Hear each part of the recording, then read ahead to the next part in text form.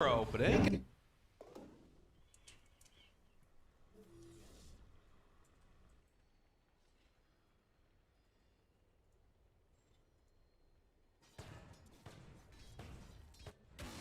With Sumail, so as No Tail comes on over, spots Toronto Tokyo taking some of these camps. Was hoping to find a ward, but nothing doing there. And another stack up actually onto the Ancients. So this is going to be pretty high value.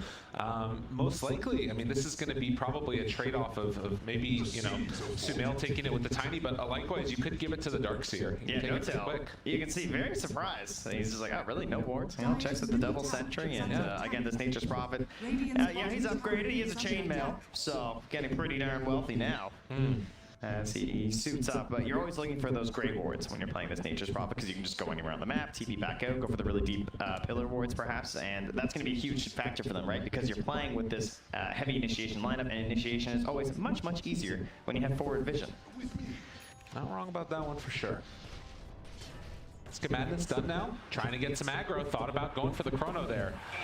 Calls off the charge, and you can see that they're just going to leave him alone to continue to farm up top. So Faceless Void definitely looking to get a good start to this one. See if that continues on. But another stack over on the Ancients, gotten by Team Spirit. And for them, obviously, with the Empower, this is an easy cleanup. But I feel like there's an opportunity here for maybe either one of the teams to try and go for a steal. Could make a difference. Right now, OG up about 1,000 gold. And we're just trading towers. It does feel like a bit of a ticking time bomb, though, I have to say, for Team Spirit. I'm really curious to see how they're going to manage to hold through this impending assault from OG. Like, they're going to have some cooldown issues, right? Oh, yeah, with the Chronosphere on the 160 on the earlier end, the RP always going to be that 130. And you look for cooldowns on OG, and, well, you know, hookshot's a minute. That's pretty much the biggest one that they really need. Like, wall's nice, sure, but it's definitely not needed in every single engagement this game. And I just feel like that it's going to be a serious problem for Team Spirit. Well, you know, it's interesting. Like memes aside, when I think of Darkseer nowadays, particularly out of these pro players, the two ones that come to mind are Seb and Mind Control. And often, Seb has been playing in like the kind of carry Darkseer role. This is actually more the style that Mind Control would play, where you play sort of this supporty element, get the quick mech, max out Surge, just start running around with your team, and then enabling that other big bad carry. And we'll see how it works out for him this time around. It's going to be a lot on Sumail to make those moves, and obviously, of course, Thompson playing on this Void Spirit, who had an absolutely fabulous game before. But Team Spirit, they're going to send themselves in here, clear out that Ancient stack. But OG, they want us to get the objective. They want to get this tower. The pieces are coming together, and it's a little bit too fast right now. Maposhka's still looking for that level 6 to hope to come and help in the mid lane. And there they got right back in. The wall is down onto both collapse. The mech up, living a little bit longer. Toronto Tokyo walks in, and look at the chrono. It's going to connect right onto both of them. Sep goes down. Skewer into the RP, only catches on the clock, but that's enough. And look at this, Team Spirit. Beautiful. Walk through, take them all down one by one, and find one more to boot. This is so important for Team Spirit because you're using the RP, you're using the chrono. You can't just get one kill, right? You need as many as you can get, because that's a heavy, heavy expenditure. But they were very victorious in that engagement. And now the question is, how are OG going to rally back from that? They're just going to run right back to that mid lane? It's a fairly likely scenario. You can see here again, just that immediate move in, and they felt like they would be safe because they could go for that, you know, Soxa control immediately afterwards on the Ember, but Toro just getting involved in this fight early on, lacing down a really nice Chronosphere, catches onto a couple there, and then obviously collapse with the follow-up. And, you know, when you bring 4 heroes and all 5 to the fight, they smoked up here. This was, they moved through a ward that Yadro had. He might have a false sense of safety here. Jump.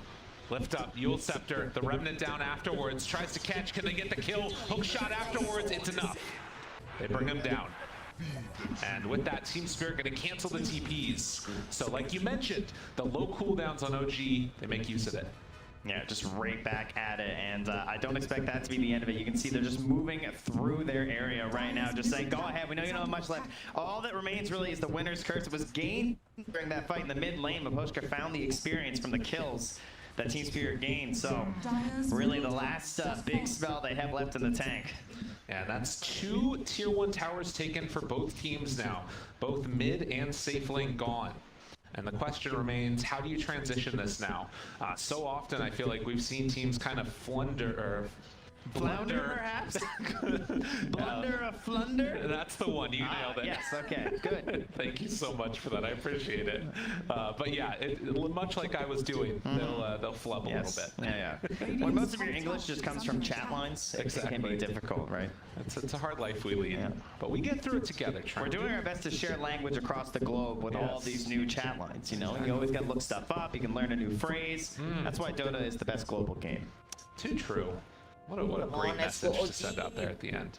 In the meantime, OG, they're going to try and keep pressuring in here and forcing Team Spirit out of their base. They are underneath a ward, which does keep a little bit of the extra knowledge up into the favor of Team Spirit, but maybe a bit of a move down bottom. Saksa there with Seb.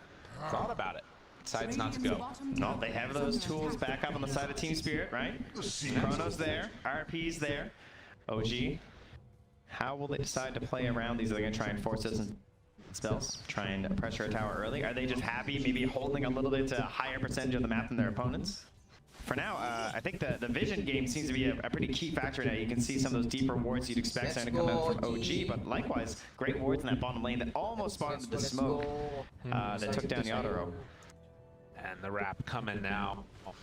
He's going to see if he can get on the board and find himself a kill, but no tail out and those away. treants, dude, they're just going in through there. They kind of spot what's happening. It's really good. Impressive stuff. And then the TP out afterwards. But Team Spirit, now 2,000 gold down.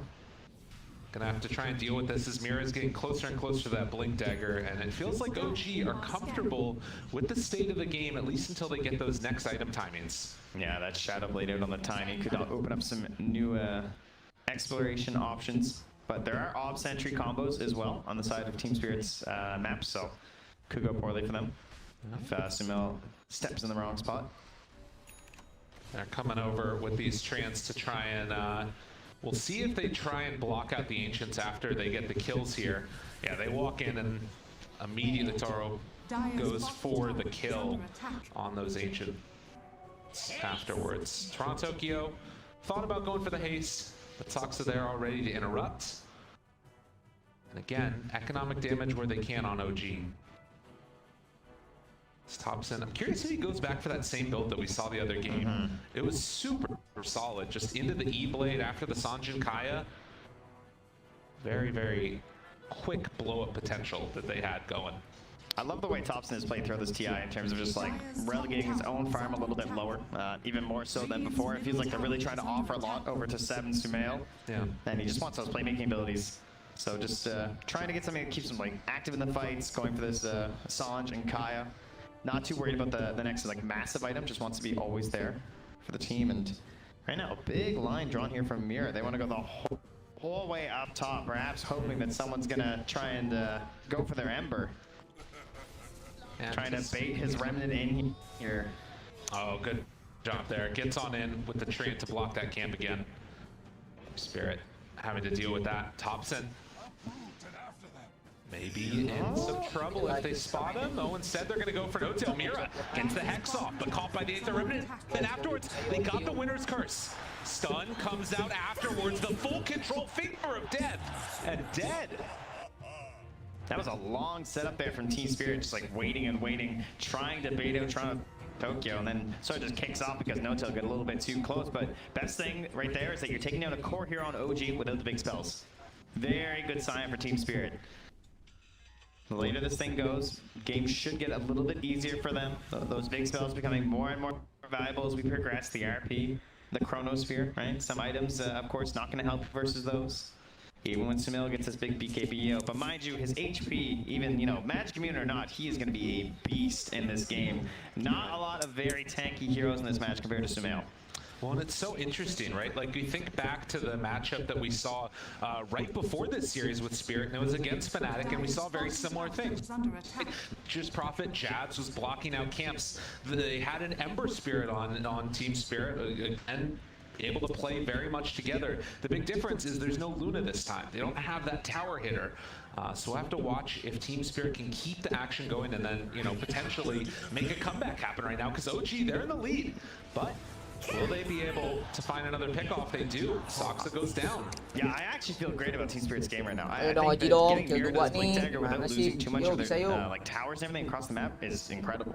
Like I'm really surprised that OG didn't try and push a little bit further. They might have just been a bit hesitant because they couldn't quite get like the best early farm on the Iya, map tapi they nggak want, kill ya. or maybe they just don't feel that pressure. And they're just happy getting Sumail up to his BKB. That might just be the case. They don't want to make any big risks. Right. But I think there was a chance that Team Spirit could be in a much worse spot.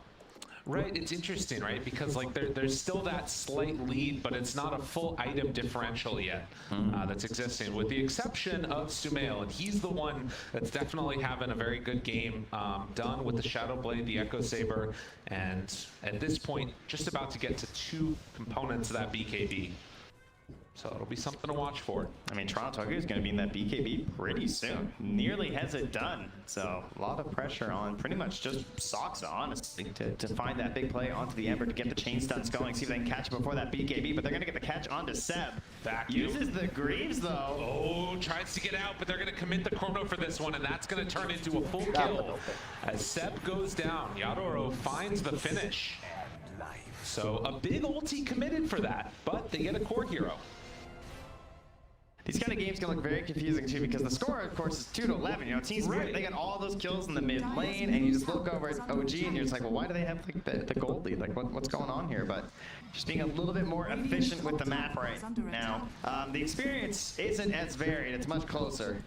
We'll have to see if the Team Spirit can suss this out and realize what's going on right now. The trend continues. Yeah. They're going to get objectives if you guys want to get kills. Comes at a cost. Nothing comes free. But it is still going to be a really strong time with these BKBs done. And actually, Sumail has to go back out, pick up another tree here. Team Spirit have to imagine that something is going on, whether or not they realize that it's Roche or not. But starting to drop down bit by bit. Thompson going to come in and help finish this one off with the DD. Team Spirit not looking to contest at the moment. And with that, Aegis onto the Tiny. Yeah, with the RP and the curse up. A little bit frightening, but of course they do have some great vision options here between the trains being thrown around. They have their flares, they even use the scan, so OG, a slight risk, but calculated to be a benefit in the end, and they were correct. And look at this, Seb showing on the lane. Team Spirit, they're gonna run right into him. You don't have an Aegis, sir. Hello, hello. The jump forward, want to bring him down. That goal afterwards, though. The turnaround coming from OG. Able to get the calls pushed back, but Seb already dead. Now Thompson looking for the pullback. Onto that winner Wyvern, gonna get the kill. Sumail finds the back line, gonna catch Mira and kill off that line. Collapse. Has to jump away. Toronto Tokyo goes for the remnant through. TP out afterwards. Do they have anything else sakit on lagi. No. Toronto Tokyo able to get away from that one at the last second. Yeah, only able to get the Lu, supports Sumail, there. itu So dulu lah. Share dulu let's, anjing. you know, nice attempt trying to just go onto the darks here, but Soxa came Biar through hitnya that hook shot pakai right onto pohon the terus, Wyvern biar and the sakit Mag. anjir. Those are like your 2 fight turners, right? So if he Cok, can bisa catch cok. those 2, the options quickly dwindle for Team Spirit in that fight when you already know the Chronosphere is going to be down. I think they did a pretty decent job of disengaging there, but it's still going to be a victory in the end here for OGs. They feel comfortable pressuring in with the Aegis on. I say that, of course, they have those big spells. Oh, and there we go. The winner's curse comes out. Collapse moves in afterwards. Does have a skewer to pull him on back onto 2 Toronto. Oh, he's getting knocked down low. Has to run it out of there. Barely left alive. The jump Nice through frigate, for another anjing. round. Winner Wyvern now dead. Sumail dropping lower and lower rooted. Can they find the finish? Needs one more hit, and they'll finally get him. But now Seb trying to chase down Toronto Tokyo, and the Aegis will be reclaimed as Choro caught. Has Chrono still. Yeah, but I don't know. I need to commit it. Has the jump away for the moment. It actually goes in. What? He would turn this around. Finds Seb now with Toronto Tokyo having another salvo of spells, and here being back alive, they might be able to find the rest of the finish. Oh, yeah. Sumail in trouble. Team Spirit are fighting back and trying to take down OG. He gets away. Nice. No, Toronto Tokyo falls. Sumail is too big. And where's Nice, the nice, detection? nice. It killed all of it. Oh, wait, is he hunting? Oh my god, does he know? He's just hoping. Literally just walking in vision. Oh, but they're not quite going to be able to catch him. That was so Oh, udah close. siap. What a play from Yadaro, going back into that fight with the Chrono, the time walk getting off there with the help of the BKB. And they find an even exchange, what was looking like just another victory there for OG economically. They will continue to hold the lead right now, and you can only imagine, like, if that Ember had Empower for that last bit of that fight, that would have been so much better for them. I mean, it turns it around completely here. You can see this winner's curse. He just got that BKB too, you can see right here in the replay. So much damage coming out, and you can see Sumail wants to stay aggro. You know, he's got Sages, feels like he can fight, but they burn through it. You can also see, like, even when he comes back on the respawn, they did such a good job of kiting around Sumail. They're trying to focus down all the other heroes on the side of OG, sort of trying to ignore and dodge. Of course, Sumail, you know, he picks up a couple kills in the end, and he lives there because of that, but something that you're going to have to do, and yeah, you can see right there, gets so low, 200 HP, but right back onto Soxa with the Chrono, hitting onto 3-2. Back into the game, though, back into the game. Avatar's dead, collapse, caught, winner's curse, onto 2. Oh, but they don't have the Chronosphere, but Poshka down low, Thompson eventually gonna burn him down to death. So OG, when they don't have cooldowns on Team Spirit, it's time to party. They make it work. 6,000 gold lead now, even with the kill advantage. It's OG that are the ones that are pulling ahead. Oh, Toronto Tokyo, he's made some plays this game. He wants to try and push them off here. Feels pretty safe, you know, having the BKB and whatnot, but not enough to punish onto No Tail. And now Sox are coming through. Has the eggs, but both the hookshot and the overclock are both on cooldown. Not able to go for very much here. Of course, Sox also wants to just keep following. That hookshot's gonna be back soon. No Tail here again. Sumail moves in, and they force the Remnant away. Sox is there just throwing out. He's thinking about it. Wants to try and catch him. Maybe before he has a Remnant timeout or something. Now the 5-hero group up now from Team Spirit. They're gonna smoke. No vision on this from OG. They have to be aware. This is not the hero they want, though. Oh, and look at this. Soxa pops the smoke with the ward in the middle. He goes in. Onto both of them. Catches onto the 2, but the skewer out. Mira livid, but not for long. Absolutely obliterated. Soxa did his job. It's up falling afterwards. Now No Tail tries to back away. Yadaro chasing. Right clicks. Has Chrono available. The turn. They've got Sumail if they want him. They have forward. Chase, but they decide they don't want to fight. There was a buyback from that clock. Winner's curse to buy a little bit of extra time. That one tree and forcing away, but Thompson able to find one kill. Yadaro backs away again. Without the rest of their lineup, Team Spirit don't want to take this fight. Gotta be careful, Seb. Vacuum back, jump away. And Team Spirit able to dodge that one. Yeah, not quite close enough to get the overclock and go for some hook shots there. Did cost Soxa a buyback, only one to come back in that fight, but was a eventual slight goal game for Team Spirit. These fights have mostly gone even near the end of this game, but again, still, the lead for OG just keeps growing. Just feels like they get more gold from creeps or something. I don't know, man. Like, how do they do it? That was the whole TI secret, turns out. How is this happening? Killing it. I mean, you can see it though. Like, they just have heroes, you know, more so on the map that can farm a little bit, right? Getting some of the bigger, higher kills. Oh, a pullback. Thompson, this would be a big one. Yule Scepter gets off. Where's the Hex? They have it afterwards. And so they'll find a much needed pickoff by Team Spirit. OG right now still playing the objective gaming route. All tier 2 towers down. That's also 45 seconds now where he's not farming towards that Aghanims, which is going to be another little power spike there for Thompson. And so Team Spirit, you've held on. You know, you did a good job keeping those outer towers out for a relatively long time. You're going to push this to at least that second Roche. But what is the key to really get back into this game? I feel like it's collapse and Mapochka just not getting caught at the start of these fights. Yes. Right? Soxa is constantly hunting for them, looking to get in and just disrupt the easy flow of the team fight that they're hoping for from those.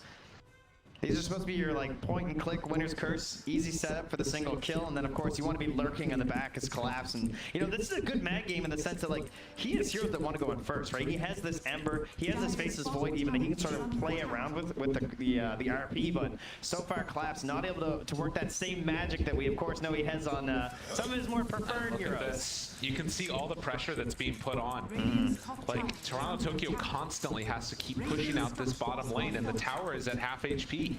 This is a problem, and Notail is the one that's making it a problem. Going afterwards into the freaking moon shard. Yeah, this is something else here. Tiny? Well, if you remember, we'll get to that in a second here. Speaking of Tiny, Sumail, BKBing. Avatos, Toronto Tokyo, Flame Guard keeping him survivable. Hookshot afterwards, a great one. Catches on to collapse. Needs to be careful there. Finger of death out. They have the wall down. Also vacuum up to the high ground. Calls push to the low ground. And on the other side, Mapochka goes down on the Wyvern. But look at the Chrono. Oh, Yadaro finds a great one. But where's the extra damage? Sep will end up going down. So they find that one kill. The buyback afterwards has to jump away. Oh, and the Sprout, the shard. RP catches on to both. Do they have the damage? They need the empower, but it's not quite there. They take down Notail. Now trying to find Sumail. Seb in the area. They throw the Ion Shell. Still looking for that slow the chase. Toronto Tokyo on the other side. Found another one. Avatos vacuum. Oh, no! Sumail! He did it to him. The tree to finish it. It looks so good. Thompson gives him the tip. 8,000 damage. From Sumail. Lifting the team, throwing him on his back, call him Tiny. He's looking pretty big in this one. Unreal. That's the thing, you chase this Tiny, you think you're gonna get him, he's down so low, almost dead, and in the end, it just wasn't enough. The Avatos combo too strong. Man. Can see now the fight breaking out afterwards. Toronto Tokyo focus the rest. How is Soxa actually hookshotting onto Collapse and Mapochka though? Yeah. It's every single engagement. It's maybe he doesn't get the kill right away, but you can see again Mapochka goes down again without the ulti because of this. Because you create this panic, and Yano did everything he could to try and save this fight, but it couldn't be salvaged. And I swear, wasn't he just dead? No. Oh, you know, he saw that stat. I think he's top 3 for deaths or something in TI time. Okay. He's up there around with like Puppy and everything. So he, you know, this guy, he likes #1. You know. That's true. Gotta get it. Got to get it. As you can see, the damage numbers mounted out. Right. Sumail definitely carrying the team in this regard. Okay. He's gonna buy back here. Interesting. Comes back in. Wants to help them clean this up as quickly as possible, but you can see movement. Hookshot afterwards. Finds onto one, force step out, jump in afterwards. Doing a ton, but these cogs again catching on a boat, and they pull them all in. Tries to skewer out. It's not going to be good enough. Soxa dead, and they manage to live through that wall initiation. Now the winner's curse to buy a little bit of extra time. It's the illusion that's keeping it the full range, but the BKB gets off a little bit too late as Mira. And Mapochka again dead on this Wyvern. So they claim that outpost, and Toronto Tokyo thinks about going back in again. Threw up that remnant, but not going in as Roche 2/3 HP. That buyback from Notail to kick everything off, throws in the ulti instantly, and honestly, the thing I'm saddest about is it's going to slow down that Moonshard gift here. Yeah, true enough. But now, Team Spirit, they see a possibility here. They have Chrono, they have RP, they have everything. He's there to break it again. Slight fist off the mark, but they get the pullback. Horn toss. Nice horn toss. Good free back. That's a dieback. 70 seconds. No tail. No tail. Let's try to do something. Do you like it? No? Okay. Thank you. Is there a rewind? Do we have that production? Can we avoid that? All right. Anyway, we're good. You don't have time lock, that's okay. You have to live with your mistakes. Yadaro. Round 2. A little luckier. Jump in. Mira caught again. Thompson finds one. Hook shot onto 2 afterwards. Collapse on the other side. Does have an opening, but he runs into the cogs. Has to be careful. The overclock was used. Toronto Tokyo tries to back away. Sumail hunting, looking for a pick, but they find Thompson. Mira bought back right on top of a finger of death. Oh, but they assimilate. And then the walk away. Silence out afterwards. Looking for the chase. Do they find him? Sumail misses on that avalanche. The Chrono on the other side finds Sub. Yadaro gets him for the finish. That's no buyback either on him. Soxa caught the winner. Take down Thompson. One by one, they're getting pulled. Team Spirit working together as a squad and trying to finish it off. Can Sumail do it all up?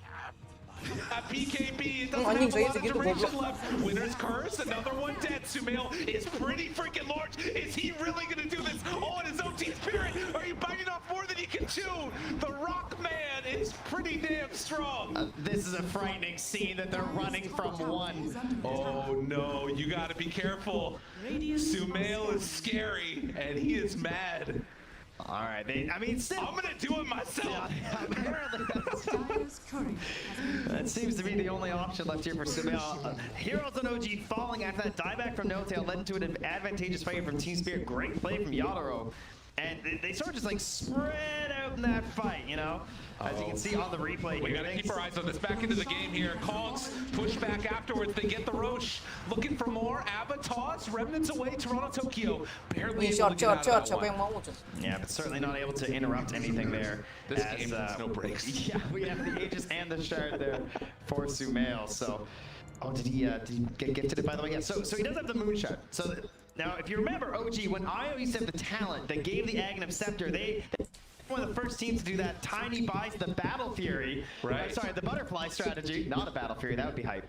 He would buy a Butterfly, and then by the time IO got the talent, you would just suddenly have Ags and Butterfly, and it was absolutely ridiculous. So I feel like No-Tail kind of trying to do a similar thing here, right? Where he's just like, you know, I don't need items. I went this whole game on just regen. I'll just give a Moon Shard to my Tiny. Exactly. And now look at all this extra net worth that he's got on the Tiny. An extra 60 attack speed, some of that night vision as well. And Sumail, we've seen how strong this Tiny can be. Can he keep doing it for OG here? They're up 7k gold, has an Aegis.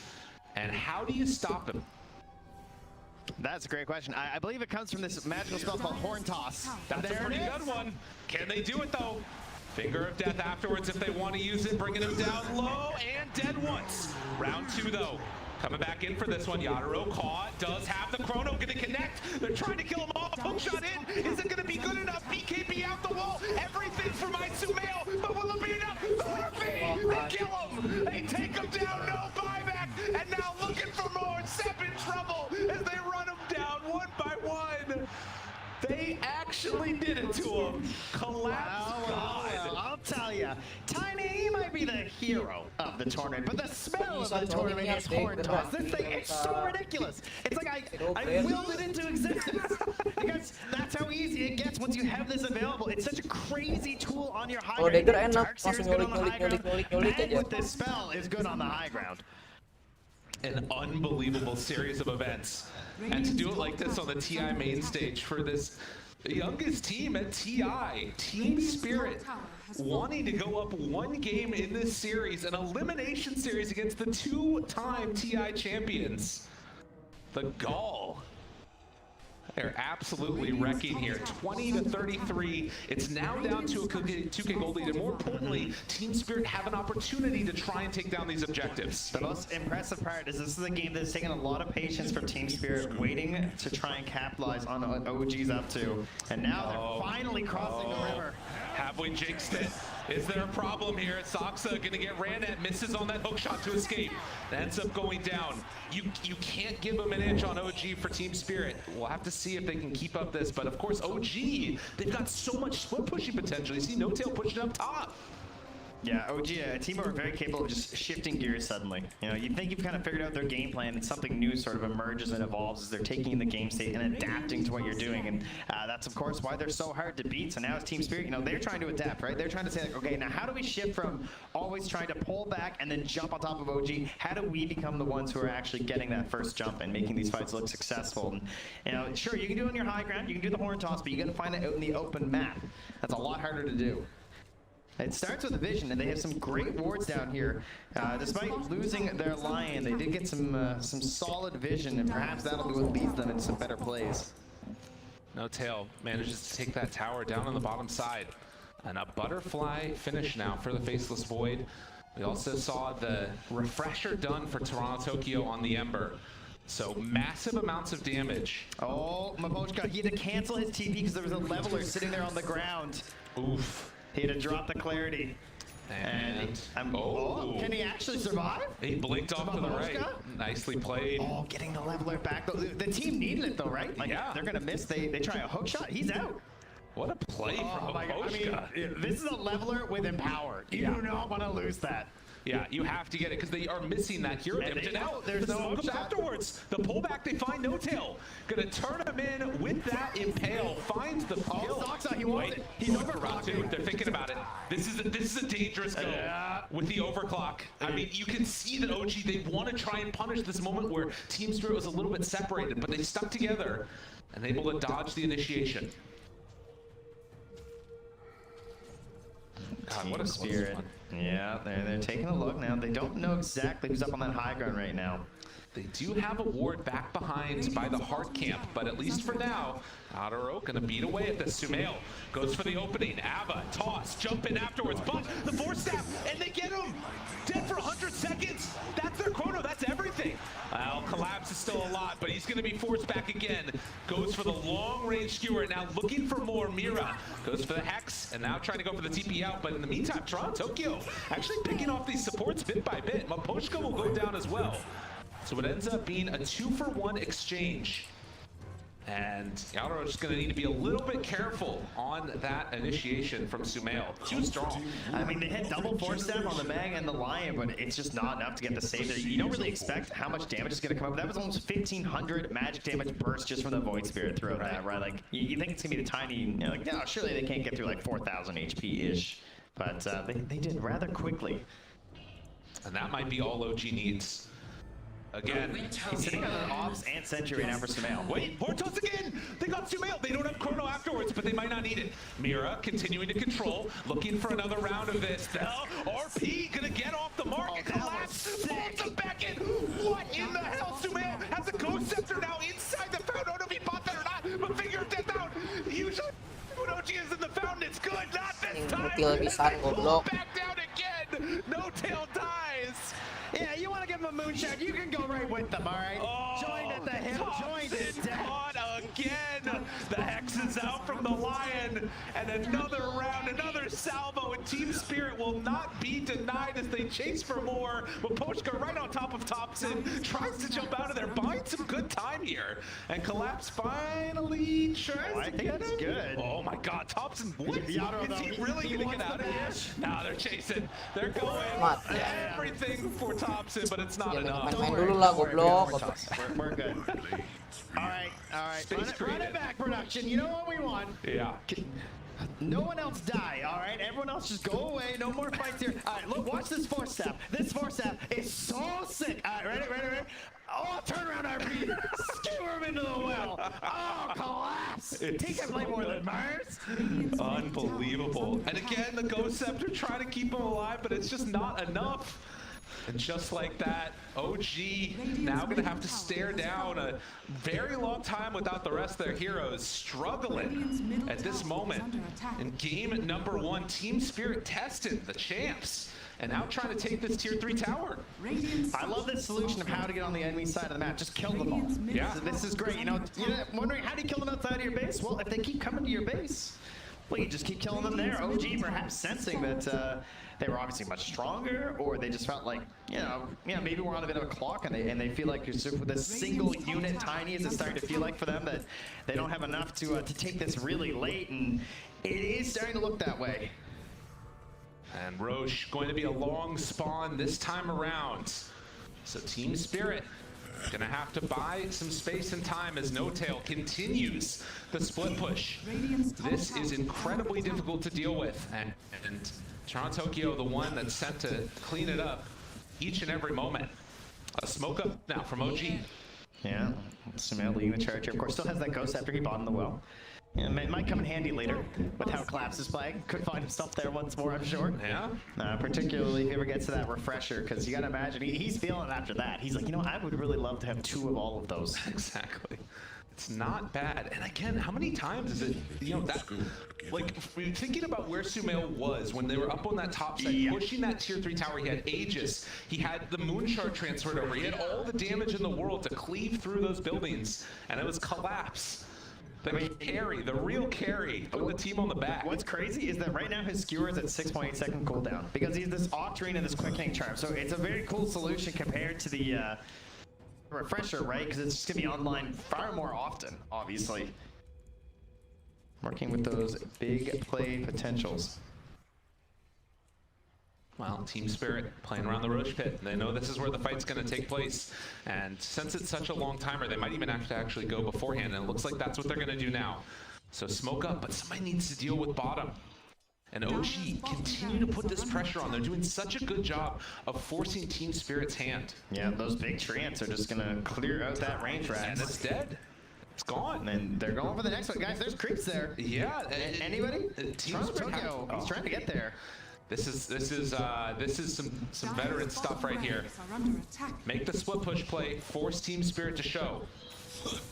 And of course, you have the advantage of the flare, right? So you're just constantly sending that in. You're going to have treants there too, so it's going to be very difficult for Team Spirit to deny any sort of vision around the Roche pit. Meanwhile, they don't have any of those options. There's no helm on this mag, of course, because Claps has gone for a different build, setting up with a mechanism, so they don't really have a way to just like check the pit for free. Other than just like sending in Toronto Tokyo and hoping he doesn't get vacuumed or something. It's true. Porn toss. They got him caught. Oh, and it topped him. They pulled him in too. Oh no, not like that. OG now looking for more. Seb got to run away. They buy back on top. Said wall down. Yadaro vacuum chase. Sumail thought about the rundown, but with the 2 buybacks, Team Spirit will retreat. And with that, Roche will also spawn. They're going to smoke up here too. Of course, they still have everything. That, you know, these are the cheap picks that you get with Horn Toss. Still holding Chrono, still holding RP. And that combo of like the Horn Toss with the line, and they get him again. Pull him back in, bring him on down. Hook shot, try to salvage it. It's not going to be enough. OG don't have an answer for the mag, and Saksa also gets killed. Unbelievable composure and presence of mind coming. They needed Team for Spirit that roster PK2, right? I mean, all that damage was magical. He took 382 physical Got him damage on again! Tiny. What? They find him another time, and the Chrono down. Collapse. The absolute madman. Doang aja anjing. Wow. He is looking for it right now. The bottom lane, sure, there's still creep. Toronto Tokyo's going to go back and deal with it, but oh, he can't believe it. Says Collapse. As they chase in, that's going to be melee racks down. Might go for more. I mean, they're dead for forever. The turn now, looking for the tier 4 towers potentially. Our Team Spirit just going to end this game. There's still Sumail. And he is a big, bad, mad Tiny. There, they get him. Collapse. What can't this guy do? Horn toss in. Sumail wants to salvage this, and there's the winner's curse. There's no buyback. There's no help. It's Sumail versus the world, and this time it might be the world that wins as they find the finish. GG anjing, goblok. Oke. One game away from eliminating Goblok OG. anjing. Not only is it a win, but it's the way that they won victory. The Team Spirit recognizing that it was a matter of time. It was a matter of patience. They held out. They waited for the big spells. They waited until Collapse became the beast they needed.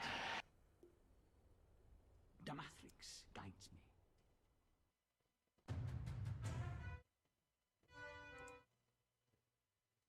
Things up when things aren't working their way, but they didn't really see an adaptation this game. They decided that, you know, we have to just keep going. We got to keep going high ground. Sumail's got to do this for us, but Collapse said no.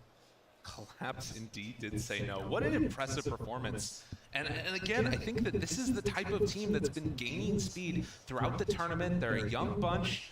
I mean, I'm just so impressed. They've looked so magical. What a run so far from Team Spirit. And OG, they're going to have to go back to the drawing board, figure out what to do in this game number 2.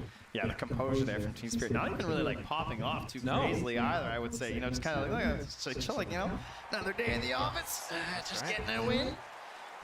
Well, Stretch some legs a little bit here. I think that, you know, obviously so much on the line. There's got to be so much that's running through these players' heads. But particularly for me, when I think about, like, how you keep a team in it throughout these breaks that they're going to have, like trying to get ready for game number 2. I feel like it's going to come down to Baposhka to really like settle those nerves and make sure that everybody's feeling good going to that game number 2.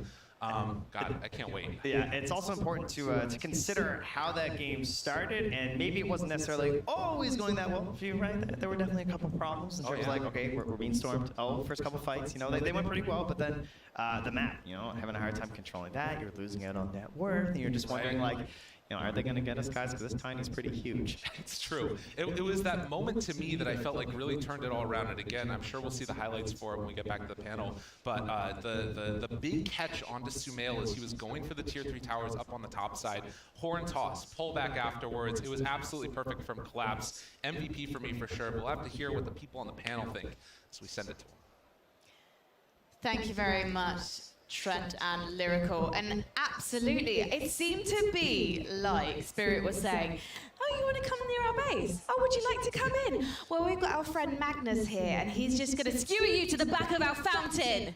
That seemed to be the late game strategy for Spirit. And they pulled it off, didn't they, Lizard? It was that invitation to a very boring friend's house, and he just won't let you go. He just keep on pouring coffee for you. He just doesn't let you leave. That's what Magnus did. That's what Collapse did. He said no. Lyrical put it really well at the closing statement. Man, that was insane performance by him. It was really good, but it was also his team. Like I think of that top Rex fight where they skewered him back. They used their resources so efficiently. Skewer back, they hex him before he lands so that he can't BKB. They used Finger of Death, but they saved Chrono. They saved RP until after he respawns. Like that was the crucial fight. And eventually, as time goes on and on, they just get too high in net worth, and Tiny isn't quite the same threat by himself. But we do need to talk about Sumail's Tiny, because at situations where he's 3v1, he seems to be one of those players who never seems to panic and can actually turn the tide of the fight. He was 5v1, I think, right? Like there were 5 Team Spirits heroes alive. I think he killed a couple of them. They had to back off. And no, he really showed the strength of the hero. I feel like that game had everything though. The cost was even pointing out to me, one of the times where they went on Yatoro in the jungle, he had skipped his 10 talent, he had 1 point time dilation, and he lived with like only a couple hundred HP. I mean, I don't know the math on it precisely, like maybe the regen or the armor kicked in, but it was really close there, and it's like those small decision making that led to these amazing team fights with a skewer and a 5v1. I mean, I can't, it's a 5v1. And when you see Notil playing Nature's Prophet, usually in the past, he doesn't die way too many times, even though he's a 5. But in this game, boy did he have it rough. I read that, I think he pulled a bottle to Thompson. I'm not too sure if that's correct, because I was on the bus transiting here. But I also saw that he went for Solar Crest into Moonshard. I think he fed Sumail Moonshard. And OG's like ideology of the game is so cool to watch because they're all about stacking that net worth. Solar Crest, it used to be this auto buy item. It got nerfed a bit. He's still buying it just above net worth. He's like, oh, I need to do a bit more. I'm also going to buy a Moonshard for my carry. I'm just trying to look at my numbers here because I think it was something like 15 to 6 in terms of Spirit to OG kills. And yet OG was still ahead in net worth. And I was trying to do the maths. I was like, how the hell are they managing to do this when they're dead half the time? It's tough, but as long as they can keep farming and they don't lose too many heroes every time that they do get those deaths, it's not that big a deal. Because for one team to get a kill, it usually takes at least 2 heroes, sometimes 3, to kill just one guy. So that's 3 heroes that aren't necessarily farming in that exact moment. So as long as the other heroes on OG are still getting stuff done and getting that net worth to pull towards Sumail, it's fine. And there were so many scary moments in the mid game where you could really see Tiny 3v1ing and he slaps like twice and they're like, nah, we just can't do this. It's way too hard to kill him. It's just a product of how OG play too, right? When they go for these small skirmishes, especially when they have farm Darkseer, they're playing it so that their heroes can farm. Like if OG are behind, they like smoke multiple heroes across the map and send someone else somewhere else to farm. It's never like an all-in move. And it's also the way their whole lineup is distributed when it comes to farm. You have the Tiny that's able to clear all the Ancients, you have Nature's Prophet that's constantly cutting the backlines, and you have Seb with the Iron Shell. It's very easy for them to shove in lanes and get that farm, but it didn't look like it was very easy to transform all the gold that they gained into solid team fights. Seb, multiple times, he just gets chronoed, instantly dies. I didn't really see the contribution. He went for all the items that are purely utility, the Max and whatnot, Greaves, Pipe, but it didn't feel like him and Saxa had the best game. With that said, though, I think the restriction is that it's about Magnus being on the other team. And I think OG still targeted the bans correctly. They took out Collapse's heroes. They hit Tidehunter and they hit Mars in the first phase. So, like, that's probably his 3rd hero. He hasn't played it much so far, but they got to use that to basically just pull the Tiny out of position. Like, when you get skewered by the tier 4s, like, how are you supposed to win the fight? I completely agree. You could even see Saxa hooking in after he's being skewered, so he hooks in while the skewer is happening. But it just isn't enough. They kill both of them. Yeah. Well, I want to comment on Collapse's Magnus, because he doesn't play as much as his Mag or Tide. But I think it was Maposhka did an interview, and he was asked to describe Collapse in one word, and he said patience. And I really like that about him because I remember I saw him go once on No Tail's Nature's Prophet, and he wasn't ranging horn toss, so he took the time to do the shockwave into horn toss, into skewer. It's just so methodical and like not panic, despite being against OG on the TI stage. And he kept on finding him so many times in this game. I'm really curious to see what OG are going to do with the draft this time around, because we were watching the picks and bans together, myself and Purge here. And it seemed like, okay, right, of course they're going to target collapse, they're going to take out the Mars straight away. That's obviously the thing you're going to do if you've been watching any of the matches here at TI Den. And they removed the Tide Hunter, but then they started to focus on the hero pool of Yatoro after that. But the thing is there any point in doing that? Because Yatoro seems to have one of the largest hero pools of anyone who's playing on that stage at the moment. I think it's really common if you're the team that's expected to win is you take out comfort heroes against teams that are a little bit fresher, because you're like, a lot of times some of these players come up spamming 1, 2, 3 heroes, and you really punish them in tournaments when you make them play their 4th and 5th best tournaments. So I feel like that draft was like a skill check, basically. You say, like, let's take out your best heroes. Are you still going to play as well? Are you going to crumble under the pressure? And Spirit absolutely didn't that game. I mean, you can just see that Yatoro was absolutely OP in that match. I also want to draw attention to Tokyo's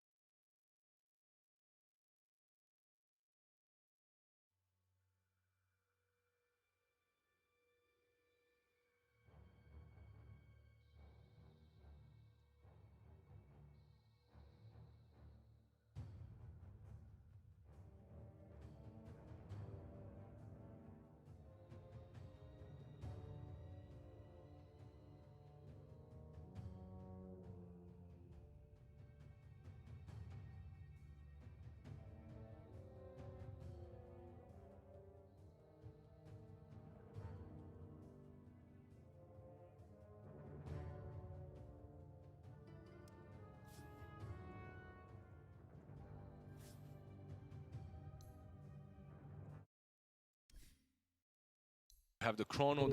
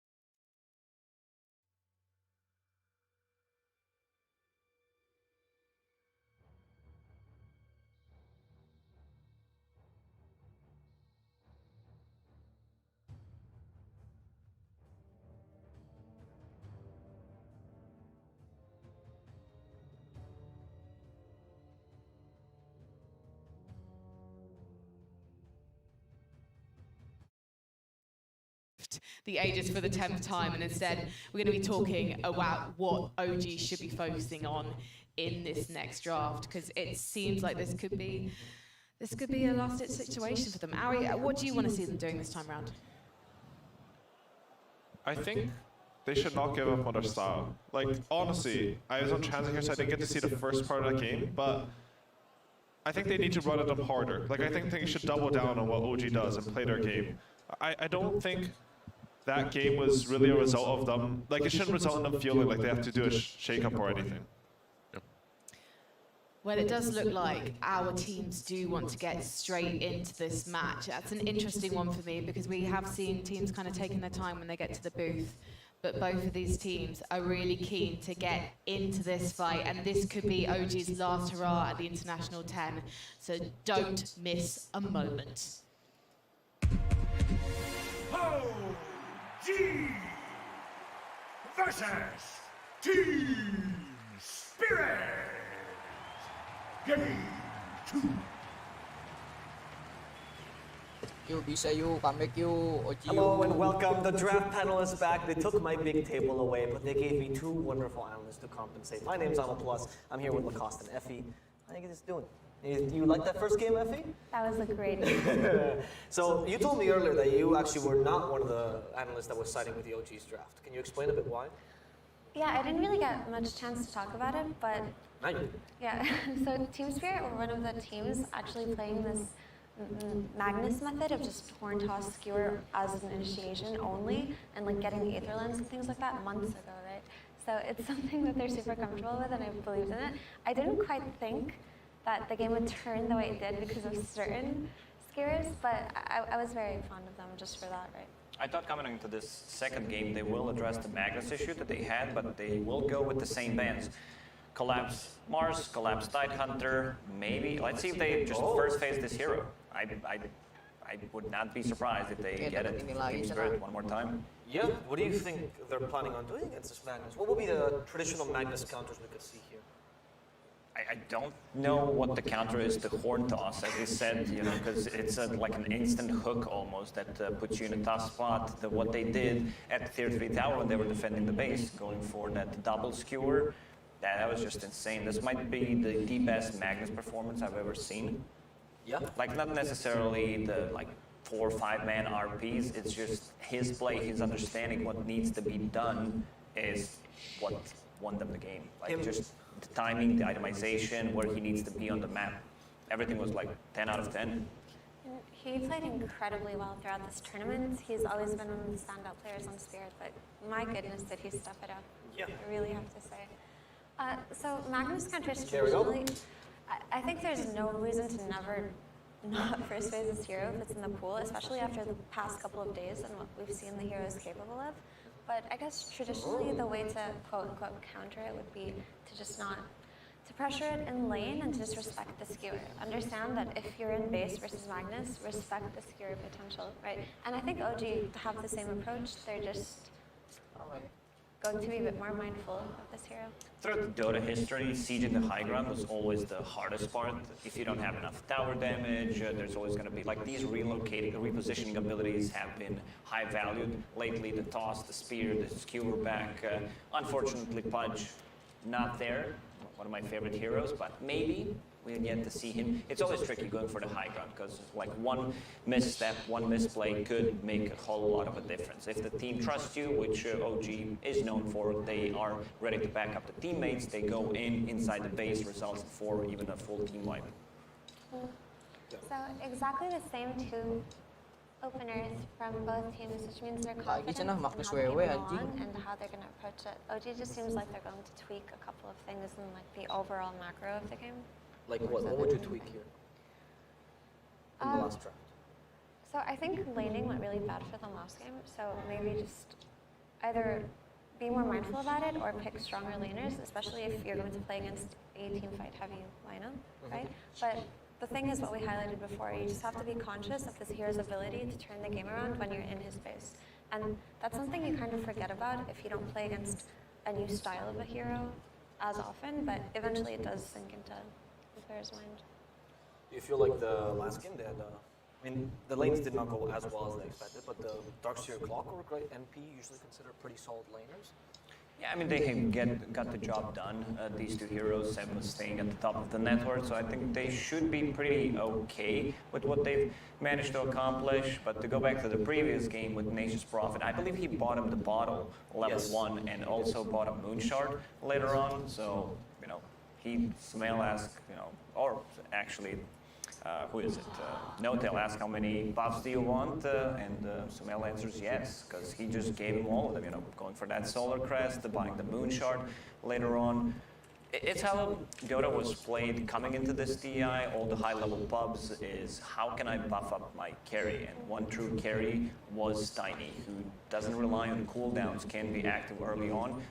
When I say early on, I mean like post 10, 12, 13-minute mark when you get your items, when you get the Echo Saber plus Shadow Blade, because you do not want to be as active. You max out your 3-grab, of course, which means that you don't have your combo ready and you're playing for a bit of a later timing. And if you'll notice something OG tweaked, which is just talking about changing little things here and there, is they banned out the Ember Spirit. So this hero was so potent in the early game last game, in that he rotated so well with the combination of something like Lion, right? And he just got so many kills on side lanes. They were, I think, 14 and 3 at kills, when that's actually not what we expected or predicted on panel. So they put respect on a hero like Ember, who can run into them early and feed off of something like a 5 Nature's Prophet. So, what are other heroes that can fulfill that role of the Ember Spirit in the mid lane? Well, typically the other Spirit heroes, something like Puck as well, could be really good, and it's a Toronto Tokyo specialty. That is a Toronto specialty. Do you think we could see his Invoker coming into play as well?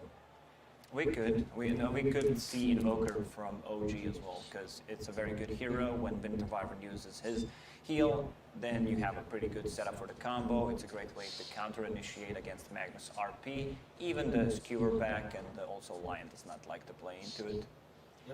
So they do pick up Lion again on Team Spirit, so same exact draft, but I suppose we can talk about individual heroes a little bit more now. Just repeat what you said the last time. Yeah, or just talk about Lion and what he offers. Lion in a draft is really nice, just because he kind of fills the role of hard lockdown on your team, but also it stops the possibility, or it lessens the threat of something like a Storm Spirit or a Void Spirit, right? You don't have to be so concerned about it if you can snag it early in your draft. Oracle Lacoste, you predicted the Invoker. Yeah, it makes a lot of sense, and I like the Night Stalker as a response to the previous game. Like, they had more of, like, combo that's playing well during the laning stage, and then transitions that into the mid game. This time around, Night Stalker, he completely ruins both Wyvern and Lion. Coming into this tournament, I thought Night Stalker was going to be picked. I might be a bit biased here because I'm a huge fan of the hero. I thought he's just going to be picked every single time. No, I agree. I thought we'd see Night Stalker a lot more, and the few times that we did see him, he did his job well. And not only does he make it hard for Lion and Wyvern, because Night Stalker is excellent at controlling these squishy supports in the back line, he can also potentially ruin this Magnus's game, because he pops his ulti, he's got this insane vision. He can see the Magnus setting up for something and just blink silence him, right? He's the type of hero who's so disruptive. Does this hero fit the OG playstyle as well, of creating chaos? It does, for sure. The laning phase isn't ideal, but he can do so much for his team in this game. And there's the Spirit hero that you were talking about, Effie. Will Void Spirit be very similar to last game, where he fulfills the role of just the ganker whenever there's no cooldowns? For sure. I mean, if Ember Spirit's banned, this is the next best thing, because, yeah, sure, you can also go for Storm Spirit, but he's a lot easier to deal with than something like a Void or an Ember, just because he's so easily counterable, right? So we'll see Void filling the role of Ember, not as effectively, because we've seen Ember completely pop off just due to how OP his Shard and his ability to, like, buy BKB with something like a Magnus and just be so effective with only one item. I like how Spirit players, when I say Spirit, Void Spirit and Ember Spirit players, decided to go for the shards early on. It's extra 200 damage on a Void Spirit, allows you to get extra ring, which means that you can close the gap or get out of much easier, and also if the game drags out, you get that level 25 talent, the 2-second dissimulate stun. It's insane amount of damage. Also combine that with his level 20 talent, 14% damage amplification. Makes a lot of sense that people are not just waiting for shard to drop from second row Shan, instead just buying it. For sure, and I think the strongest Void Spirit build is actually just going for Kaya-Sans, then Ags, and then Shards. It just seems really potent. But a nice thing about having a Void Spirit is he's a natural Yule's buyer. Like when you buy Yule's on Ember, it can be good, but it doesn't feel as good as having it on Void Spirit because it's the setup for his remnant, right? And it gives him mana, which into his main stat and regen, obviously. But the reason why I bring up Yule's is because when you're playing Night Stalker, this is an item that you need to have against him. You have to Yule's him so your poor little supports can run away. And Magnus isn't going to build it, Wyvern isn't going to build it, and Lion isn't. So Void has a nice little thing he can do for his team here. Okay. So for the last picks, what pick would you like to see, or what style of pick would you like to see for OG? What are they lacking here, Lacoste? If it wasn't OG, I would say that Bane would fit pretty nicely, where you can play like a position 4 Bane, but knowing OG, they're probably going to go for something more like strength-oriented, team-fight-oriented, yeah, and they pick the Earthshaker in the end, so most likely they're going to stick with the roles, Nature's Prophet 5, Tiny position 1, Earthshaker 4, and Night Stalker 3. You want to give this hero farm priority. And what OG did last game was team fight. They didn't have some kind of blink stun. They just had the clockwork, which can function similarly, but not without being able to counter initiate the same way that an Earthshaker does. So this rounds out a little bit better. The lanes are just not very strong, unfortunately. One reason why maybe they decided to go for Earthshaker is to stop the skewer horn toss type of a play, where you use a Fissure from long range to stop that kind of a play, and also Invoker makes a lot of sense with the Tornado. Go ahead, Effie. Just Echo Slime is a very effective tool in catching Void Spirit, because when you play against Spirit heroes, you need some kind of instant disable to catch them out, and they don't really have that outside of the Blink Night Stalker or the Toss. I want to break my role for a second because this is too exciting. For those people who have not watched Team Spirit all season, Team Spirit was the team that innovated the new way of playing Lifestealer, abusing the Infest with a low HP target and trying to like bait out fights as opposed to using the old Infest bomb. This was the only team I saw actually with success in Lifestealer during this DPC. So this is extremely exciting. If there's a team that you want to see Lifestealer on, it is Team Spirit. But now I want to move it to you, Lacoste, and tell me, what's the strength of this hero in this lineup? They have no abilities that go through magic immunity, so that's going to be good. You also have a way of saving him with the Wyvern to split up the fight, so looking like a really good lifesteal game. What OG needs to do is, like, once your rage is down, it's going to become much easier because OG has so much burst potential coming up from Tiny. He doesn't like to play into Night Stalker. If Night Stalker gets the good jump like what we're talking about, Blink Dagger timing, so that's going to take 25 to 30 minutes. Overall, looks like a good lifestealer game. I'm going to have to side with OG one more time. Okay.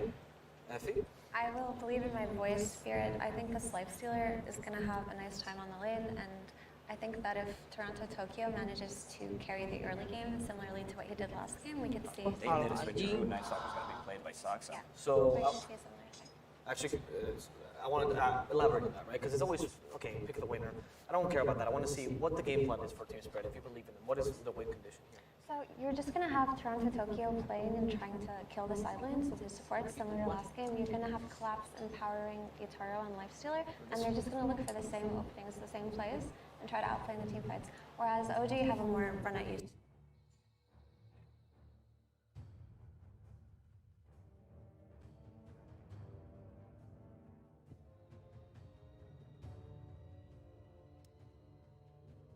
Again, for game number 2, OG backs up against the wall. They've been in this situation before, although usually not before the grand finals. True. Fair point, fair point. Yes, this is a rather early elimination match here for OG. And Sumail, he wants some help here, asking for the crowd's applause.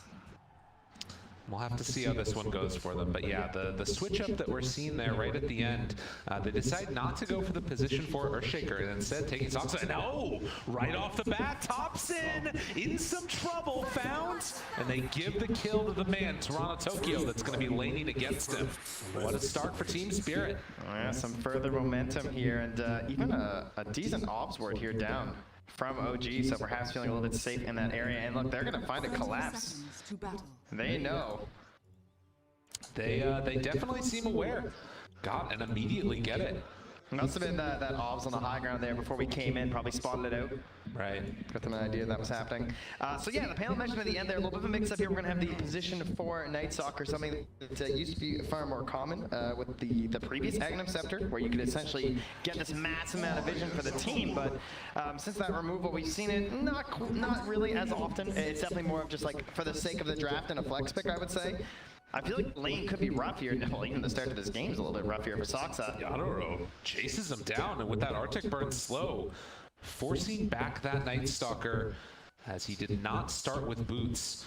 So off to a hot start for Team Spirit as they are looking to go one game away from moving on, placing much higher in this tournament than potentially a lot of people were expecting from them, and OG certainly on the back foot here. But there are comfort heroes, a Thompson Invoker, Seb Earthshaker. They like to be a little underrated too, you know, so that's true. That could also help them here being down one game. And they're going to be looking for some early damage in this top lane. Seb starting out with the Enchant Totem. Don't have the benefits of the Aftershock, but he's trying to get as much harass on Yadoro as he can. Trying to start burning through this regen, but there's a lot of regen up here. There are 6 tangos, a salve. Yadoro's got himself a couple tangos and a Fairy Fire too. Already starting out with the stick, which is awesome versus the core shaker, by the way. You love to see that. It's going to be so much regen consistently given there. And of course, similar situation coming from that Invoker who does end up getting one of those denied. Always frustrated to play against these Quelling Blade heroes. Although we'll get out that Cold Snap, get some good pressure on, pulls back in a little bit, but with the creep wave already passed and next to the tower, won't be any extra harassment there. Yeah, Lyrical, this isn't a spirit hero. Yeah. What is this strange juggler of orbs? The Invoker here, ladies and gentlemen. So, Quaswax Invoker, by far the most common one that you're going to see these days. Likes to get around early on the map with an urn, try and set up some plays. But I would say, largely, at least in my experience of the Invokers at TI so far, falling a little flat on the early rotations, and it feels like they don't actually come online until they really get into that big Aghanim Scepter. Now, with the philosophy of OG, though, I'm kind of expecting this is almost just like an Alacrity hero right now. Yes. Giving more and more, if possible, to that Tiny from Sumail and pullback. I'm a little bit shocked, I'm going to be honest, that they gave this a collapse as Mira finds that kill on a no-tail and finding another one on the opposite side. 3 quick ones for Team Spirit. Thank you, production, catching both of those at the same time.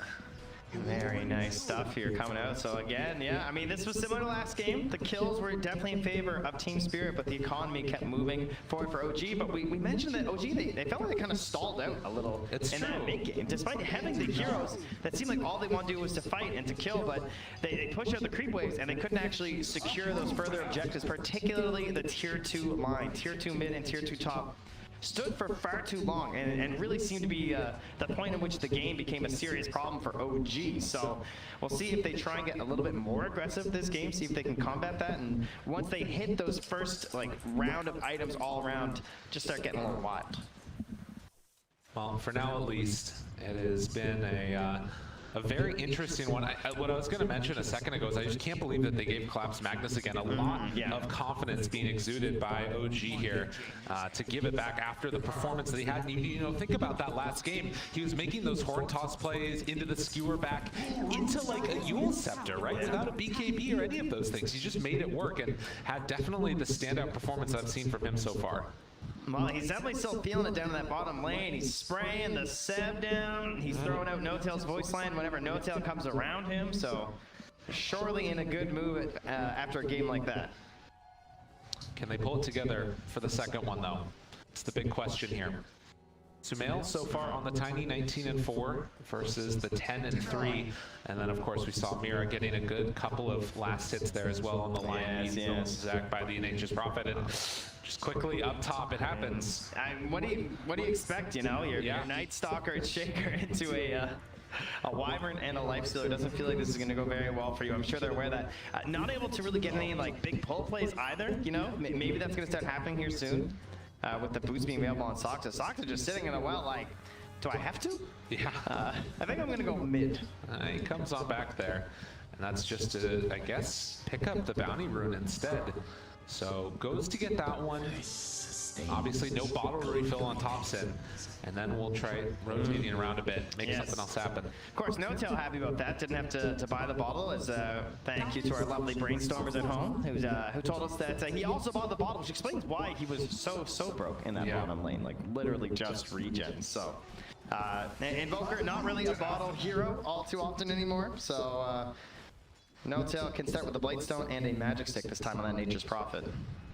Seb gonna chase back Maposhka a little bit, but hard for him to walk into the creep wave. Look at this, every time he makes that move, he's zoned back by Maposhka. This Winter Wyvern has been really rising in terms of the efficiency that we've seen from a lot of different players, but complete free farm. Our Night Stalker did go and grab the wave, right? Yes. Success, use the boots, brings it back to Seb, and this is the kind of plays they're trying to do to salvage this lane. 0-4 start. Collapse keeps on just spamming out the lanes. No tail gonna give as good as he gets. I find that that line from Ava works a lot better once you've actually gotten a kill in the game. It's not as good with the giant goose egg sitting up there next to your hero portraits. No, you're not wrong, Trent.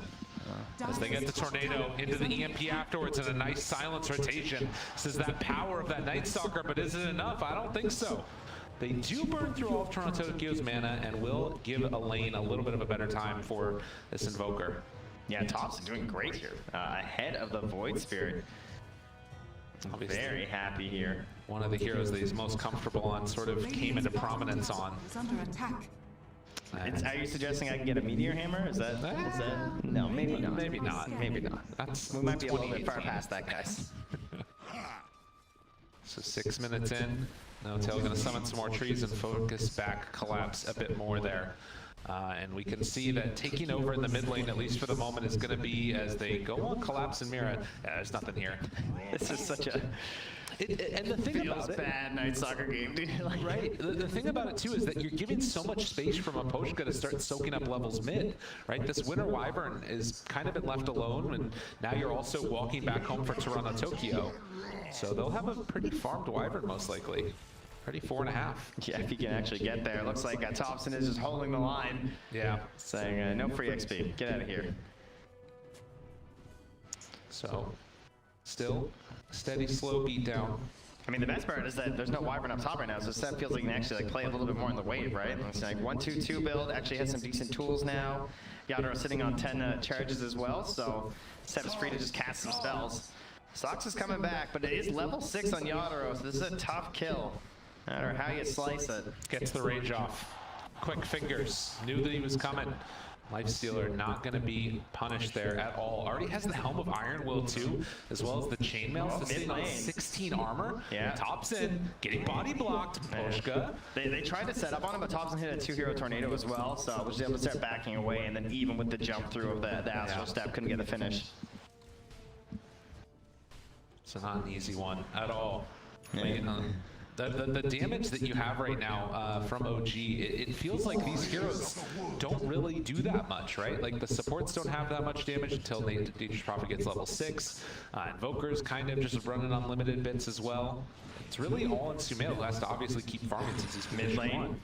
Dropping low here, the silence comes in. Toronto Tokyo able to jump, get sprouted. Dissimilate, gets that little damage buff. Able to back away from it. And Maposhka in the meantime has a DD. The Remnant used out, they're actually able to get the bottle refill off that. Defense right there. And now Mira coming in. Has to be careful, jump through 1-to-1 with this DD. Toronto Tokyo wants to go to work, but will he be able to get out of there? Dissimilate, jumps into both! What? He turned onto them instead! They thought they were saving Saksa, but they were just dying themselves. Oh, and they can't believe it. Collapse happily cheering on his allies from the off lane there. It's 6-0 as the supports contributing early here from Team Spirit. Mira Maposhka, a great save so far, and the greed. Dude, Toronto Tokyo is not one to mess with.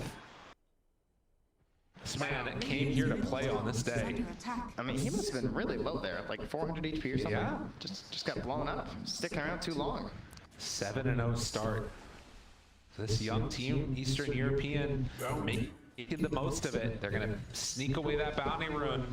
And has the jump away, maybe. Ooh, low on mana. Dissimilate. Has to be careful. Maposhka nearby. They're bringing everybody the echo out, but the cold embrace keeps him alive. The silence afterwards. Toronto Tokyo trying to live, but won't be able to. They bring 4, but that's worth it. That's 7-1, but still.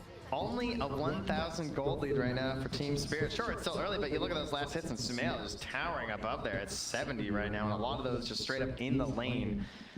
Having a fabulous start. At the very least, did lose a courier, so that's going to slow down his acceleration for a bit. And in the meantime, you can see Mira being chased away by these trains. Maposhka also in the area, able to sidestep that Tornado EMP combo. And also during this time, we saw the Night Stalker head on over to the Dire Ancients and place away down one of those sentry wards. So it's going to be blocked out. continuously. But back towards mid again. The taunt. Soxa silence wearing low. And Toronto Tokyo not able to find any extra follow-up there. Yeah, Sumail's just been AFK farming, hitting a heck of a lot of creeps. As we see Collapse also getting closer to that mech now. Nothing facing Sumail. Allies coming through, enemies, and I'm going to hit some creeps right now. So that part of the mission for OG certainly going well as this lead again just tapers off to pretty much nothing for Team Spirit gold-wise, but surely the comms are feeling really nice for Team Spirit right now. Up 7-1, you know, just won game 1. Collapse has just been chilling on that off lane. Getting relative, you know, free farm for a Magnus at least. Sometimes you can have a rough time in the lanes, and now has his friends back here supporting him from the tree line. Pulls in, RP connect, finger of death, done. That's a stack. Mira gets the kill, and you can see that even though you have all these last hits on the Sumail, as far as net worth is concerned, they're starting to catch up on the rest of these cores and hopefully get into those first items for Team Spirit. RP down, smoke up, walk for Sumail, stunned right at the start with Yadoro there. He gets the rage off, looking for the chase down, Collapse able to back out and get away. They still have Curse here. Oh, have to be careful. Toronto Tokyo showing up. They're going to use the Winner's Curse just to set everything up. The pullback with the Aether Remnant, but look forward. Have they bitten off more than they can chew? On the side of Team Spirit, looking for the run down. The Fissure connects onto both of them. The jump through, Sumail down solo. Mira, one more hit. It's not enough. They chase him, looking for a follow-up. Soxa onto Toronto Tokyo. Another cold embrace. They don't have much left in the tank at all. Echo is out afterwards. The Yule Scepter into Collapse dead. Toronto Tokyo tries to get out, but do they have anything else left in the tank? Now infesting over to the side. Seb makes the kill happen. Mapochka getting ran down. The Lifestealer infested in and looked for a kill, but couldn't find it. They spent so much trying to bring down Sumail. I can't believe he's actually still around here, not able to get all the way home yet. Mapochka, cold embrace, now the turn onto Thompson, wanting to finish him off. Run bit by bit with this armlet, getting active. It's Tornado. The last second Mira needs to find the kill. Mira, no. Just off the skin of his teeth, he gets out of there. And Thompson tries to run, but Collapse moving in from downtown. Can he find the angle? Does he get lucky with it? They can try and chase this, but instead spots Soxa. Yadoro, the run through, shows himself, and there's going to be the eventual finish. Just mayhem in the bottom lane. Wow, there's a lot to break down there, and where do we even begin? I mean, the initial attempts on Sumail obviously failing. They spent so much, and I think Team Spirit probably just fortunate not to lose even more, considering how many of their resources they burned there. And oh yeah, we got ourselves a. You know, and also, oh man, Mira at the end there, when Invoker's running up the stairs and he didn't go for the spike because he wanted to give the kill over and he was holding it. It was sitting there, and then he tried it long range when he missed. Yeah, you're gonna regret that one a little bit, I'm sure. That's painful. The Sunstrike came in there, comboed together with the Nature's Wrath, and a quick pick onto the Lion. Keeping vision with those treants that whole time as well. But still less than 1,000 gold separating these two teams. And the fact that they were able to keep Yadoro alive and has now the Empower going to finish through these Ancients. Mapochka. Oh, meanwhile up top, yep. Jumped on. Fissure, Chant Totem, and gonna fall. Winter's Curse. Maybe a chance. Oh, the Sunstrike caught him right at the end. Well played by Thompson. Eliminating any chance of escape there. They go right back to the tower and take that down. Thompson is pushing out this bottom wave, though. Any chance for a catch would be a tough one. Mira. Fast first. Oh, nicely done. Tries to move in there. And a couple more punches. Finger that Thompson tries to get out, but the rage will be enough. So oh, wait a minute. Are they going for more now? Toronto Tokyo with the Haster, Tempted Fate. Yeah, he's under a ward right now, so has to be careful. Seb very willing to drop an Echo on him, I'm sure. Non-stop action, 16 kills, 14 minutes. The tree's actually bringing a wave over to Seb. Yeah. You know, in case he wants some farm here, that's nice. No-Tail always helping out his allies. That Blink Dagger being done really opens up Seb's game, but obviously the Force Staff would make it that much better. The defensive abilities against that Lifestealer needs to stay up close and send personal the damage. And Collapse in the meantime with the mechanism done, gives them some more of this team fight potential, but also wanting to finish off that Blink Dagger. Yeah, and you saw how scrappy that fight was, right? But now, look what we got from Thompson. He's gone for that Rod of Atos and the potential Gleipnir later on. So not needing that urn to like just try and go for the cold snap plays, really wants to ensure that you don't have the big playmaking potential. He wants to put some pressure on the itemization of Collapse to actually find that BKB or maybe a dispel of some sort, right? Right. You don't want to give him that same freedom that he just had last game. It is interesting though, because it feels like as well the Atos comes out. This isn't bad here. Tries to get him in. The mech though keeps him alive, and with Maposhka nearby, they really don't have an opening. Yeah, and the Arctic burn onto Seb, preventing the blink. Round 2, looking for it. Seb, he has a big one. The Echo comes out, catches on a boat, but the Hex is there to turn it in the Winter's Curse. Skewers them both together, tries to find it. RP, and now, do they have enough with the Empower? The big amount of damage coming out onto Seb. It was looking good for a moment, but in the end, it wasn't enough. Do they have anything else left in the tank? The chase down, another great impale onto Sumail, catching him now. They get the Sprout, but they've got him caught in there with them. Yadaro chases, right clicks, dead, done. OG, where you at? Almost got no tail there at the end too, but much like game 1, it's these early plays in the tier 1 tower that end up felling a couple OG heroes. They did get the tower in the end thanks to the trusty catapult. But no, Lifestealer got the deny on it last second. True. Well played. And now? Oh, Thompson. Going for more. Seb, gotta be careful there. Looking down south. He tried to find an opening there on the no-tail, and they'll get him. Maposhka ends up going down. And again, this absolute chaos there. Mira misses the stun. Seb jumps forward, gets the kill. Team Spirit, gotta be careful with this movement now. Saksa wants to chase this. Another great fissure there, gonna connect the Atos afterwards, but the Yule Scepter keeps him alive for the moment. Seb tries to hit the timing, but it's not quite there. And now with the Lifestealer back in front, he finds the kill on a no-tail, and then TP's out right in front of him. No tools through that one here, of course, if you don't get that initial silence off, especially, right? Like, that's one thing he has to watch for sure versus the Night Stalker. Just make sure he doesn't miss out on that rage TP, but nice play there. Yadaro will finish up that S and Y2, so ready to continue the battling and doesn't have to worry as much about scaling better into the late game thanks to the Empower on his squad. And now, well, Magnus, he's feeling personally empowered here with that Blink Dagger. And you're now starting to see a situation too with why this position for Night Stalker has kind of fallen out of favor, right? Like, you don't have a great farming mechanism, but he needs to get into that Blink Dagger and just doesn't have the gold. Aether Remnant gonna connect, and when you're out farming that far forward, you can get punished. I do think he plays the, Atos, Winter's Curse. Turns it around now. Thompson out in no man's land and gets punished as well. Team Spirit constantly right on top of the ball.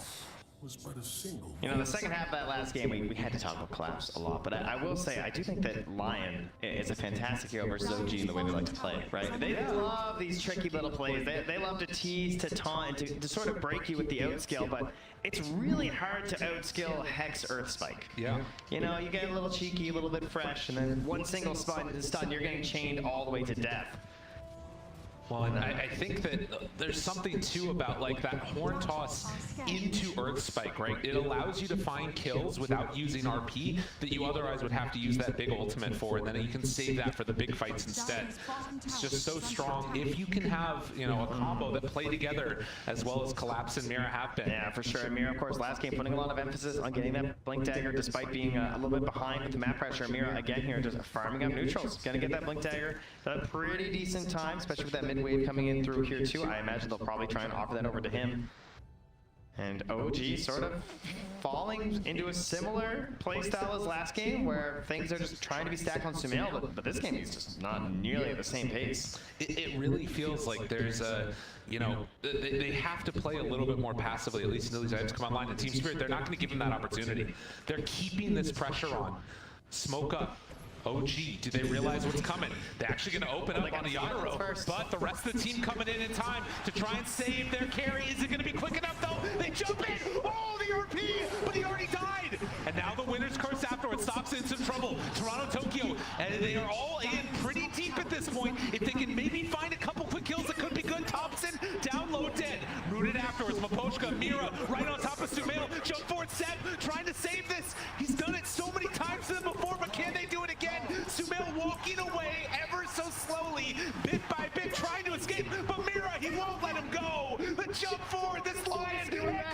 Collapse doing absolutely everything for Team Spirit here as 4 go down. Seth tries to get away, but will it end up happening? No. The Yule Scepter lift up into the Remnant. Toronto, Tokyo having a coming out party, absolutely owning on this Void Spirit. Oh, sounds good to say and looks good to watch. Toronto, Tokyo, easy game. Is that a voice line? I don't think that was a voice line. Wait, what? Oh my god! Observer, press enter and go up. This man just dropped it right in front of him on the main stage of TI, an elimination match. Talk about it. He's feeling a moment. Oh, this will be that turning point video if they lose this game, I'll tell you that much. Cause oh my god. You know, you don't want to give any incentive to OG, but a great start to that fight, dude. That entire fight was without Yadaro because they got the silence right away. And I want to say that Sox, like, it's a very tough game for this position for a Night Stalker. He's doing a fantastic job of playing really well with the ulti because that's his only tool, right? He has to fly in there, he has to get that silence, he's providing the vision for these full team fights. And despite the fight starting so well, they still lose like almost everyone. It's unbelievable. Team Spirit coming in. This team, they were started in the group stages 0-4 and then proceeded to just not lose that many games. They've been winning everything, and you can see as we continue on. Almost everyone, as you can obviously see. There it is. Screen. Replays exposing. Glenn, you're now done. That's like, did you just do that? Did you just type that in there? Oh my. That was the moment for the Kyle chat. Are you talking to me? You're talking to me. Didn't do it. Didn't hear it. True, after all that. Well, the chat wheels file a little silent sometimes. Still less than 1,000 gold leads separating these two teams, 10-22. And Team Spirit, the ones in command. Toronto, Tokyo jumping in, not out of it. Walks in, finds Thompson, Seb, tries to salvage it, 4-step out, not enough. And now looking towards No Tail, they're gonna pull in this Nature's Prophet. Just running them ragged on OG. Team Spirit won't be denied. They're just making these picks look so easy. 100-0, they're falling. And that's Soxa, this is with the ulti, he's under the obs though. Another round of it. They just keep dying, one after the other. Team Spirit claiming those kills. Toronto Tokyo moving under an obs here from Seb. I don't think he's gonna try and go for anything too crazy. Knows that this Void Spirit's there, but some quick math, 2,000 damage, level 14 Shaker. Maybe with the Prophet, he's got a chance with the Invoker here too. I think they're gonna try it. Let's see, and we'll see what's said here, of course. Looking to try and get something. And Toronto Tokyo, recognizing the danger, backs off. He knew. And in the meantime, you look at this. Team Spirit gonna try and claim the Aegis. Oh, the instant, the Sunstrike, and then the TB right away from Thompson. He wants to be here. Doesn't want this one going for free. Tornado now. Starting the fight off. Obviously has the rage afterwards, but Roche down. Aegis claimed. Not lucky enough to get the damage there from the meatball. Right. Maybe just hoping he could force a snatch. Team Spirit gonna smoke. Try and get the bounty for OG. Infested Lifestealer inside Collapse. Doesn't have the shard yet. Oh, and Collapse this time too, eh? Yeah, Toronto Tokyo, of course, setting up for the easy one last time on the Thompson. Follow the couriers. They're gonna take you to the heroes. Oh, I love that. Right on down the way. No Tail is there, but they jump and find the back line, able to catch onto Sumail. That's a pretty good target. Hex afterwards. Yadaro eaten up this Tiny as Sumail eventually falls. Oh, and they were so close to just running into No Tail too. That would have been so much better for OG if he was the one to fall, but grabbing the King instead. He has fallen, and now Collapse. Well, they might just find No Tail anyway. Even gonna drop the hard This is from the laning stage. This is from all the voice lines and the sprays. Team Spirit putting on a performance here. Showing everything. And did he find him again? Collapse runs into your screen. Seb. What? Just like that. They find themselves, Seb, try and give him a high five. And find the kill again. I think he was changing his chat wheel binds. He got caught in the trees there. Snagged by Team Spirit, just finding everything right now. And now able to pressure with this Aegis. Still 3.5 minutes left for Staff, for Collapse. Now we just gotta wait for that shard to come out, and he'll be back in full force once more here. Look at this. I mean, this is the thing. You know, you start the laning stage off even, but kill after kill after kill, and off the back of collapse, this mag that OG gave to them in game number 2, they felt like they had an answer, and so far it hasn't looked like it. All right, there are no doubt incredible tools in these team fights for both teams, though. We have a total of 5 blink daggers on the map now. Yes. So everyone's, you know, lots of opportunities to make your play here from both squads. Most importantly, Soxa, I think, able to be more valuable in these team fights by trying to get that silence and getting right on top of Yadro. This could be incredibly important for them. And they need Sumail there too. Like, they really don't have the damage otherwise. Yeah, and I mean, there is the force stab as well from Collapse, as we mentioned, so that's a great counter to Soxa, just because he just needs that little smidge of I'm not silenced, right? For Yadro, and he can get the rage off. Gonna walk in. They can start heading down bottom to pressure this tier 2 tower. I love the use of this Aegis, just closing in on the map. They're using this gem, they're moving through, looking for every bit of vision, every sentry, every ops. Just taking them down one by one. Team Spirit want to take away the map from OG. But you gotta imagine they're feeling I would think a little nervous, starting to shake a little. Like, it feels like you're doing so well, right? This is OG elimination. That's true. Do you start to feel the nerves? Do you start to feel the wind come in their direction? Can they keep up the momentum? You question yourself more when you're winning, right? When you're losing, you're looking for solutions, because you have problems. You see the issue. In a game like this, like, you're ahead and you're just trying to keep that momentum going forward. And you're scared a little bit sometimes in terms of, like, what can they do to come back? All right, and we've seen OG come back from bigger deficits than this before, even in the grand finals. They've got heroes that can make the plays. Will it happen, though? Looks for the silence, not gonna get him. Toronto Tokyo playing that one safe, and down bottom, they got a lifestealer that OG need to deal with.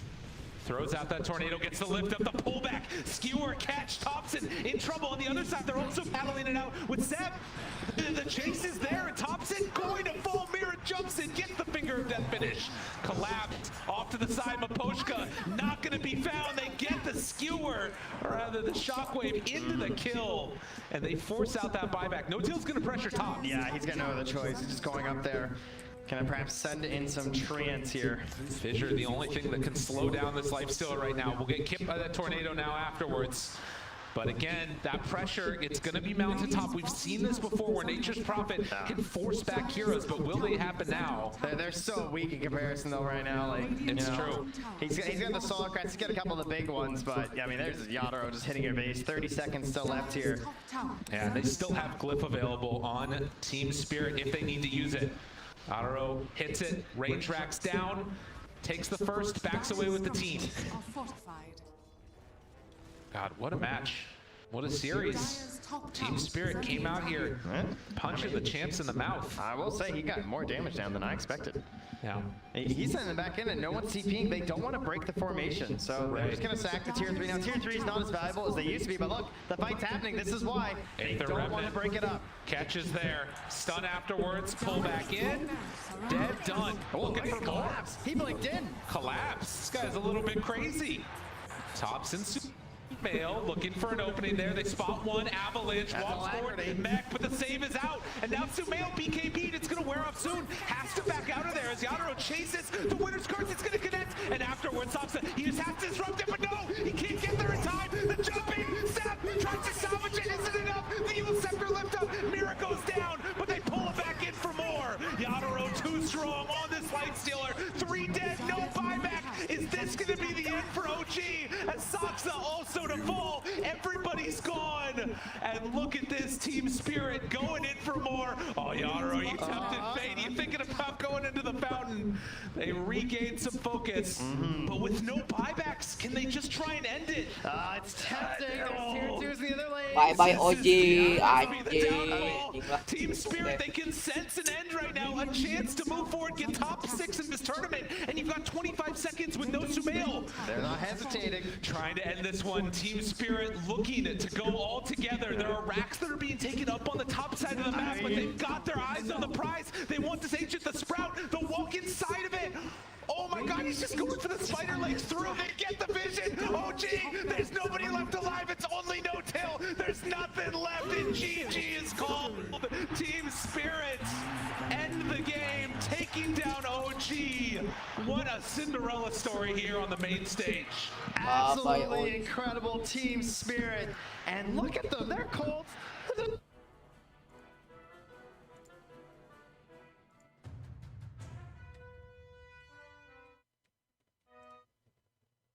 just knocked out the chance. Unreal. From going 0-4 at the beginning of groups to now getting top 6 for this young squad. What a magical, magical journey for them. And OG, it just wasn't meant to be this year.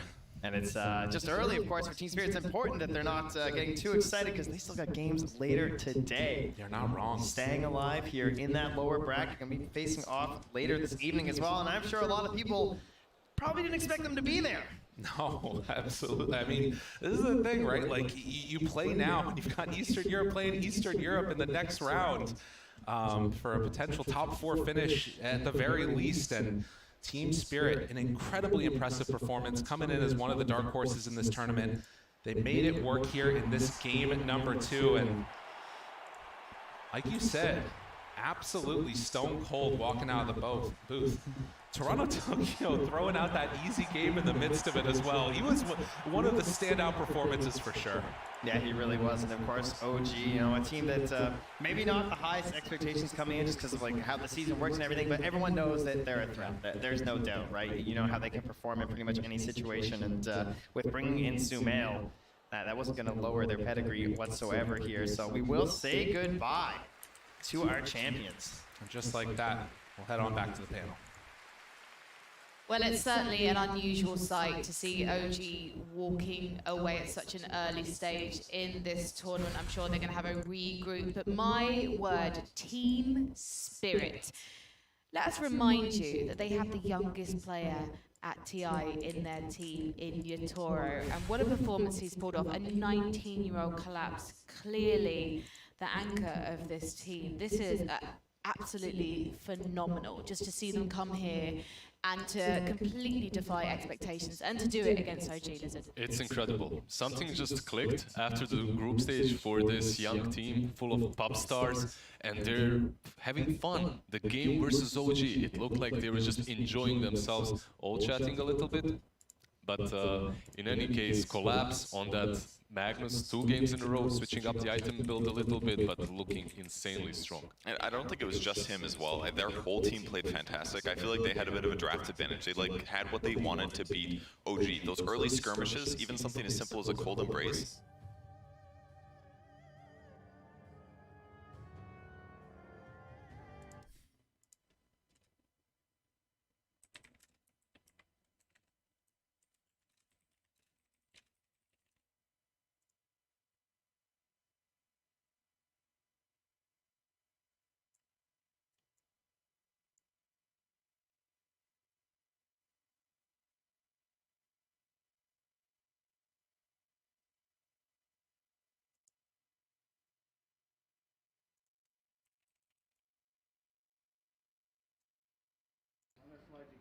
I mean, you can ask me the question if you want, but... No.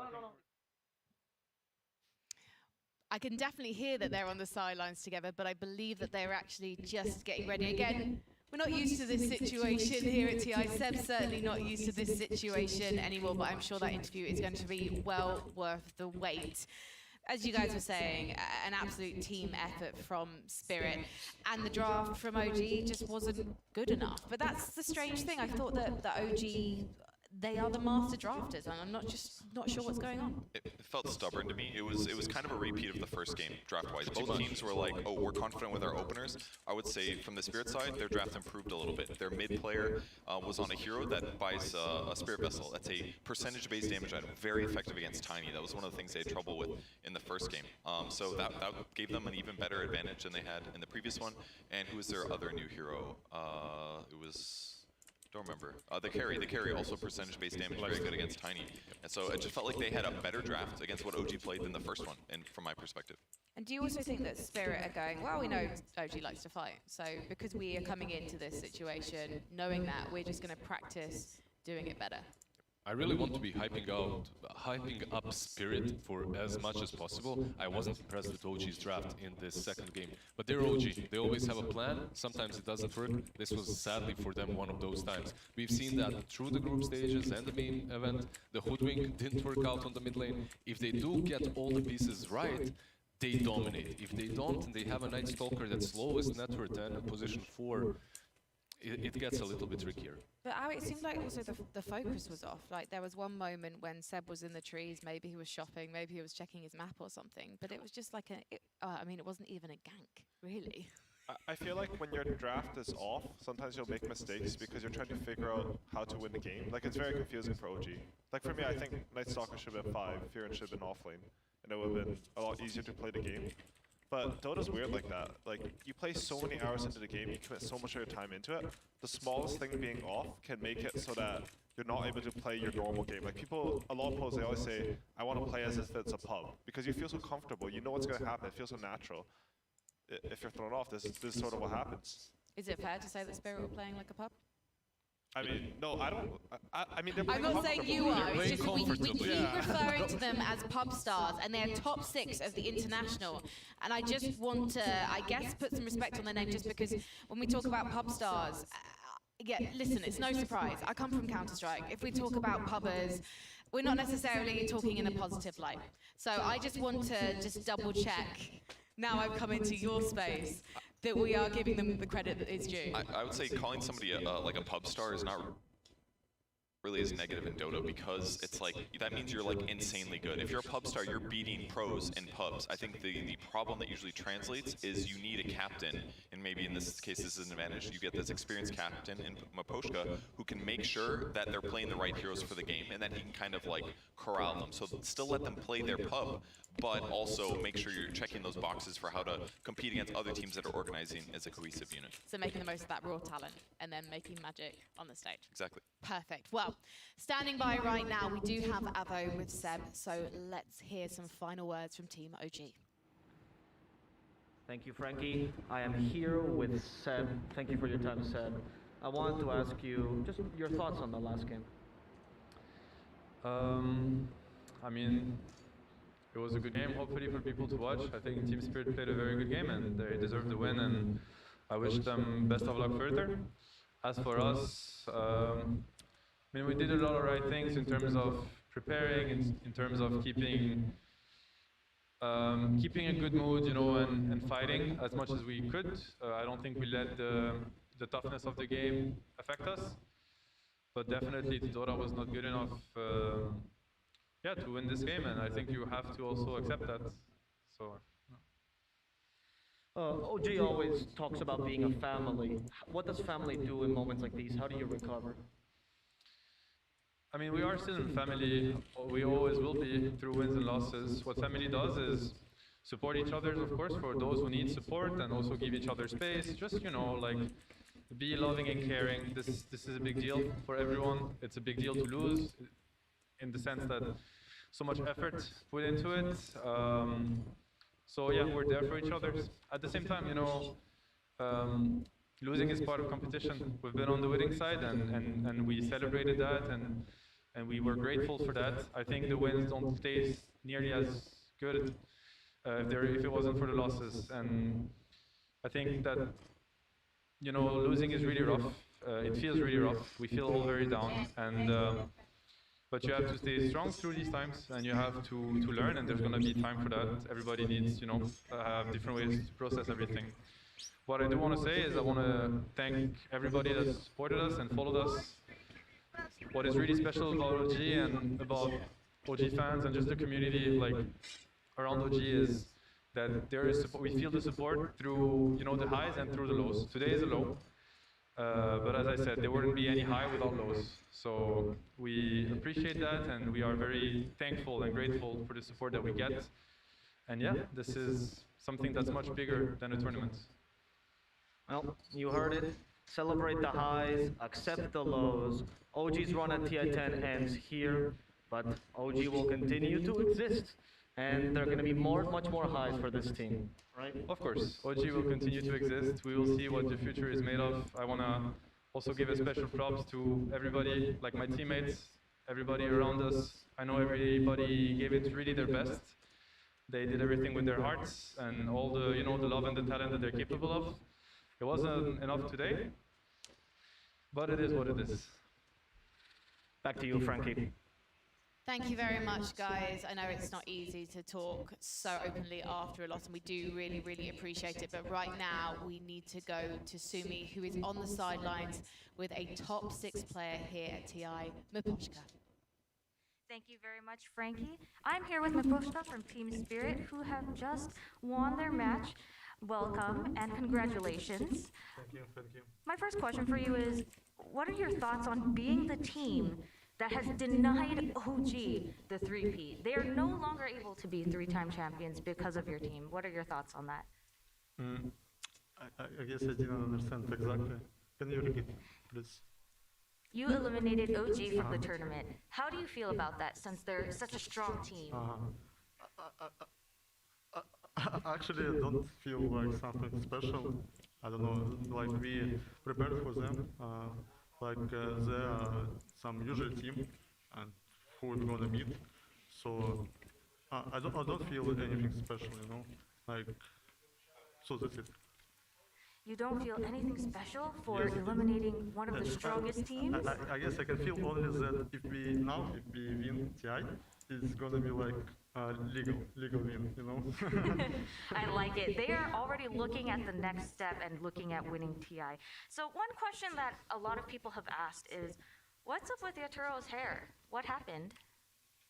Actually, I don't know. Like, there was a moment he came and he like, I didn't even hear this, that he said that he wanted to cut his hair. But I listening to my teammates, they told me something like, Ilya want to cut his hair, something like this, and I'm what, why he want to do this?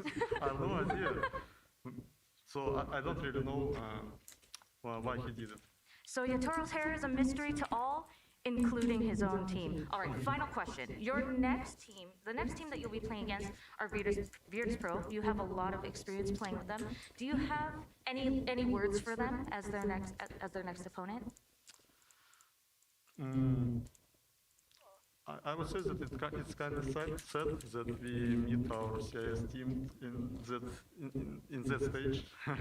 So I don't know. I think the game is going to be interesting because we played a lot with them, and some series was pretty fast because they play really aggressive and they know how we usually play. So I think right now we are playing much better than we usually played, and than we played before the tournament. So I don't really know how it will be, but I think the series will be interesting. Got it. So they've played each other a lot, but you better watch out because Team Spirit is on their game. Thank you very much. Back to you, Frankie. Thank you very much, Sumi. Harosh Mikoshka, we will see you later on today. I'm very excited for that CIS derby. It's going to be so exciting. Do not blooming miss it or I'm going to come after you personally. And I'm a very busy woman, but I will make time. I do want to circle back to OG just quickly. What is next for this team? Obviously, Seb said we're a family, but we know what happens after TI. The roster reshuffle does occur. Ari, do you think we're going to see them move forward as a 5-piece, or do you think there could be some rotation? Honestly, I have no idea. I didn't even think about that. Like, are you still in shock? I mean, yeah, but the roster reshuffle, it depends on the entire shuffle, Like, if they think something really important needs to change, then they'll change it. But I think Thompson actually said he was going to retire after this, or retire, take a break, I don't know, after this TI no matter what. But they kind of did.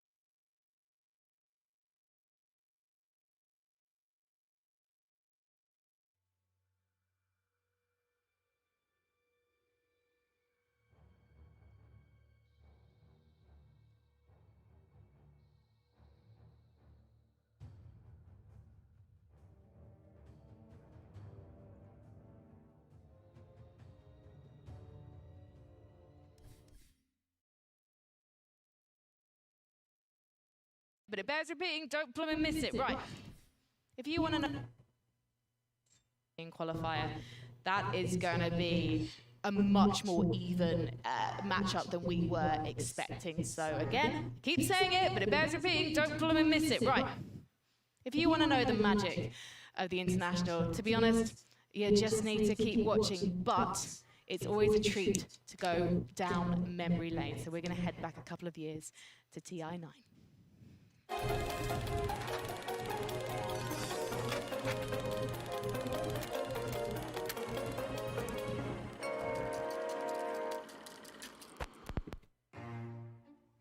So when people think about mistakes when it comes to Dota, people think about the things that happen inside of the game while the match is live. You don't really think about mistakes happening in the draft, but this is one of the biggest mistakes that has ever happened at a TI. So it was TI9, Alliance versus RNG, and it's the lower bracket best of ones, where there's the most hype and the most pressure. One screw up, and you are just out of the International. You know, going into that game and seeing how the draft progressed, everything was kind of working out how we wanted it to go. Then it goes towards the end of the draft where Insania wanted to ban Naga. We had these papers printed where you could see like their drafts and what they had been playing a lot, and Mickey was like, I don't think they really play that much Naga if I recall correctly. And then I don't know if I was too caught up in the moment or what it was. So I started looking at the papers, I forget about the timer, and then I'm like, all right, you're right, we should ban the gyro. And I move my mouse, pull it over to gyro, don't look at the timer, and just click it. And right as that happens, the clock takes over, and I pick the gyrocopter. We didn't ban anything. Oh my god. Are you serious? Whatever. Did this just happen? It's fine. We gotta deal with it. Oh my god. I don't know if I really was angry so much. I was more like shocked. It was hard to like understand because even though you see it with your own eyes, like it's just like, how could this possibly happen? Yes, I was on the panel. I was on the panel for Insania picking gyro. None of us noticed. Even when Lanem, Lanem's like pointing at his head, he's just like, are they, I don't know, I always want to hear what he was saying too. That's probably something really interesting. 空霸 ，nice， 他把他选慌了，空霸。三尾虚空，不是我跟你说，不是他想搬飞机，你知道什么意思吗？他想搬飞机，他选到飞机了。我觉得对面好像真这样，我跟你说，他要搬飞机，他双手插头了，插头没了。就我们。犹豫了片刻，然后后面反应过来，他们可能是点错了，然后点错了以后，我们就感觉有点搞笑嘛。You were inside the pod at the time? Yeah. I can fuck about it. Okay, sorry guys. How about offlane? I can play mid gyro. Let's see what they pick, okay? Let's see what they pick. Don't pick your heroes, guys. Don't worry, we got this. All right, Loda, how are you feeling? I think they're gonna do really well. Feel confident? Yeah, I feel confident. First thought in my head is like, it's fine, we can fix this, right? I can play gyro mid, and three of us are like yelling, I can play gyro, it's fine. I can play gyro against the elite top. It's actually not that bad. It is gonna be a story to tell, boys. Yes, and if this works for any fucking team, it's our guy. How they react, what they do when they're put into this like near impossible situation, their first reaction is, it's okay, we can figure this out. I thought that was like just a beautiful moment. When you're in the moment and someone like clearly messes up and there's no going back, the decision is done, you gotta help him because he's gonna feel bad about it, and the worst thing you can do is have him suffer alone. So thanks boys, I appreciate it. You're gonna have to play like... Give him zero. I mean, I've always known what kind of people I'm playing with. We make mistakes, maybe not of this like magnitude, but whenever we make mistakes in games and stuff, there's still the same 4 guys that are behind me, backing me up, and like, I feel like someone messes up, that's the kind of attitude I want to show towards them too, so. I mean, life moves on, right? Like, this is something that happened, I mean, if people get joy from it, then sure, I mean, why not? Like, I'm down for the joke, let's make it something fun. More than anything, I feel like it made me feel good that other people can see it, and they can see, like, this is who we are, this is how we treat Dota, and this is how we try to be, like, the best team we possibly could be.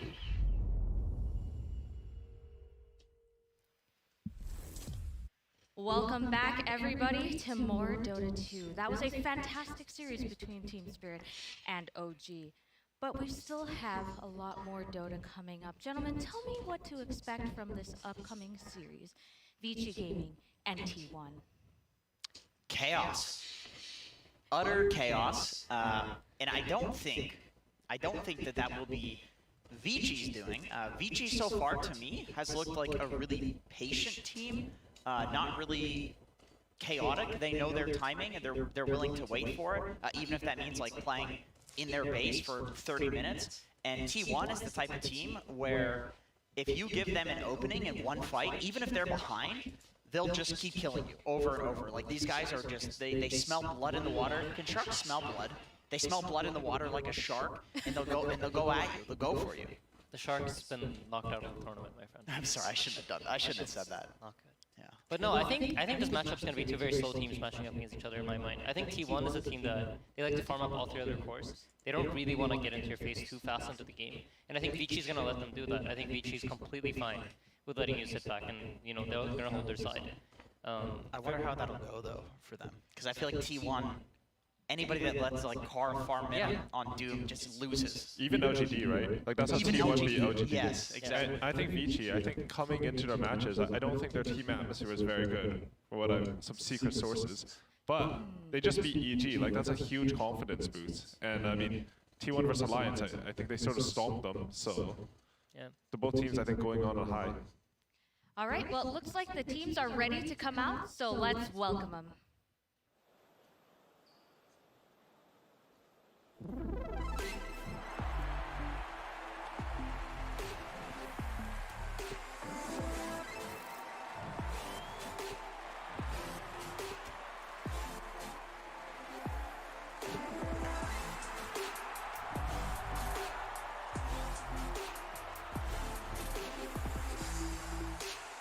Vici Gaming, featuring Poyoyo, Ori, Old 11, TYW, and DY, is also a team known for playing patiently and for the end game.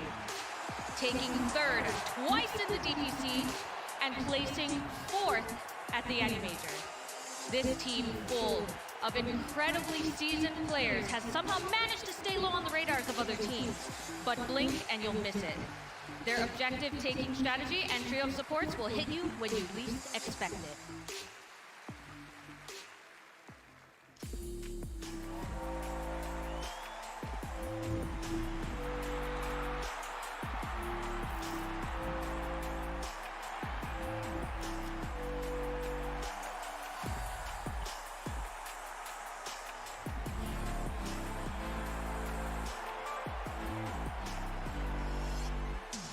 T1, a strong team featuring a multinational team of 23 Savage, Carl, Cuckoo, Zephyr, and Whitemon have been dominating the Southeast Asia DPC, placing third and first, respectively. When the points started tallying up and SEA looked like only one team would make it to TI, T1 proved them wrong by taking first in their region and an impressive third place at the Animajor. Known for their late-game focus and momentum-based playstyle, our own Analyst Jenkins has said that if you make a mistake and give them an opening, your advantage will disappear. T1 is here representing Southeast Asia. Gentlemen, the teams are ready and the stakes are high. What are we going to expect from this game? I think a lot of kill creeps.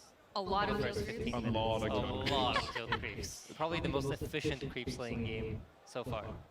I mean, I feel like T1 fights, though. It's like I really like your description of it, actually, Aoi, is the fact that they like build all of these Midases, they pick all of these like crazy late game heroes, but then they will defend their towers, they will defend their areas, and they'll slowly poke you, and then you know that like you have to fight them because they're going to win the late game with all of these farming items. But then they usually have some sort of like save hero or some like team fight. They have something that lets them fight you if you give them an opportunity to fight. Yeah, and in my mind, I think T1 are actually favored in this matchup. I think just how the playstyles match up, I think they're looking good coming in. I think a lot of match will come down to Ori because I mean, he sort of got almost embarrassed by GPK, I'd say, in the upper bracket, but he made a really good return in their series versus EG. So it'll be up to him to be able to set tempo because, you know, Vici as a team, traditionally, they were like really quick movements. They would always pull at 515, bring double supports to mid. They haven't been doing it as much as I expected this tournament. Maybe it's a patch thing, but if they return to that, like that's the thing that I think can maybe let them beat T1. Yeah, I think they're gonna have to move out of their comfort zone, and I think that's exactly what goes back to what Jenkins says too, right? Where I think if you play slow and you let T1 just sit back and defend their objectives, they're gonna be really, really happy about it. I think the natural playstyles of both teams, you would see Vici trying to do the same thing that T1 does, but I think they're less greedy. They're not as efficient at getting the most out of the map, and I don't think they pick as many late game heroes as T1 does. So I would expect Vici to be like, hey, we need to actually change up our playstyle a bit if we want to have a good chance of beating them. That's definitely interesting because one of the things that I've heard a lot in these lower bracket matches is that comfort is where you would go to because you're facing elimination here. So this is where you pull out all the stops and you play heroes that you're most comfortable with. You know their matchups, you know how they play against other heroes. But in this case, you're saying that they should not do that. For me at least, I feel like based on what I've seen so far during TI, I think T1 will outgrade them if they both sit back and play to farm. Well, DY did say in an interview that they have other heroes and they just haven't been forced to pull them out yet. Yeah. So, according to Vici themselves, they can do that, but the question is, like, will that even work against T1? Because I feel like in the EG Vici series, as the game went later and later, Vici did a really good job being patient and figuring out how they needed to take the fights. I remember, like, Arteezy was on Razor, and there were, for the first half of the game, they, like, weren't killing him, and he was just popping off in the fights and killing everybody. And then at some point, they had identified that, like, he had no satanic, all he had was magic immunity, double magic immunity from the refresher, and they just started focusing him with right clicks in every fight. And then if they did that, EG had no damage. And so the thing is, like, Vici were figuring it out as the game went on, but T1 is a team that is famous for being good at team fighting. If you need to doom this target and this target, like, they'll figure out how to do that. They'll have a smoke wraparound, they'll do that. They'll, you know, bait somebody and then they'll do the two targets. It's like, this is the worst team to try to beat in team fights. Interesting. Let's take a look at Vici's averages for this tournament. So for matches, they are first in, I believe they're wins, like number of matches played. Yeah. That surely must mean that they've played the most games. They played the most games. They played the most games, that's true. And their record is 13-9, which places them at 8th, which is... It makes sense, right? You're in the lower bracket, you played a long group stage. Their games went to 3 games. Precisely, you played best of 3s. Tell me about this hero pool. A hero pool of 42, that's across all 5 players, right? And that puts them at 15th. So does that mean that they have a smaller hero pool? I mean, if you played the most matches too, I feel like that's even amplified, right? Yeah, that's definitely amplified. But it might tie back to what Jenkins had to say, right? Where they don't feel like they've been forced to show their other playstyles. They haven't been forced to play another style of Dota. They feel like every single game that they've played, they've been able to, you know, outgrade their opponents. And maybe that's why they feel like, you know, the smaller hero pool has been good enough for them. Yeah. And now it's time to branch out of that. Potentially, right? We don't know what kind of approach Vici's going to take. Maybe Vici's like, you know what, T1's greedy, we like to be greedy, we're going to outgreed them. And then this is going to be a 95-minute game with 10 kills on each side. We don't know what kind of approach the teams are going to take. So on the other side, if both teams are playing for late game, they're both really farm heavy, all of you have agreed this is going to be a farm heavy game. What kind of heroes would you pick in this case? Because... Magnus. That's a good suggestion. Sure, you should play. You're really good. I'm really smart with the picks. I know. Thank you. Oh my god. Magnus had an extremely good performance showing in the last series, but is that because of the last series or is it just overall? Like, what makes both of you just say Magnus is very smart? Definitely overall. He's, I mean, I have theories. The best thing about Magnus is definitely, yeah, they're 80% win rate. No surprise there. No surprise. And this is just for T1. I feel like the win rate is good for most of these teams that are picking Magnus. They're just really good at it. But just the fact that, like, everything is so structured at TI, everybody's trying so hard. You're keeping these formations, and Magnus is just like, yeah, there goes your formation. I'm skewering, you know, Puppy sitting on some high ground. It's like when you're skewered into the fountain from some high ground, it doesn't matter what damn formation you're holding. He just breaks it. Yeah, and I think Doom's going to be a hot hero for T1. I think anyone that has been watching this tournament is like, all right, T1 Doom, you have to consider it, and I'm sure Vici will. I think they should straight ban it. I think so too, but I think if you're not banning it, then you need to have an answer for it. And I think that's the way Secret, you know, has figured out their opponent so far. So I think that is also an approach that I could see Vici taking. I mean, they have a really experienced coach, who I don't think we've talked about, and Fenrir. Yeah, I was actually thinking when we were talking about the playstyles matchup, I think of Fenrir, I think of like Vici, TI4, Right. Deathball. Running around fighting. Because Vici, they're laning traditionally, like, it has been pretty good. I mean, Ori had a couple of rough ones, but usually like it's at least solid. And then if you apply a death ball to that, that should hypothetically be good against what T1 does. You're not wrong. I mean, against EG in like all of the games, they were winning the lanes, right? And I think if they can, like some Beastmaster Helm Dom sort of style would work with that, or some like offlane Lycan or whatever, which we've seen Old 11 play, that would be fine. Do you think, so we just saw the favorite heroes for T1. Lina was on there. Lina was also like the favorite pairing with 100% win rate.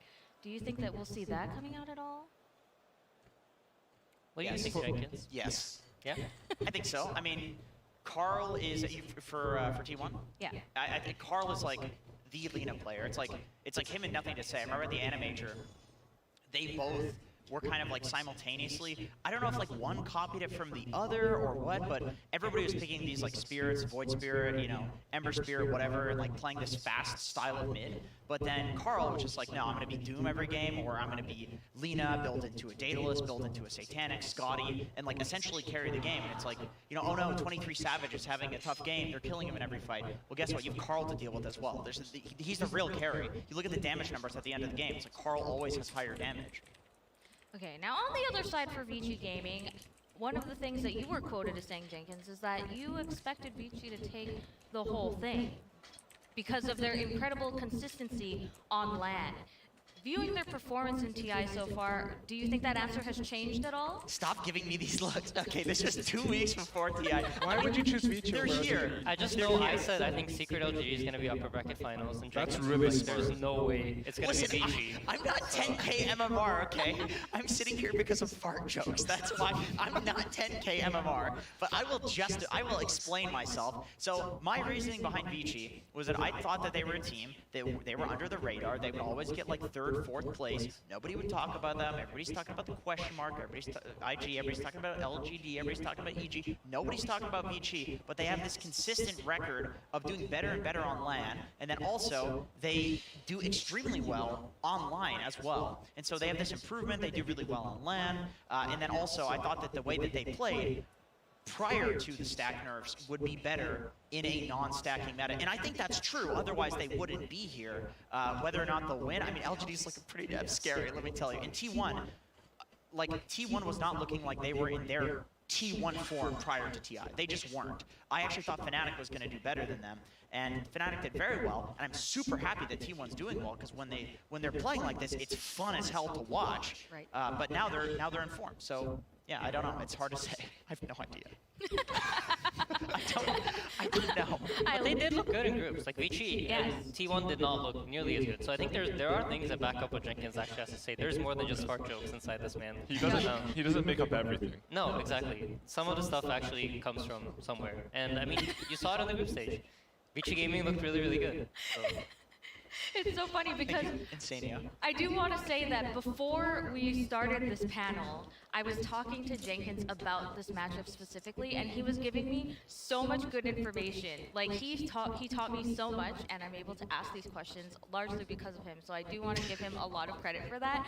He always gets self-deprecating, but seriously, Jenkins is really awesome. No, Insania 2 is the best.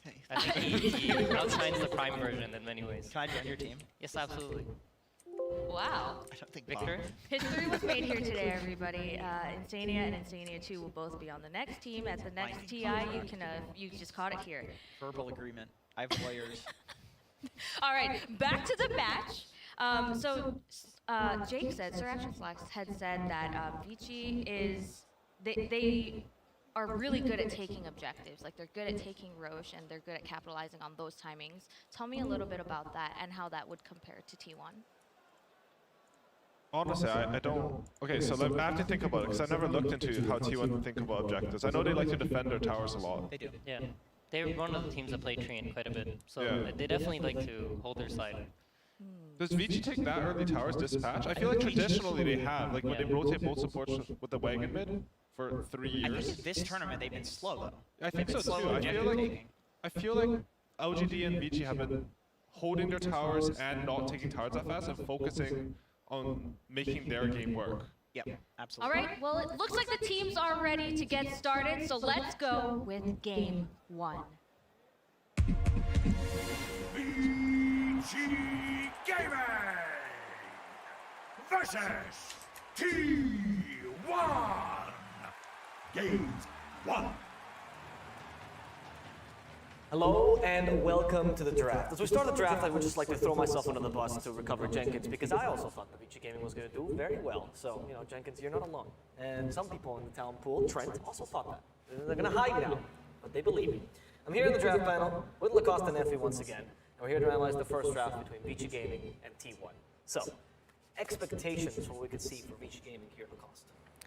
Vici Gaming, I want to see Ori pop off. I want to see Ori put in a spot where he is able to dominate the matchup, because he had a couple of rough ones, especially against Virtus Pro. What are you laughing at? You see Magnus are like, all right, T1, they have this one in the bag. That's Master Cuckoo's Magnus as well. And, you know, the pillar of the team, very often one of the most veteran players. That's scary. Cuckoo has been impressive on the Magnus. I remember one play where he grabs 3 heroes, I believe, from Fog. He saw one, but the rest of the team was also backing him up, and horn toss and 3 heroes cure back into RP. He is also one of the players that really grew on me throughout Season 1 and Season 2, being able to interview him as well. So he's just like, they're like a family, you know. All of them are able to bond together, seeing them happy when they win. I think this is very important, and they coming into this matchup, you know, as just a bunch of friends who love to play Dota and enjoy doing it together. Typically, the way that Vici have drafted throughout groups is that they first phase Old Levin's hero fights. When they played against Evil Geniuses the other day, they actually opted to not do that and just secure the 2 strong supports that they want, and last pick 11's here. Whoa! So this is... Oh, he's been picked! Finally, my Crimson Witness is worth something! I mean, sorry, yes. I believe, yes, this is the first Omni Knight pick of the tournament. It is. And why, I was wondering, by the way? Why is he so bad? Can you just explain it quickly? He's not necessarily bad, but when he did have his time in the sun, it was because Heavenly Grace just got that buff where it gave more strength, and it was an undispellable spell, right? It got changed to be dispellable, which doesn't really make it as strong as it used to be, especially in first phase. And Sven got nerfed as well, so Omni Knight rose to popularity of Sven, and they kind of fell together too. But I want to talk about Rubik more than I want to talk about Omni Knight. Okay, sure, talk about Rubik. I was wondering when we would see a Rubik versus a Magnus, because there have been so many Magnuses and not that many Rubiks, and just traditionally Rubik is, I wouldn't particularly call him a counter, but he's capable of stealing RP and like instantly lifting Magnus's telekinesis if he has vision on him and he blinks in, right? So it's cool to see this come into play. But so far I'm looking at the support duo, and they don't look that strong, right? But then I look at this Magnus plus Lina, and I say, wow, right? Yeah, this looks super strong. To go back to your Magnus against Rubik point, because Magnus these days, and from what we've seen today, also they tend to go for the horn toss at one point into skewer. The instant Rubik lift could break out that play you were going for, and also the cast range that you build naturally into Etherland. So might be one of the ways to actually counter the Magnus, because we've seen in the previous one where OG tried to potentially counter it with the Earthshaker Fisher. Wasn't really as effective as we expected, but yeah. Imagine stealing skewer, and then, okay, so your method of doing it is telekinesis to skewer back, except your skewer is much longer range than Magnus's. Yeah. So if we could see something like that happen this game, that would be really cool. Also faster cast point defense. There's a lot of tracks. For people that have not been watching for a while, like what Omni Knight, Heavenly Grace, what is this, right? If you're an old Dota 1 player, you remember Repel, right? Now it's Heavenly Grace, of course. Give you stat resistance, strength as well, and a bit of regen, I believe. Yes. And much like the old Repel, now it's dispellable for some reason, because Asrock really hates this poor hero. So that's why we're very surprised that we're seeing this on the main stage, you know. I don't think Omni Knight is a counter to Magnus, because his playstyle changed. It's not about I'm going to go in RP and then he will pop his ulti, everyone's immune to damage. This time around, Magnus is more about repositioning the key hero into like LSA, into Hex. There is still Lion available for T1. This hero has set them up for so many successes throughout both seasons, even the major and also ESL 1 event, where like I remember the Snapfire plus Lion combination when Carl was not having a good time. They also managed to like get the game back on track with the 2 supports. So something this Omni does have going for him at the moment is that they didn't pick a Shadow Demon or any kind of natural dispel, they just went straight for the Monkey King. And I'm gonna assume it's a mid Lina just because I don't feel like support Lina is that strong at the moment. Yeah. And that's why they go for the Leshrac. If you pair up Omni and Leshrac, it makes him very, very hard to kill, which is something that Leshrac enjoys, right? Because he's one of the highest DPS heroes in the game, but he needs to run in to be able to do that. So he's always been best paired with the security of something like an Omni Knight or an Oracle. And yeah, still no. There's the Enchantress. I was wondering if they're going to go for like Oracle or Enchantress type of a hero. They will go with the Enchantress, so it makes a lot of sense. We saw Team Secret having a lot of success yesterday with the hero. One of the heroes you don't like to play into Leshrac. I think in general Leshrac is one of the better heroes against Enchantress because she becomes super tanky early on, especially if you don't have any kind of like big spell damage or a lot of attack speed. And also, they pick Ursa into Enchantress, so your overpower is dispellable, which could be a bit tricky and slow you down. But if you're dispelling overpower, then I guess a good Omni Knight can wait and cast the Heavenly Grace later. Just, you know, play around it a little bit, but the Enchantress does look very strong here. Also, the Leshrac has a pretty good lane versus Lina mid, so I suppose it justifies the pick this early on. But what I'm looking at from Vici's draft is actually not their typical late game style at all, right? This is a run at you. We're going to take your towers and try to get the first couple of Roches and just overpower you. And we have not seen Vici do that. No, we have not. Ursa versus Monkey King, also a matchup Lacoste loves talking about. Oh yes. We don't know if this is going to be a position 1 monkey. Looks like it because it's paired up with the Magnus, which is the combination that I really love. You come online so quickly. Most of the time it's just the Echo Saber build where you become so tanky, double hit. You're also able to clear the Ancients with, but Ursa one of the few heroes that can stand inside the Wukong's command and actually fight you. This time around, Vici Gaming, they will be playing the Radeon, which means you have Ursa. Once the tier 1 towers or safe lane tower falls, you can push like the top part of the map and threaten the Roshan, because what you're going to be playing is the top part of the map, which means that you're always going to be around the Roche. There is like one fight that breaks out, you kill 1 or 2 heroes, allows Ursa plus Leshrac, which is ton of damage to kill the Roshan. So T1 will need to be very careful about it. Enchantress can be that hero that scout things out inside the pit with one of her creeps, so this is what they will need to do. And this would have been a really good Doom game, but T1 banned it out. Also, interestingly enough, Vici banned Faceless Void, so they don't actually think it's the carry Monkey King. Yeah. Because, as Lacoste says, you can always flex it out, and if this matchup is bad, just go for a better core-to-core. And if that's the case, Lacoste, we'll be seeing against this Ursa. What kind of carry do you want?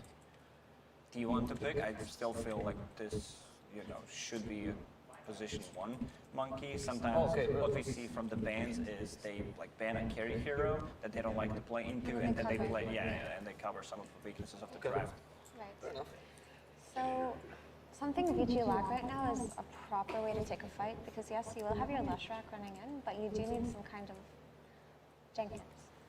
You do need some kind of blink stun, and they ban out the Doom and Earthshaker, so they're going to need some kind of tanky offlaner who can take these fights for them.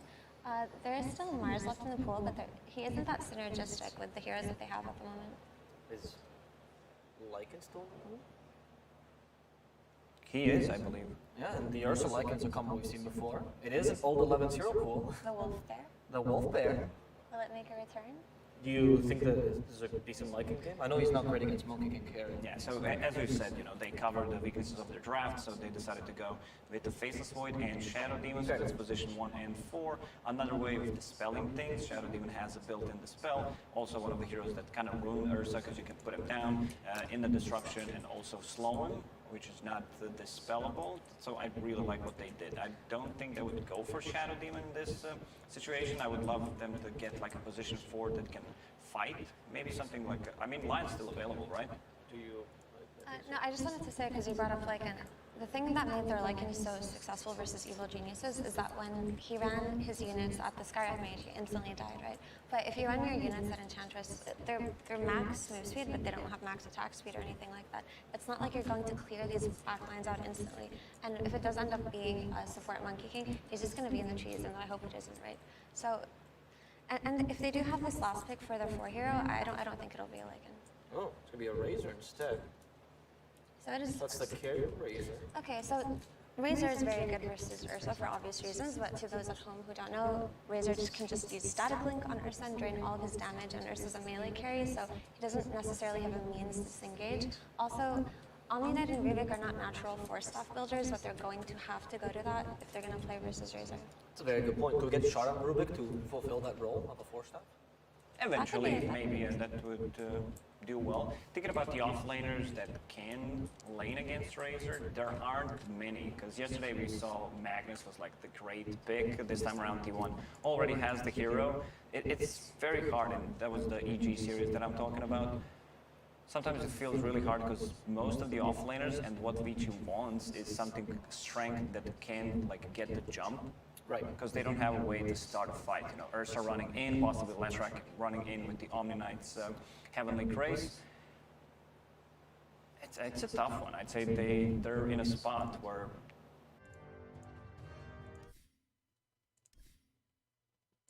they might need to play for like sack the off.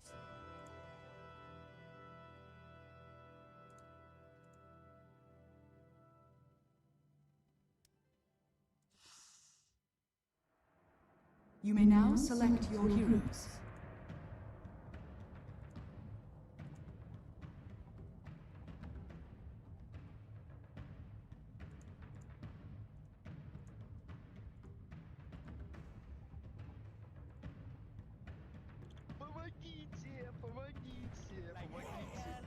To outscale or outgrade T1.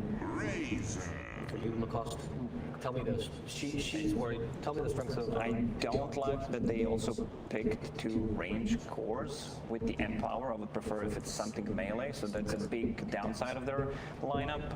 With this Mars, I think Vici Gaming that they have, I think I misread the situation with Mars being available. So yeah, I like that. And also threatening the Roche kill, choosing where you want to fight, resetting multiple times. With Omni Knight and Ursa, like they like to go in and out of the fights. So yeah, I'm slightly favoring Vici Gaming. Do you think that the strengths of the template that you talked about T1 are still true? Sure, but the Vici Gaming also has no cooldowns. They can keep fighting all the time. There's Mars Arena and Omni Knight's ulti, that's it. I didn't say T1 would play tempo, I said Vici would. Oh, sorry. Yeah. Apologies. Right. As we're getting into game number 1, we're going to get the coach interview that we usually do with Frankie, as she is standing by with T1's coach, March.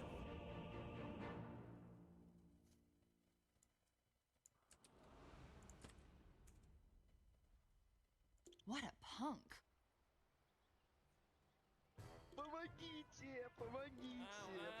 Prepare for battle.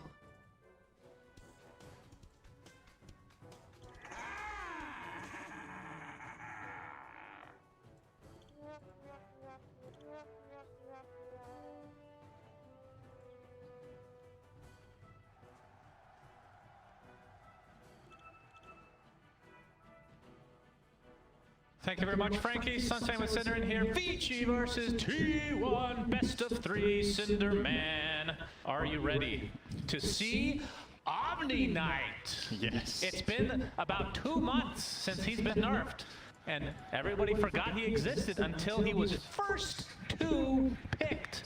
Yeah, so tell me why. Yeah, so what's interesting about this is that, you know, there was some speculation about, okay, what's going to happen to Omni Knight when with the nerf that came in. Obviously, the biggest nerf for Omni Knight was the fact that Heavenly Grace can be dispelled. Used to be an insanely powerful ability. It is still a hard dispel. It still gives all the bonuses from before, but now you can itemize against it. You see for T1 in this game, they have Enchant, for example, that could remove it. But yeah, why is it first 2? Good question. Maybe maybe Vici Gaming see it as a counter to Magnus because of the hard dispel, which, you know, it's definitely very good. But yeah, I also see some potential pitfalls for the hero. Like Omni Knight, sometimes when played as a 5, which will be the case this game for DY, ends up not contributing as much in lane as you would like, and then if you're playing against heroes that just run at you, it can be very difficult to fight back. Like heroes with silences, heroes with burst, heroes with magic damage as well. And I feel like T1 have a pretty good mix of everything. So we'll see how it goes. I'm excited to see Omni. I thought it was a shame if the hero just disappeared entirely off that one nerf. Yeah, no doubt. As we can see, an early split earth here from Ori in the mid lane. Seeing a lot of Lesh versus Lina. But to refresh everybody's memory, Cinderan, how do you like this matchup for respective sides here? I think it's slightly Lina favored, but Leshrac is one of the heroes that fares the best. We need to keep in mind Lina wins almost every lane right now, so if you can somewhat break even, that I would consider that almost a win in a way. So Ori should be having an okay time here. Early on, however, Carl is managing to double wave him into the tower more or less, so should cost some CS there for Ori unless he has a really good last hitting. Carl even finding denies too, so off to a great start in mid. Ori has had some, for a player that had a reputation at previous TIs of being a stellar laner, this has not been Ori's best event from a laning perspective, and we're seeing here that Carl is just dwarfing him so far in this game, 6-4 against 2-0. Yeah, still very early, and of course, Ori has bounced back in a lot of these games regardless. We'll see how this ends up transpiring for him, but I mean, you haven't even talked about the lineups yet overall. We see Magnus again. It seems to be the hero of the tournament, which originally thought it would be Elder Titan. Tiny has had his time in the sun as well, but it seems like Magnus is getting the better of Tiny in a lot of these engagements. We saw in the last series, skewers into Fountain, reminiscing of the old Pudge Hook a little bit there. Oh, Cuckoo is actually almost killing Poyoyo here. Yep, as we're going to see first blood. All right, old 11 here. Yeah, taken out by 23 Savage on the position 1 Razor. So picking Razor, again, I mean, obviously in lane against any melee hero is going to be pretty successful, and then late game, it feels like more of a anti-hero or anti-carry against the Ursa, since it is melee as well. As Poyoyo taking so much damage, has to force out the Fairy Fire here just to survive. So getting punished pretty early in the laning stage here. Omni-Knight does not fare well in this lane. You're going to be hard-pressed to help your Ursa with anything more than a Purification. The Heavenly Grace can be dispelled by Enchantress, so Cuckoo will have a total free time down here, and that's bad news if you're playing Ursa against a melee hero that you can't even pressure him, but I just don't see it right now for their lane. Maybe with some more levels. But there's like the double whammy even with Enchant, right? You can also purge off Overpower, so yeah, got to be really wise with how you cast your spells for Vici Gaming in that bottom lane. Pressure top against Zephyr, almost getting the Jingu stacks. Yeah, of course, seeing that position for Monkey King, which again, one of the big heroes of the tournament as well. I mean, I guess the biggest difference with him and Magnus is we've seen him position 1, so he has a lot more flexibility. And we've seen mid Magnus before this tournament, not so much in the last month or so, but interested to see like what hero flexibility they'll be going for, because as tournaments typically progress, it becomes narrower and narrower in scope. Yeah, but considering how flexible heroes are now versus even 2 years ago, expecting that to perhaps change a little bit here.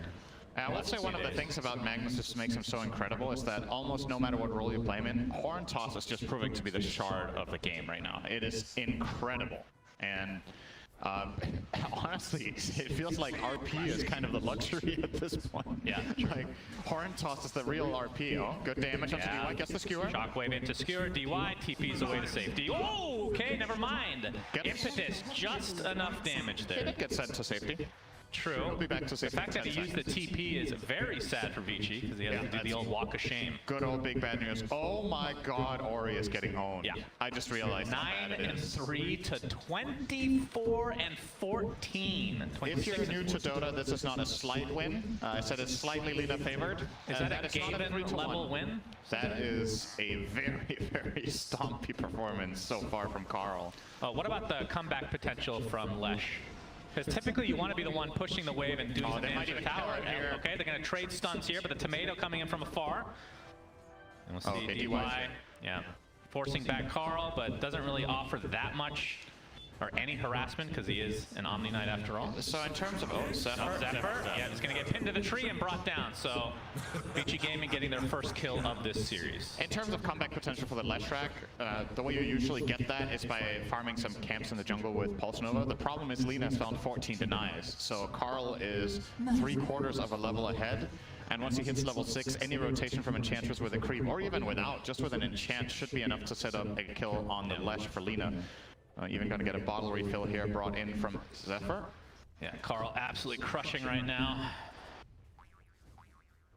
And we'll see if he's able to actually snowball this. I mean, we've seen some great performances in the laning stage, and it kind of tapers off because they don't end up getting that kind of little extra Poyoyo bottom. Poyoyo again, getting the shockwave applied. I mean, look at his CS, but he's at 20-2 versus the 22-7 of 23 Savage's Razor. But that is a Razor. He's not really that great of a farmer. I mean, neither are really. As there's a Heavenly Grace applied to Poyo. And Whitemon is going for the rotation mid now, so is pinging out. He wants to go for Lash. He has the boots on Ench. And the old Wild Wing Ripper. So Ori knows that this is coming and this rotation from Whitemon will not be successful, but if nothing else, Ori is not farming the wave right now. Carl will get the rune as well. Illusion bottom whenever he wants.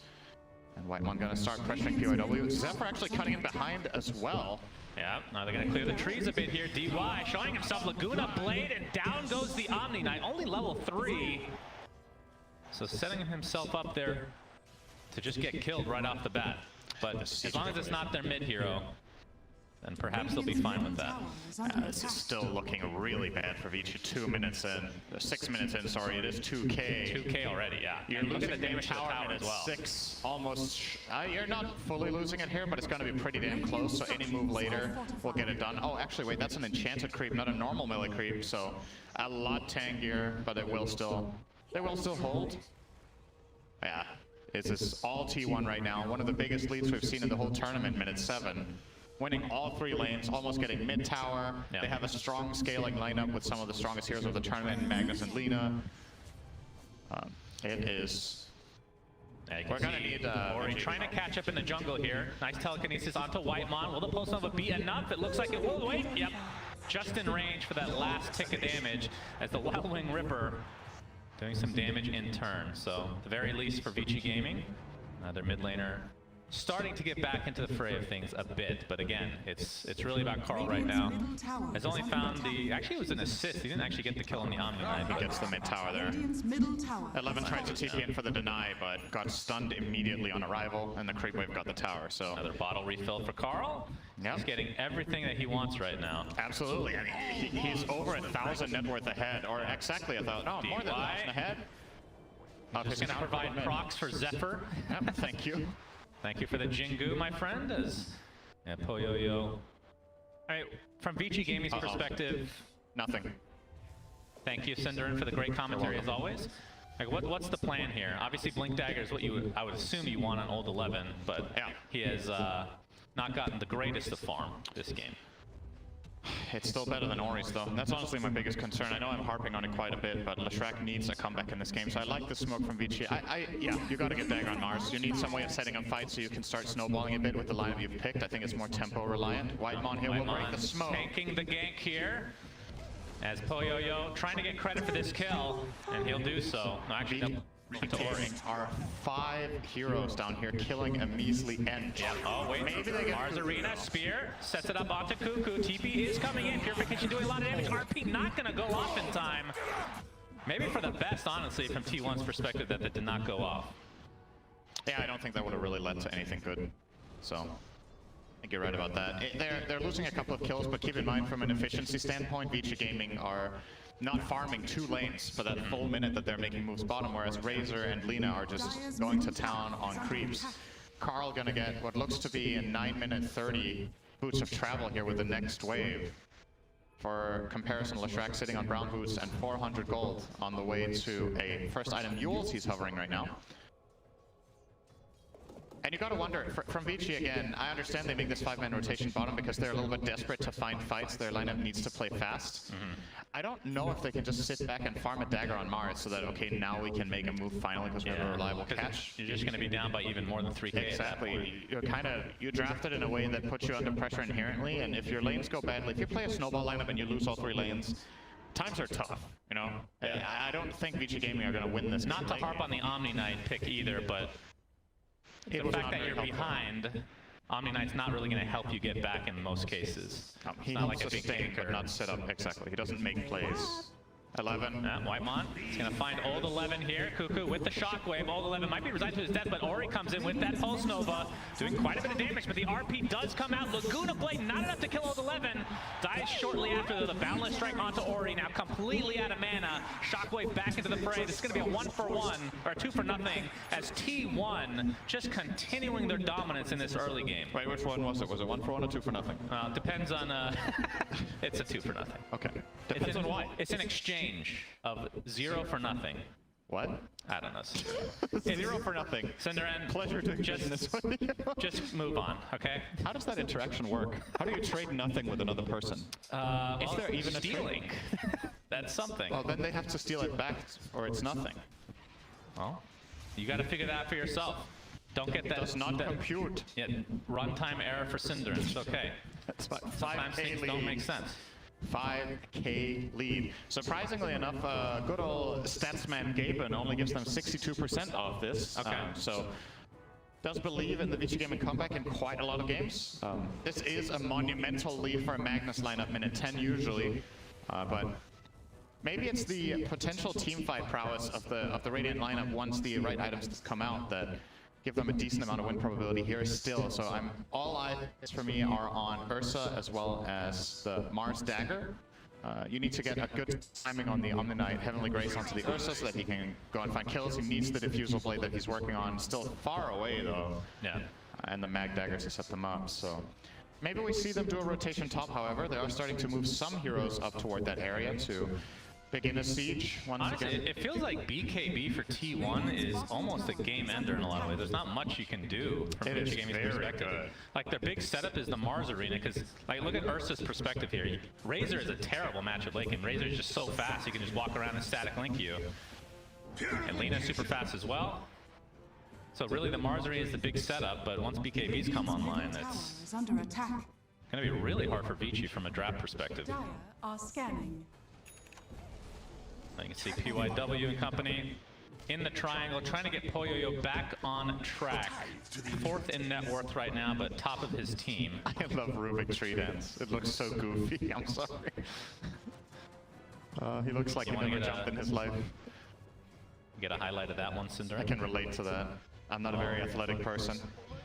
This is how I would imagine myself tree dancing. Is under attack. I don't know if that's true. I feel like Clockwork doing that would make more sense for you, but that's just me. Yeah, that is just you.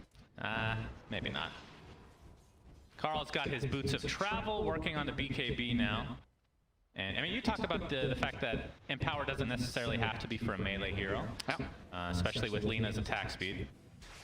Magnus has definitely evolved from a hero now that was picked primarily to empower a melee carry to now being a utility hero with catch, and then the Empower is the icing on top, right? Like, you can pick melee range carries like Razor and Lena because Empower still gives you the damage, and the main aspect of Magnus for the most part in the mid-late game is Horn Toss as well as, you know, occasional RP. Empower not necessary for the hero. The fact that Empower is more effective on yourself as well allows you to get some of that farm that's needed for the mobility. And smoke comes up from Vici. They were thinking about going for Roche, but have changed their mind here. Poyoyo going to show himself. 23 Savage in the vicinity as well. 23 Savage has the Falcon Blade going for BKB. He is very tanky. He has a refresher queued up after BKB. That's pretty fast. He knows what he wants. Absolutely. He's so tanky though. 2k health. Minute 14 on Razor. He has about twice the health of Ursa for comparison. So, an exceptionally hard kill for Vici Gaming to get, and if they want that tower, they got to get through this guy. So he's just posturing aggressively up here, Plasma filling out the waves, and ultimately Vici Gaming just called the play off. Like, they don't see any potential move right now. Just very concerning. Old 11, at least for them, close to the blink now, 300 to go. Maybe that can set something up. And PYW has his queued up as well, so they're going to have double blink not too far away. And from Poyoyo's perspective, Diffusal Blade still kind of a ways away. Still basically the recipe to go from here. Yep. His farm has not been particularly good. And he's not exactly a farming hero either, because once you get the Diffusal, obviously you can get Roche anytime, but it's all about getting the kills for Ursa. The good news for Poyoyo is that PYW stole Empower, so at the very least he's gonna... that's handy. Okay. He's gonna have a little bit of help here with finishing up side of Laguna Blade. DY's dead. Dire's middle tower is under attack. Cuckoo and Carl now in the bot lane. They probably will go for this tier 1 bottom. You can see the win probability here. T1 off to an amazing start in today's lower bracket game. Radiant's bottom tower is under attack. Do you remember that trivia question I asked you? Oh my god, here we go. Yesterday or 2 days ago about which hero has the same abilities that they've had the whole time in Dota? Yes. Oh yeah, we got a lot of tweets about who that actually was. I believe there's a couple, but from my perspective, there's one hero in this game, I think.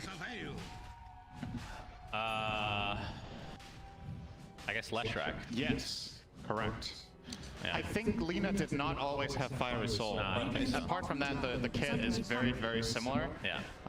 And then it's also about like how do you define what's changed, right? Is Lightning Storm the same ability now that it has a slow? It didn't used to, but like in essence, it's the same hero, which honestly is a testament to some really cool hero design, right? Like a lot of the heroes have been rethought and reworked a little bit and changed skills, but some of the very, very old core heroes are still. Yep. Still the same. Leshrac, honestly, one of my favorite hero designs of all time, and it's never been changed. So, very, very cool hero. You would imagine that as Dota develops, a spell like Diabolic Edict would, you know, perhaps get reworked, It did change damage type. It changed damage type. If you go over damage time changes and everything, I think 0 heroes are the same anymore. Yeah, most likely. It is very close to being the same. Except for the hidden gambler that's in the file, Cinder. Right. Let's see if I can find another example. Maybe Juggernaut is also the same. Did he always have? Omni Slash is. It does a different type of damage now. Right. It used to be a set amount every time. Set amount of hits. Based off of. Yeah. Set amount of hits with bonus damage. It is the same idea though. No, that's true. Anyway, back to the game. Vici Gaming obviously took Roshan. That's their big advantage. That the one silver lining of this game is they do have Ursa to be able to do that. But what can they do with this Aegis in this time frame while being this behind? They do have the double blink daggers that we alluded to, so all 11 and PYW kind of ready to go here, I would assume. I think the play call here is you need a blink arena set up with a spear onto ideally Lina, but just BKB, so that one's hard to accomplish. So I guess second best target is Razor. He has BKB, so that's hard to accomplish. So that leaves the third best target to probably be Magnus. But more than anything, I think you need to group your heroes up a little bit if you wanna start taking some buildings. We're 17 minutes in. Leshrac has not taken a tier 1 tower. As a matter of fact, the best one he's got is half in mid. Oh, actually they're a little bit ahead now bottom, but don't know if they're gonna be able to finish that off. So. Well, yeah, I mean that mostly comes from the level disadvantage that he had in lane. Just 23 Savage. PYW. Oh, the 11. I mean, he did force out the BKB, which didn't look like it was actually needed, but still, not the initiation you want if you're a Vici fan. It's something. At least to force a BKB, right? Like, it's better than sitting back and just letting T1 do whatever they want. It's a lineup that is inherently relatively greedy. I think T1 are still super happy with what they managed to accomplish, and all of it really. The majority of what they've managed to do in this game happened in the first 5 minutes, right? It's just been set up for everything. And now Vici Gaming are like, screw it, we're gonna go for a big play. Gonna bring all 5 heroes top of the Shrek. Has a bit to go though, old 11. Yeah, Cuckoo getting caught out, the spear into the trees, but he's gonna be left to his own devices. Zephyr gets off the Wukong's command in the meantime, just soloing out Poyoyo. Meanwhile, they're going to be able to take out the Mars pretty quickly here, but here comes Ori, almost out of mana. Carl pops a BKB, dodging the splitter. As a result, Cuckoo gets off the RP just at the last moment. Ori gets bursted down by the right clicks of his counterpart, Carl, in that mid lane, and Ursa looks to be next. That's first life down. T1 has only lost Magnus right now. Poyoyo wants to try to take somebody with him to the grave, but the LSA will shut that door. So 3 for 1, T1 advantage again. If we do get a replay on that, pay attention to where Leshrac is when the fight breaks out. They get the lift, they get the spear, but Ursa's in front of the tier 1 when they spear the Magnus below the tree line, and Leshrac wasn't even there. It's like, I'm not sure what Vici Gaming were expecting to accomplish with that move without bringing their main damage dealer. They will get a spear mid now. Arena, this could be a really good pick for Vici. 23 Savage pops that BKB, and will live as a result. So they force out the second charge. So essentially, Vici Gaming with that push, they opted to go for the tower because Razor didn't have BKB. You're going to see it here, right? So you get the spear in the bottom, but Ursa's caught in the top area of the map, and Leshrac still wasn't connected yet. They will go on Whitemon in live, though. Yep, he's healing up quite a bit. They got his Is he actually going to live through this? All right, the spear into the tree again. Stolen plasma field splitter. Goodbye. Takes them a while, but they'll take it. All right. It is something, but still, no tower. I don't know what the stats are for this tournament for a team that has Leshrac to not have a tower at 20 minutes, but it's got to be... I feel like you never see this. It's just been total domination from T1. Yeah, I mean, even if you don't get the mid tower, which we have seen from at least get the safe lane. Don't get up to a good start, but yeah, the top lane specifically for Vici. Typically you see like the trade, right, in a lot of cases, but just not off to that good start that Vici Gaming has been accustomed to in this tournament for the most part. Radiant's middle tower is under attack. So from T1's perspective, 23 Savage, obviously he's had that BKB for a while. We'll be going for Halberd, so it changes it up a bit. Not going straight for the refresher. But I actually love players that queue up like 10 items ahead of time, just so they don't forget, you know, what item to go for. Where am I? Where am I indeed? Okay, trivia time. Oh boy. Is there? No, there's no trivia. There's no trivia. Will Mars die? Yes. He gets off the arena. I mean, it's still relatively low cooldown. Okay, so. well. All right. Does buy a little bit of time for Vici to make their way here, Cinderman. I know you're really excited to do this trivia. I am. Wait, I'm telekinesis, BKB by Carl. Trying to turn this around now. Zephyr getting way too close. That was a bit naive, I think. I don't know if he was just making sure to bail Carl out of trouble there by going in. If that was the plan, at least it worked. But yeah, maybe he also had no trees to jump on. Look at this tree line in the right-hand side of the map, bottom right. All of it is just gone from the arena of blood. Yeah, that's just no trees. That's actually quite massive. A lot of D4s. Timbersaw will be really happy about that one. Yeah. All right, Shannon. It's trivia time. Okay. You know my favorite trivia for this tournament so far has been, what is the name of neutral items' passive abilities? Yeah. What is it for good old Horsey? Tumbler toy? Yeah. What's the active call? Yes. Nay. That would be a great name. I know. I think of good names. Okay, what if I tell you that it's very simple, and it's exactly what it does? Bounce. Vault. Vault? Okay. It's called Vault. That makes sense with horses as well. We see the skewer onto PYW. Okay, he gets one of his own, but only going to delay the inevitable here. All of Rubik's funny animations are in this game. When he's skewering, he's literally just surfing. We're just missing a Bat Rider. It's like he's lagging. It's just like going in a straight line with a thousand I was a little confused that there might be some lag there, but luckily for us, not to be. And 23 Savage not wanting to give up the first tower up here. Standing there again. All right, there's the arena. Whitemon stuck inside with the Pulse Nova from the side as well. Looks like he'll finally go down. Takes a while though. 23 Savage getting up the static lane off of Yo-Yo. We see the RP on the 2 from Cuckoo. Shockwave develop. Beautiful battle strike on the 3. LSA to follow. T1. Unbelievable synergy here. Triple kill for Carl. Old 11, the last remaining member for Vici Gaming, but not for long. Just absolute god tier layering, Cinderin. That was nice. Zephyr with the BM Yules as well, just for fun. Maybe he was trying to set up for Savage to get the kill. And guess what? They defended their tier 1 tower still. Again. At 24 minutes, Cinderin.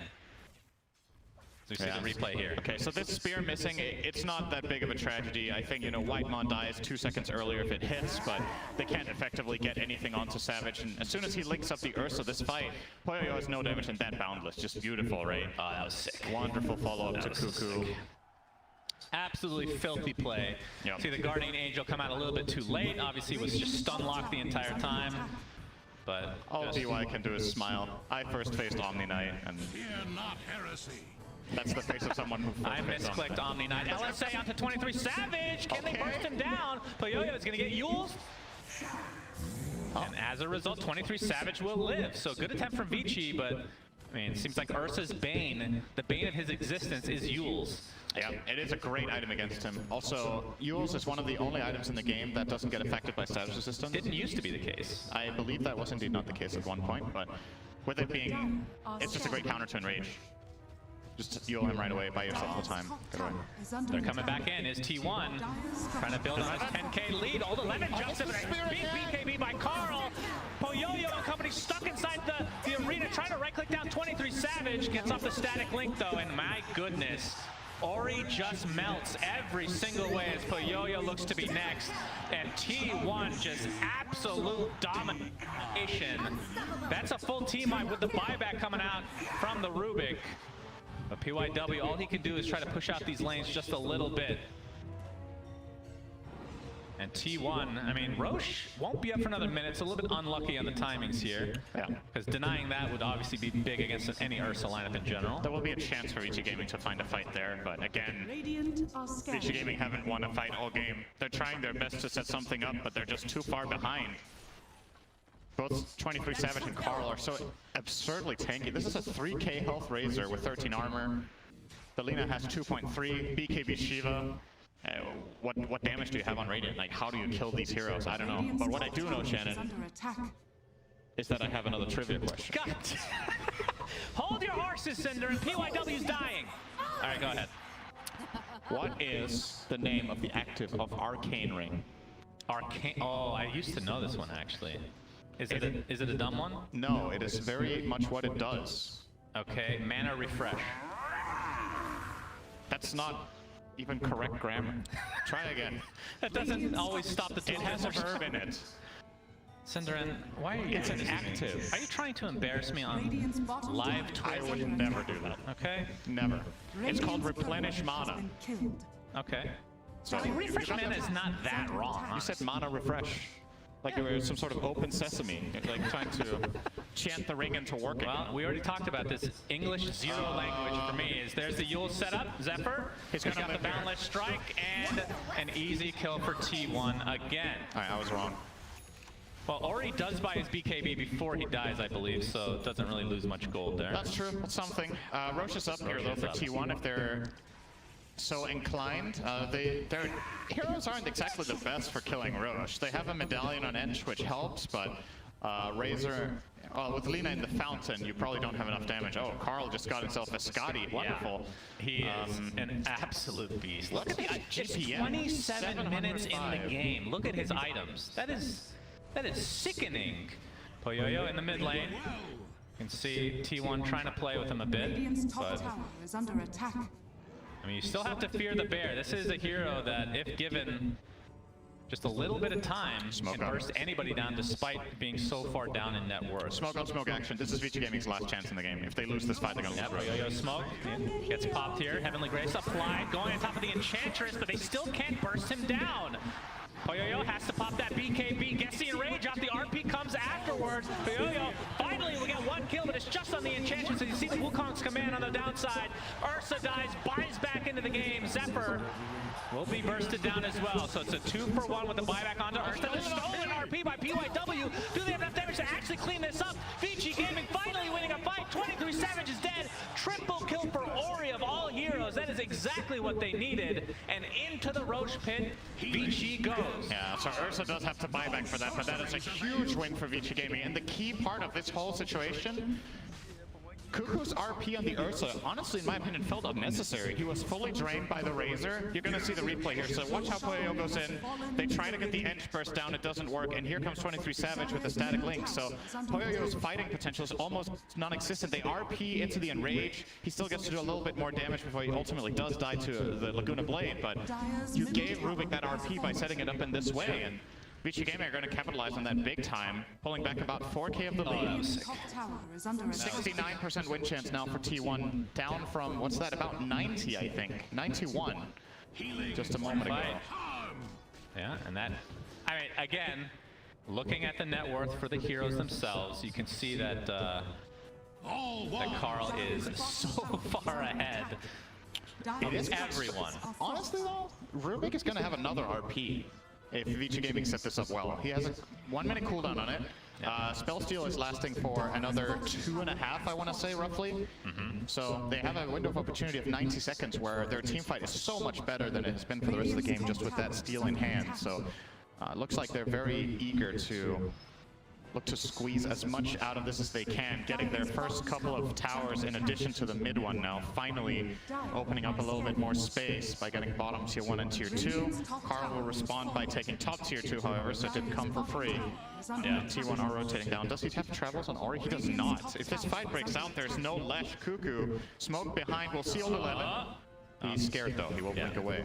There's the DD on Ursa as well. Shepard doesn't care. Yeah, that was a little bit jumping wild. in and out, but not going to find anybody. At least not yet. 11. He has to BKB here. Yeah, old 11 is in quite a bit of trouble. Pops that BKB, gets the spear off as well. Guardian Angel from afar. Poyoyo comes in, trying to burst down the lead, but Carl pops his BKB. She'll be able to get out just fine.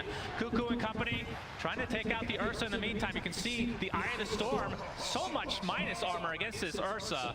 And he's stuck inside that Wukong's command, but the stolen Wukong's from PYW. And Poyoyo looks like he's going to get out just fine, but Leshrac is just getting decimated. Despite having the BKB, yields himself to safety, but not for long. Drops as a result.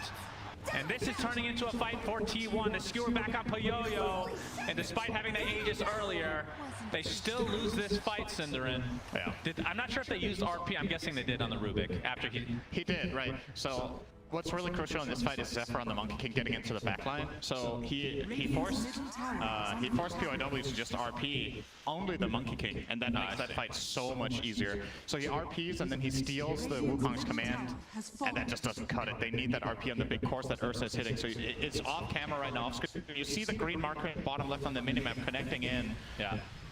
Just sitting on that Rubik. Back to live though. Carl is getting kind of low here, so maybe T1 can't actually get this tower. Satanic is on the way though, Cinderin. Don't you worry. Where did that come from? I don't know. Old 11. Oh, he gets off the BKB. Gets a little bit of space there. A couple more right clicks should do it. Nice heal from DY. So old 11 lives as a result of that. Stolen. LSA stolen. He's going to connect. Spear onto one. Double rebuke as well. That's going to be 2 cleanup kills for Vici Gaming in their own base. They really, really wanted old 11 there, but Neck God will escape. So yeah, a little bit of gold going the way of Vici there, obviously, but. And we didn't mention, of course, that the shard was picked up from Roche on Poyoyo, so does get the enrage buff every time he earth shocks. But I feel like the story is about Carl, who... Wait, what did he drop? I thought he had another item on top of this. I mean, he had the wand, I guess. Bottle. He just swapped the wand out. Okay. The bottle was in the first. So it has a DD bottled. 25. Gets the attack range talent. Carl is absolutely beastly in this game, and that's honestly still the story. Like, let's think back to 30 minutes ago and what happened in this game. Dota is a game of snowball, and a lot of the reason Carl is in this position is still what happened in the first 5 minutes. So Vici Gaming, honestly very impressed with their ability to stay in this with how grim it was looking. That fight close to Roche really gave them a second life in the game. Does feel like Rubik is that big wild card in these fights. He is, for sure. If PYW gets a good RP, you can never count Vici Gaming out in this.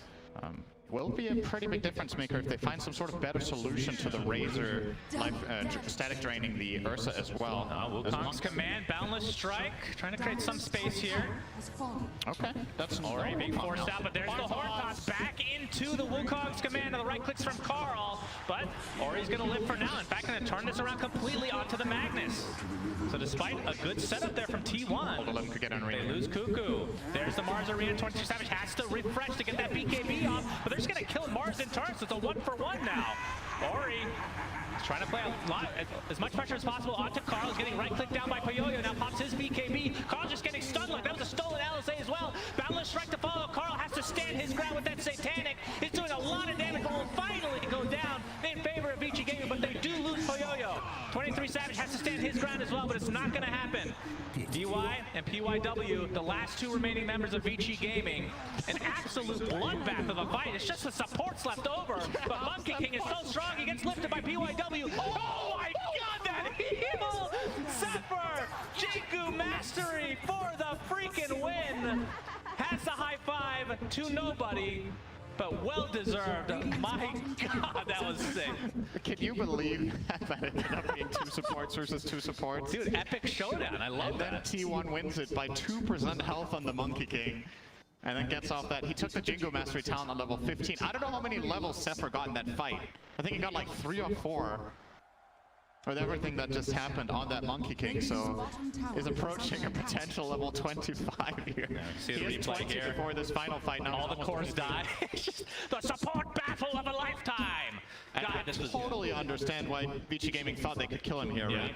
No doubt. They have the crest. I don't want more! Oh, God, that must have felt so good. Honestly, that is one of the most satisfying spells to use in the entire game. Boundless Strike with Jingu is, that is very, very nice. You can see the dismay here from Vici is T1 still holding on to a pretty sizable lead, and Vici, off the back of a couple good team fights, have kind of brought themselves back in addition to the 2 Roches. Let's not forget that that probably had some good impact on the game for them. But win probability, I mean, it's not out of reach for Vici. And again, this is only game 1 of this best of 3. Knew this was going to be an absolute bloodbath. Did not know it was going to come down to the supports just tickling each other at the end, and that was great. Now with things calming down a little bit, Shannon, you know what time it is. It's time for trivia. Oh, all right. Are you ready? Sure. I feel like my percentage on this is like 10. How old is Carl? I have no idea. Same. Okay. That would be impressive. So that was the right answer then. Yeah, good. I just have to match you. You get a point. The correct answer is what I think. Yes. Yes. Even if it's incorrect. Very good. I'm not sure how old Carl is, but old 11. I'm sure he's in trouble. Okay. Got up pretty quickly there. Feel for a little vision there, and they're not going to run into anybody. Vici very, very careful right now. Effectively did break the smoke, so nice job there from old 11, and they back off. And like I said before, I kind of can't believe that Vici Gaming are still playing here. Not in the sense that they should have given up, but in the sense that how on earth are they still in the game? But super impressive stuff from them. Still massively a T1 favorite game. I should mention, of course, 23 Savage, in addition to the Refresher, has an Ags and it's 25 talent, so that's 3 Eye of the Storm procs. Yeah. And then Refresher on top of that, so... But also important to note is that a huge portion of T1's damage is physical, right? It's Lina right-clicks, it's Razor's Eye of the Storm, like you pointed out. You have Guardian Angel, Solar Crest. Leshrac is finally getting a Shiva's Guard now. You have Satanic on Ursa. There is the potential for T1 that you run into damage issues, actually. Zephyr does have Nullifier. So Guardian Angel and Heavenly Grace, goodbye. Oh, it's also tier 4 neutral items time. Let's see if anybody gets the Fabled. The Fabled, what was it called again? That was what it was called. Yeah, if they can get that, that's another Dispel for Guardian Angel, and... Telescope for Carl. Let's just say it's a Dispel against Omni Knight as a whole. That's pretty much, that's pretty accurate, I feel. Well, you're going to put Telescope on for the Dire. You probably put it on Whitemon, right? You just want that attack range and spellcasting range for the team, and Lina doesn't want to give up the Titan Sliver. Oh, now Refresh. Ooh, Axe! Wow, alright, we're seeing some items here. So Old 11's going to have double BKB, double Mars Arena, and all that good stuff. And DY gets Aghanim Scepter, so Global Guardian Angel. 10-second duration. And works on buildings, lasts longer. Under attack. I was not expecting that one, not gonna lie. We'll see how it works out. Yeah, that Refresher on Old 11 can make a huge difference. He has a very good chance of surviving. If he blinks in Arena's BKBs and gets GA'd, he can't die, right? Because they can't nullify him during BKB. So I have no real way of killing this. Okay. Whitemon might run into Poyoyo here. There's the preemptive Heavenly Grace. Roche is not up. Dewarding. Yeah, just pivoting across from each other. They both have idea of where they are. I don't know. I'm starting to question how far T1 are actually ahead right now. Just it's starting to go down here, no doubt. It is just concerning that the Vici Gaming cores went from being easy kills to now all being exceptionally tanky, and then you add GA on top of it that can't fail to go off. All they need to do is pop their BKB in the meantime. Effectively, I think T1's strategy needs to be changed to a little bit more of a weaving nature rather than just a hard commit. They will maybe catch some picks here mid though. Old 11 will blink away, get the invis, and back off. Good to go. All right, so a little bit of downtime here. You know what that means, Cinder? Just kidding. As Roche, number 3. Being attempted now by T1. That's going to be the Refresher shard, so no Ags this time around. As, oh, we might see a connection here. Poyoyo is going to be spotted by the Plasma Field of 23 Savage. And Roshan getting close to half HP. This is a fight I feel like Vici has to take.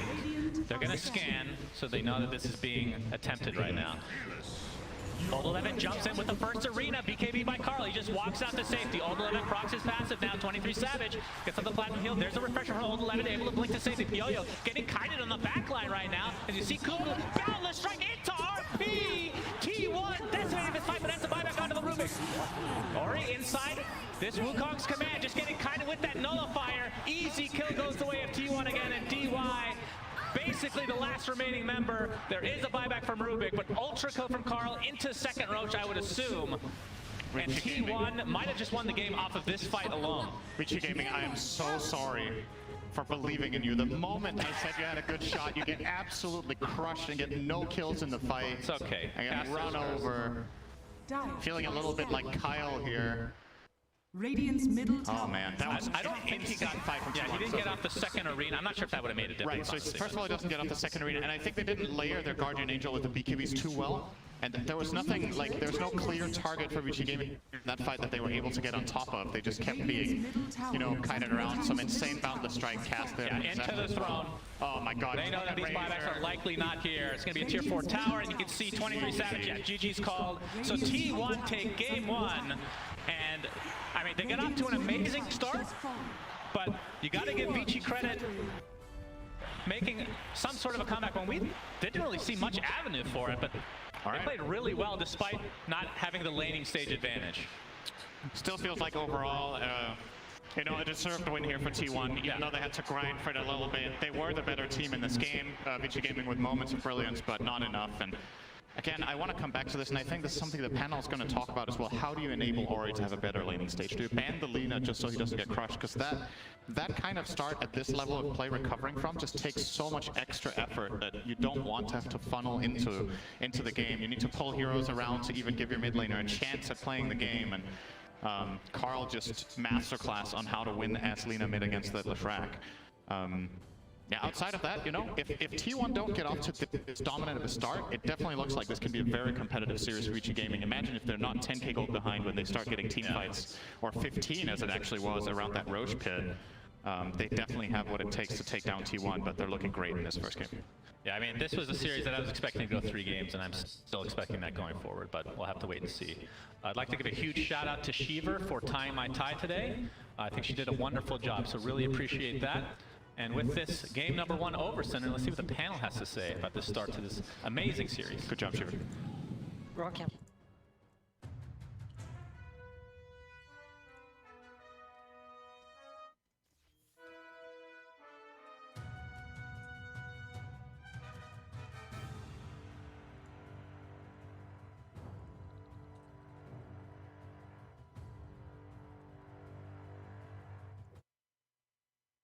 That it was definitely a stun game. Lots of stuns coming out. We had Monkey King doing Monkey King things, Rubik stealing Monkey King's spell, and also doing Monkey King things.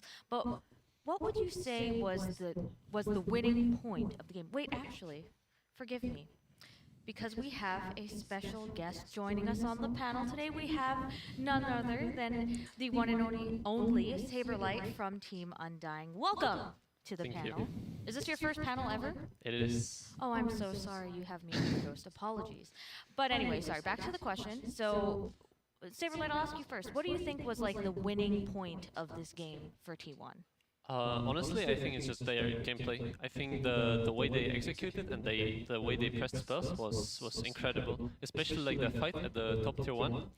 When they stunned 3 people after 3 people, it was incredible. I think, and secondly, the draft. I saw the Omni, and I think this hero is very sus. Especially if the enemy team has Purge, which they did. They had Nullifier and they had Edge. So, would you say that the Omni Knight was a very unideal pick? But if so, what would have been better in that place? Well, maybe more stuns.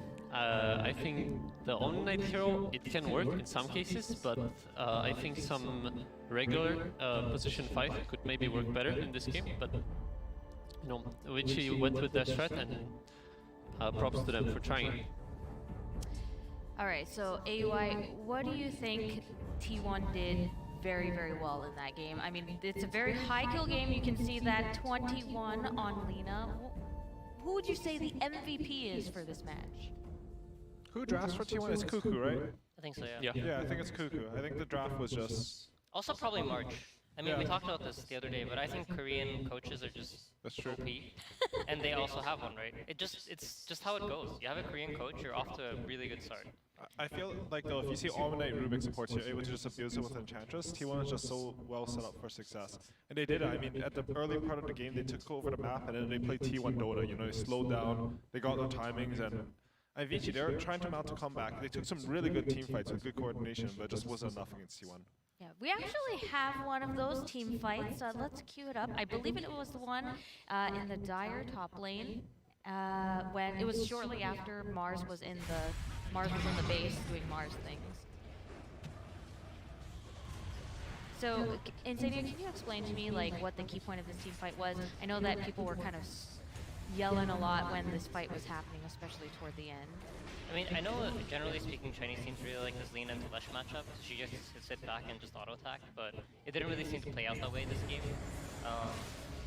If I'm being perfectly honest with you, I don't remember the exact key points of this team fight, but it looks like it's just going to be a very dragged out fight where Ori's dealing a lot of damage. The Leshrak's not really in a lot of trouble, with Lina taken out so early from the fight. He just seems to be able to output damage like crazy. So there's like a lot going on here, but it seemed like T1 had the upper hand, and then they kind of didn't at the end of this fight. What happened here? Well, this is the one where Zephyr actually manages to turn it around. It was an epic support fight. Right. Yeah, this fight, like Leshrak, even though he was 50k behind, I think he managed to do 12k damage this fight, which is insane. I think it's a lot of what you said. It didn't feel like, I mean, Lina's good versus Leshrak not only in the lane, but he also runs in and you just hit him a lot, and he doesn't get to do that damage. This fight, I think, was actually really well executed by Vici, but at the end, Zephyr, it was just clutch, right? Like he manages to get that stun off and full heal, team wipe. I also think it's the Mars versus Lina matchup. It's like really good for Vici that they had Mars, but once the arena is down, the Lina has free reign, so they need to kill him in the arena, otherwise they're in big trouble. So is this match a prime example of 5s and 4s being really, really, really strong in the meta? It seemed like supports were really the deciding factor in all of these fights. I think they were doing a good job of surviving. I think both team supports had really good positioning. And I know we talked about this before, but I think T1's team fighting is amazing. And usually, I think core players generally are fairly consistent in how well they team fight. But supports are really like, you can notice a massive difference in how they're used, how the teams use them. Some teams tend to sack their supports more, send them in early, have them die, make the fight easier for their cores. Other teams, like T1, you see both the supports are surviving all the way till the end of the fight. So I think there's the way they use their supports for both Vici and T1 stood out to me. So they both stood out because they did the same thing in that they were aiming for survivability, and when everybody else was dead, it became a support fight. Right. So do you think that when they draft for this next game, do you think that maybe they should be drafting for these supports instead? Because like Saberlight mentioned, Omni Knight was very questionable. So do you think that you'll see supports being picked in first phase, or? I think they came in with a prepared strat. I felt like they were ready to give away the Magnus, and then the idea was we have Omni Knight to respond for the physical damage, we have the Purge for the RP, and we have the Rubik that can steal back. And we did see it come into play at some point where the Rubik steals the RP and he gets a massive turnaround somewhere in the early game. But it just seems like at the end of the day, the Mag just does so many other things that are so valuable. I feel like it's not even about the RP anymore, or even the Empower to some extent. Like they had 2 range heroes. They didn't really have anyone that uses Empower, so just a horn toss back into Skewer just seems like a very, very hard thing to deal with. Do you have anything to add to that before I ask another question? Yeah, I think the strongest part about Magnus is what Jenkins said before the game. It's the secure, and you can break the formation of the other team. And about the supports, I think it's also this game, both teams, they kind of need to kill the enemy mid lane. The Lina and the Leshrak are the main damage outputs for both teams. So the supports can like sit in the back and enjoy, because everyone wants to kill these mid laners. And then like once they're dead, they can start focusing other people in the fight. So if you were to put yourself in the minds of Vici Gaming, who are now on their back foot, what would you do to like kind of reset, refocus your mind, and be like, all right, we can turn around and do this? What would you do, AUI, as a former coach? I mean, from a coach's perspective, I think Fenrir should try to, even if he doesn't think it's really true, he should try to say like, hey guys, I made a bad pick with the Leshrak into Lina mid. Let's just reset. If we play the same way, but we have a more robust draft, we'll win the next game. Like that's the type of mentality I think Vici should try to have going into the next game. Is it very common for coaches to just be like, my bad? I feel like it's person specific. I feel like, for example, I think Insania would take blame even if it's not really his, just to prop up his allies and like give your team the higher percentage to win. Is that true? Yeah, I think after game ones you kind of have to sometimes. If you notice that your team, if your team is uninspired or they feel like they don't know what to do, like sometimes it's good to just go in and be like, hey, this draft sucked. This game's on me. Forget about it, let's move on to the next game. And I think when you do that, you kind of take people out of their own heads. You make them not think about the mistakes. You make them focus on, all right, you know what, the draft wasn't great. There was nothing I could have done differently. It's somebody else's fault. Nothing to do with me. And I think, especially in big tournaments and big moments like this, that can be really, really useful just to make sure that you're thinking about the right things. Interesting. Saberlight, do you have that kind of experience as well? Yeah, I think even this TI, whenever we lost the game, I think whenever Moon or Febby said that it's like kind of their fault, even though it was like, for example, mine or someone else's, it helps you think about, all right, this game happened. I for sure like did some things badly, but it is what it is. It's like the next game that counts. So it helps you reset and focus on the next game. Interesting. So it really shows like that team perspective, right? Because Dota's a 5-person game, and even the one person can have a point of failure. It isn't always the fact that they're the only reason. So the team kind of takes that blame together, or you take the blame for everyone and just say my bad. Honestly, like competitive Dota and pubs, it's very rare that one person responsible for a loss. Right. Like as long as everyone's trying their best and putting the work in, like. The main job of the coach is to make sure everyone's going in with a good mentality. I feel like we've heard mentality a lot in a lot of these series, especially with like EG and Dr. K and the teams that are like hyping each other up, like a team spirit, for instance. One of the things that both of you told me, and you were there too, we talked about it too with Jenkins Saber, like they're really good at keeping that mentality, like positive mentality, and hyping each other up. It's definitely, do you feel like that's super, super important? Or do you think that maybe like being like, oh, well, I can learn from this instead?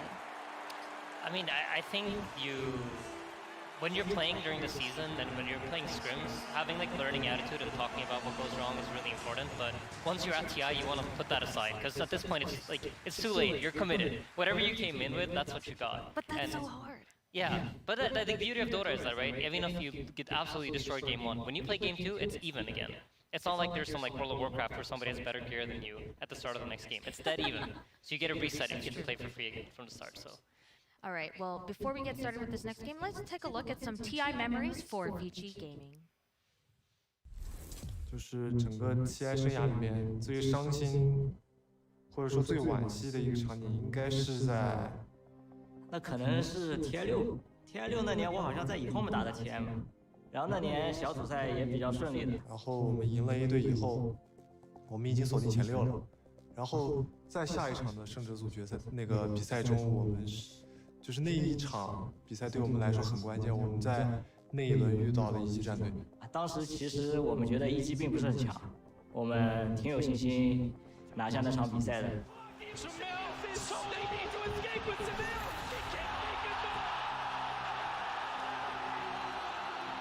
This rain track, that's going to be mega. EG going to need a miracle, not a position you want to be in if you're an EG fan right now. 中，然后当时场面我记得我们还是挺优的，甚至一度破了别人的3路，已经出了超级兵。EG might just not have the bodies to do this. Can they get PPD out? He gets a force tap away, but no! The extra damage comes down from the Warlock as the Fatal Bonds eliminates him. But nice! He almost died. They're they hold! EG, can they do it? Any kickoff on a court might enable them to still win this game. EG might be able to do this. Looking into the holding. They're holding it to vent here again. If they kill him, he'll take him out. They revive back into tier. Oh, the throne's going down. The throne down to half HP. Game 1。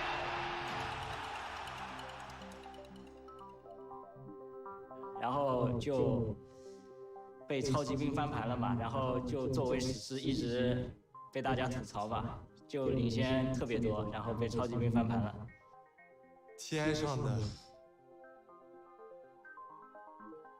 超级兵翻盘。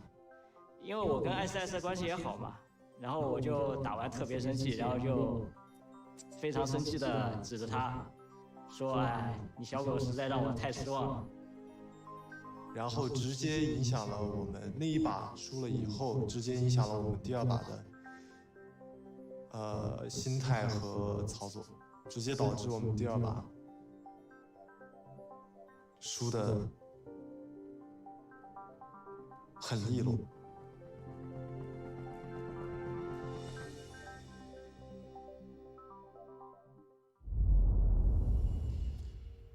As we had just talked about, the mentality of the players will really matter in games that are high stakes like these Vici Gaming, showing that, you know, they were down a first game and it was rough for them to take that loss, but that emotion carried over into game 2 and they lost swiftly. So like you guys mentioned, all three of you, they really need to take a step back and reset, regroup for game 2. Now, what are we expecting to see in changes? You said swap out the Omni Knight. Other than that, what do you think Vici Gaming can do for game 2 to really?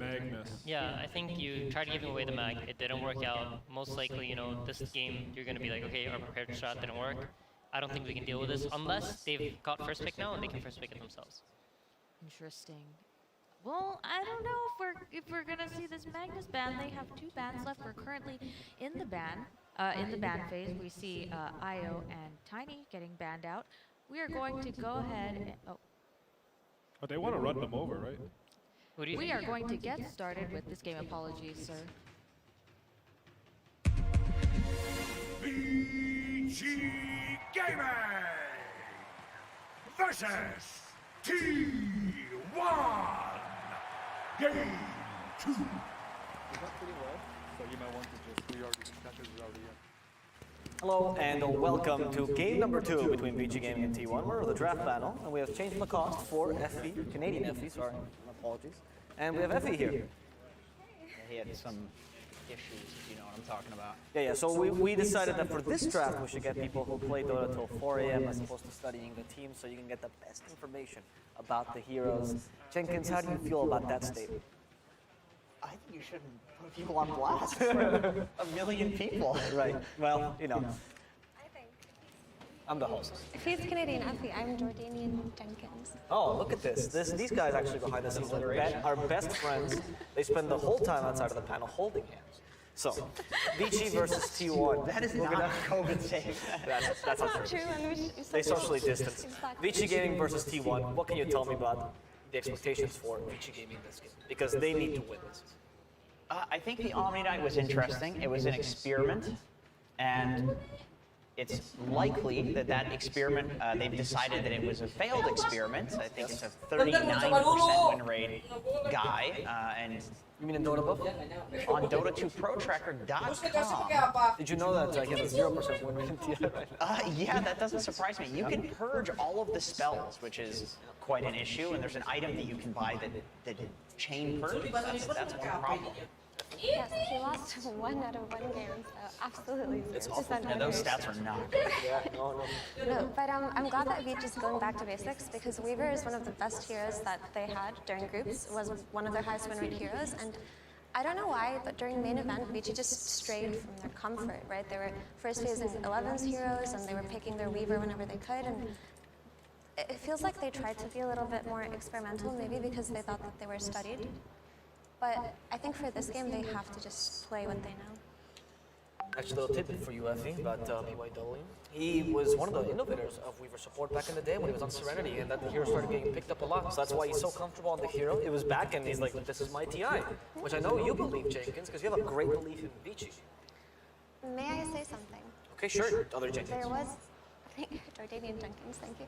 But there was a tweet that I remember by Jenkins. He said, I think Weaver is overpowered. Jenkins, what do you think of that tweet about you? I was right, and BSJ claimed that tweet immediately, as he does with things. He claims things as his own. He claimed he was North American, all of a sudden claims Europe as his main region. He did show me a European passport, which had just taken off some random... He's biased against everything. And so with Weaver, you know, the most annoying thing about this hero, honestly, the Aghanim Shard, that's probably the most busted thing about the hero. You just can't counter it with Ghost Scepter. Invis doesn't counter it because it literally reveals. Yules doesn't take it off. Like, you have to sit there and hit the bug, which now that you have the bug hit talent, you get both the bug hit talent and the minus armor talent. Before, you had to choose between them. So the bugs are just incredibly powerful. And yeah, that's... I know you said before, or you can answer this, Effie, that Swarm is one of the strongest minus armor abilities in the game. It is. Absolutely, and with the whole Invis reveal that it does, it's just given it so much more utility as a support, which is what you want. And before, when Weaver was played as a support just for his Aghanims, not the Shard, the Scepter, the issue with that was that it took time to come online, and then if they had some kind of draft that could hyper-focus on him, it would negate a lot of it away. But now that he's not even being played for that, his Vessel or Urn plus Shard timing is really fast. So I consider him a fast hero now.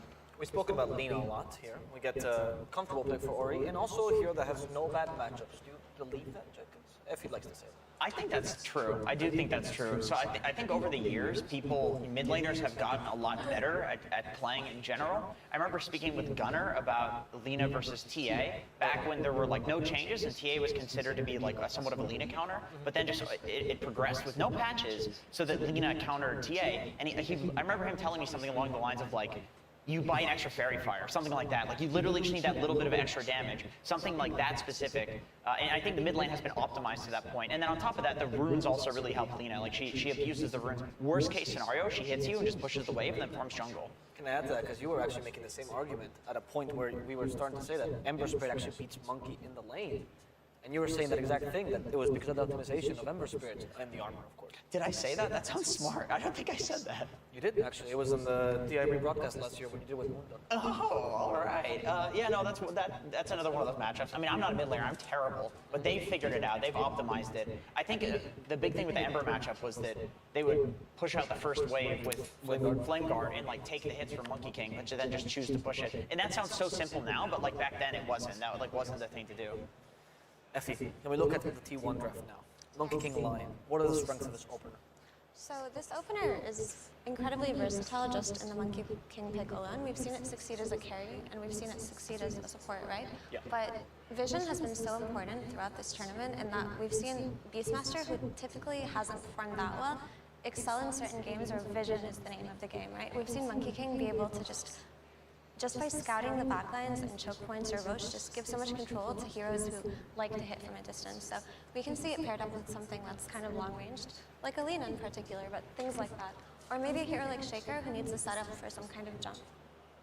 And the Lion, he ticks a lot of boxes, right? He just gives you the hard disable that you don't need to worry about in your draft, but he's also a bit of a deny pick because then you're more concerned about picking the Spirits, who are incredibly popular mid laners. So, now we're seeing Vici Gaming's draft. We have the opener back again to being safe. The Weaver Lina, very typical Vici draft. How would you follow this up? What is it that they do, Jenkins, as a team?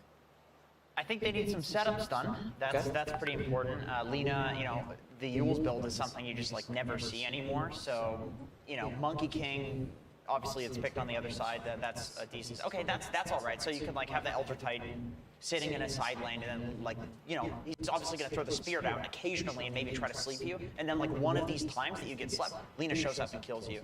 So it's nice to have a few heroes to play around. I remember when Lina was being picked as a 4, some of the best teams would pick it where they would have a mid laner that could set up, and then a side laner who could set up too. So they'd have like a DK and then Lifestealer back when he had the slow. And that was how they would combo, where like Lina could go to either lane and get a kill. And now I think the same thing works for the mid lane, because you rotate from mid. But now also just consider all the damage amp that this Lina is going to get. I really hope it's just a core Lina, like there's no way that it isn't at this point, but Elder Titan, his aura removes armor and it increases magic damage, right? So Lina, a core with mixed damage who does insane physical damage but also magical damage, these kinds of cores like Luna and Lina benefit so greatly from having an Elder Titan on their team. And paired up with Void, this is, you know, a tested combination. You just, or a splitter into Chronosphere, and then you throw out your Spirit, and it just buffs everything that goes on. It's looking pretty solid in terms of damage output right now. Minus armor on the Weaver bugs too in Chrono. That's like nothing to scoff at for sure. Like, I really like this Vici draft so far. It seems like easy to execute. There's a lot of combinations that they have. They do damage. They have team fight. Like it really does tick all of the boxes. I hate to, you know, repeat. It's like all of the boxes are totally ticked. So they do pick DK, and DK is a durable type of hero who also just provides the tower damage that they didn't have going for them in the draft so far. But the thing is, like, we were talking about all of this damage coming out of Vici. Dragon Knight's gonna get shredded. They're not gonna have issues dealing with him later on in the game. So now T1 have to play for a bit of a timing where they can kind of push behind this Dragon Knight before he just dies. Because Lina is typically a hero that loves to build Silver Edge too. That's usually her third item after BOTs and BKB. So I'm not sure why they liked this DK so much here, but I guess they really did need to fill that gap. And now they have 4 stuns, which is nothing to stop Yeah, so that's always good. The more stuns, the easier it is to play. And very reliable as well. Like Hex, Dragon Tail, even Fissure. Echo Slam is one of the few 0 cast point stuns in the game, so it's not hard to be able to stop any initiation. I think we actually saw T1 playing versus LGD, I believe, and they picked Dragon Knight mid, and it was the only time that we saw Lina lose mid was to Dragon Knight. So maybe that's the thing. It's like, this is the only hero that deals with Lina. There could be an idea here as well, because Elder Titan removes base armor, but that's not how Dragon Knight's armor works. True. It's additive.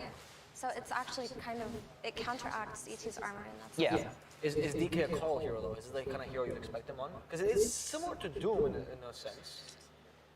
You know what?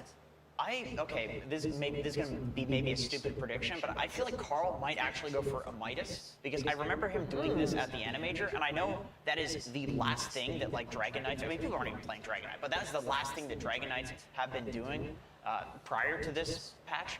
And like Blink Dagger into Midas maybe even, just because like I remember Carl distinctly doing that, and like that is just what T1 loves to do. So T1 ban out Elsie, and I was actually thinking that would be a pretty nice pick, because when you have 4 stuns, you need some kind of cleanse or something like that, which is what Elsie would have provided. But now that that's not available in the pool, it would just, they need some kind of blink initiator on Vici, some kind of follow-up, because typically Void can go in for you, but he works best when there's someone to kind of draw attention to themselves, so he can set up for a good Chronosphere. Yeah, like a Spirit. If we didn't think this Lina was going mid, I'd say like Ember Spirit or something like that is banned out. Does Doom work here? Because they don't have through. I know that's one of the Old 11's favorite heroes. That is one of his favorite heroes. Oh no, Beastmaster. Beastmaster. It's been a while since we've seen Beastmaster for Old 11. Okay. This is a good Vici draft. I really like this draft. Okay, why? There's a lot. I mean, they've got tons of stuns. They've got tons of setup for the Lina. Like if this Lina goes to any of the lanes, you have the Beastmaster Roar to set up for her. You have the Faceless Void Chronosphere to set up both of the supports. Amplify the Lina's damage. You have the Snowball from the Helm Dom creep on Beastmaster. It's like there's so many ways that Vici could win this game. Yeah, and to add on to that, when we were talking about Monkey King earlier and how his ability to provide vision is so good for a hero like Lina who just likes to sit far back and hit things, now you have the Hawk to scout out the Monkey King in the trees, and you have Elder Titan Spirit just running around. So not only do they have the superior vision, but they just have the damage to deal with the durability of T1's heroes. So what does T1 need to, what hole do they need to fill in this last pick? I could see them picking a Morphling, and I mean, well, okay, I guess against ET it's not so good. They need something that lanes decently against, Phantom Lancer doesn't seem that bad. But then again, you could go for the Axis build on Beastmaster. You're an Agi hero against ET. And they, Dawnbreaker. Okay. So is this a Monkey King? Okay, 23 Monkey King. Maybe that's not so crazy. Yeah, of course, that's what I was assuming. Yeah. I thought it was going to be a Dawnbreaker carry. You thought it was Monkey King carry too, right, Jake? Yeah, of course. I'm a professional here. So Dawn Ags could actually be incredibly good in this game if Zephyr manages to get it because of the added evasion and the added healing, but it can heal through Chrono and through Roar pretty well. So if that's the idea that they were going for here, some kind of save, but also a strong laner, I think Dawn fits the build pretty well. I like Vici's draft more though. So to Effie's point, in case you don't get this, when you deal with Chrono, it being such a strong ultimate, you have 2 options. Phantom Lancer, for example, that just eludes it or avoids it, or alternatively you mitigate it. And Dawnbreaker is trying to mitigate the damage in the chrono, right? True, of course, yes. Yes, of course. Dawnbreaker very good against Faceless Void, although you don't stun when you ult into the chrono.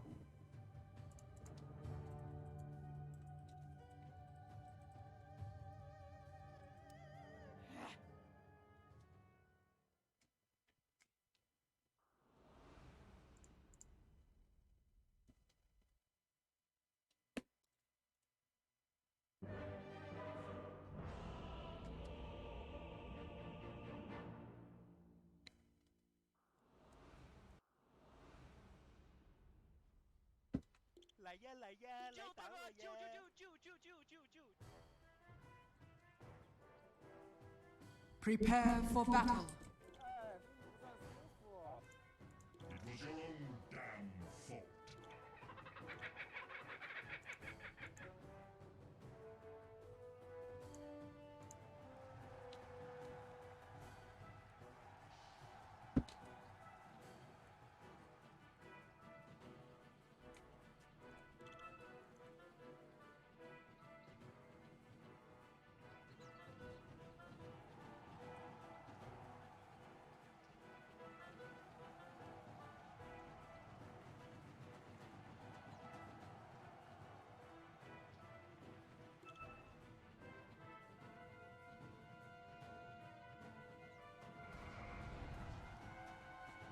Thirty seconds to battle.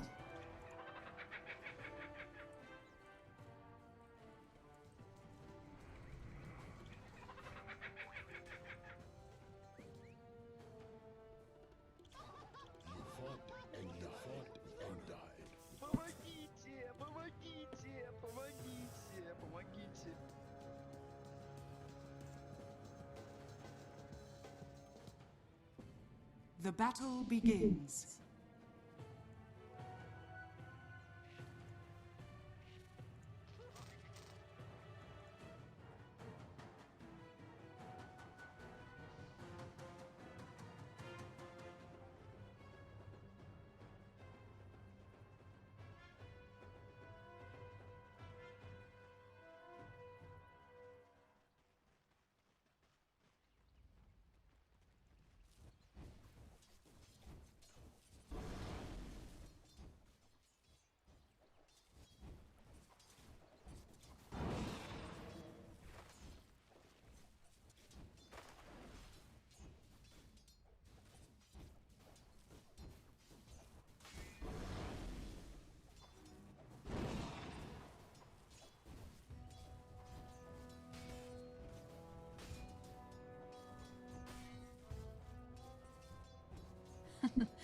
Nuh-uh.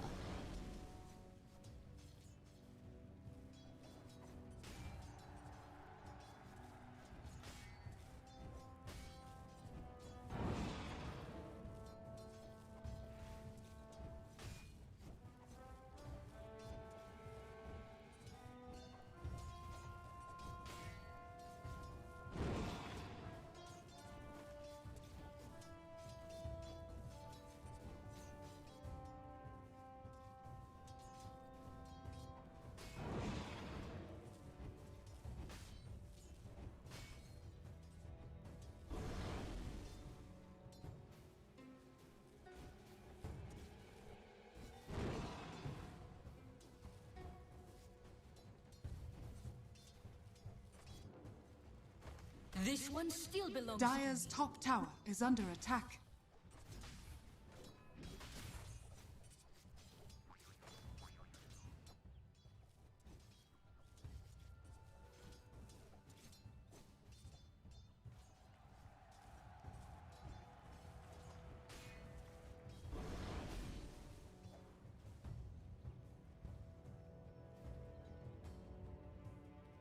Back off.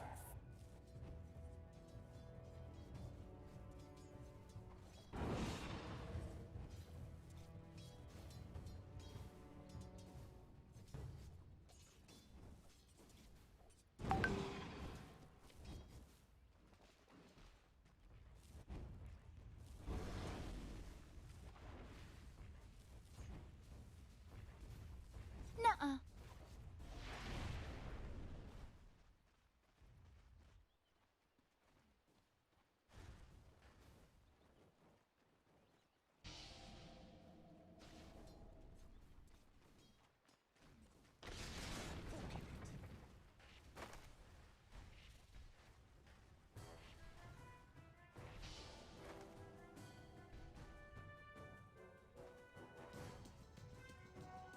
golden thread.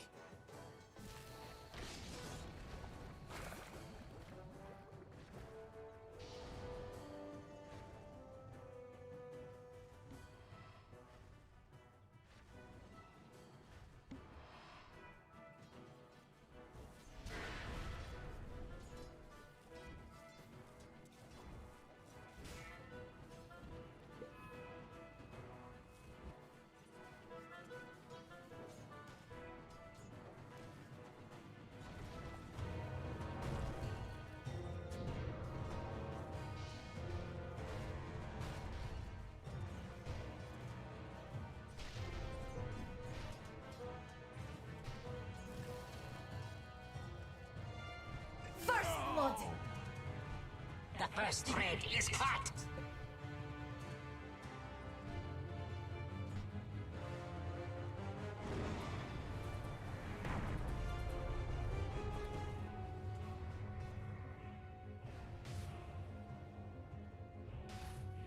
Money to burn. You fought and died with honor.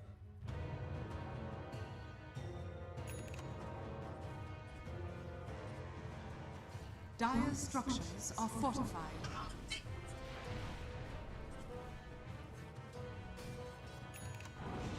I don't think so. I like to keep my hand in.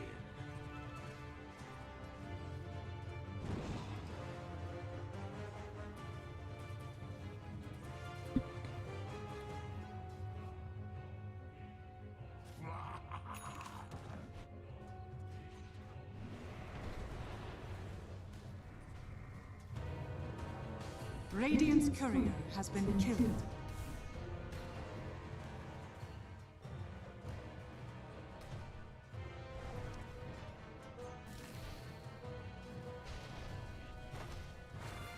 Radiant structures are fortified. Stop shaking.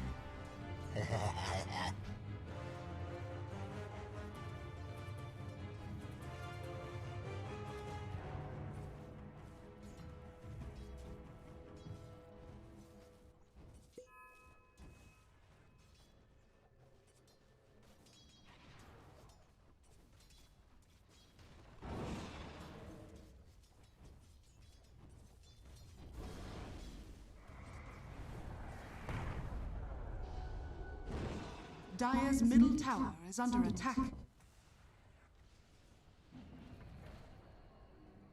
Killing spree. Have my revenge. I am in your debt.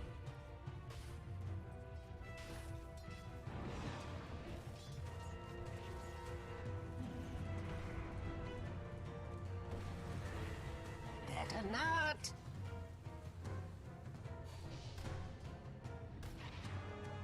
Invisibility.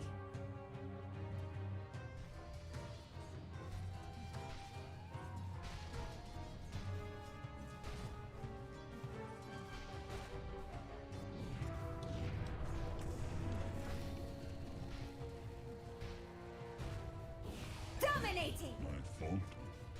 Dire's top tower is under attack.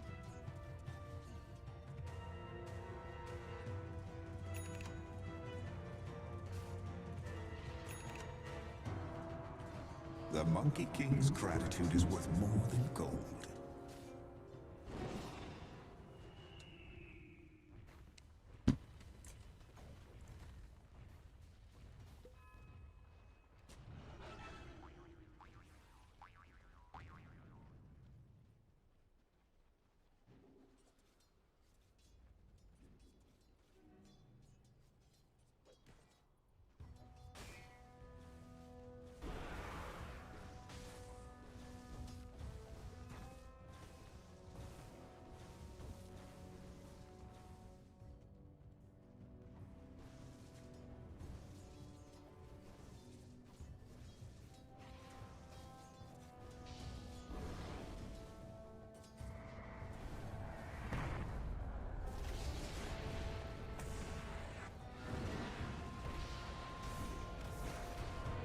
Who put me out? Oh, come on, you're dead already? Haste was my undoing.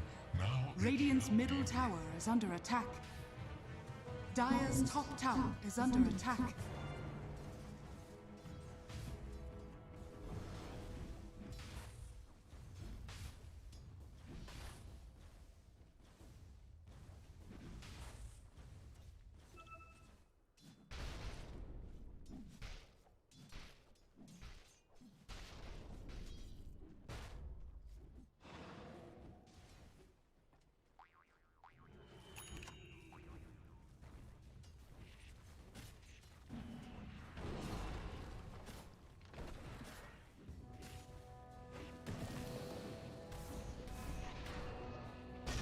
Slamming. My fire's quite. Radiant's middle tower is under attack.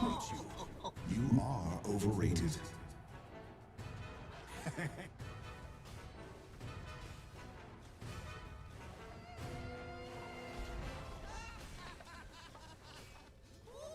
Going for my forward.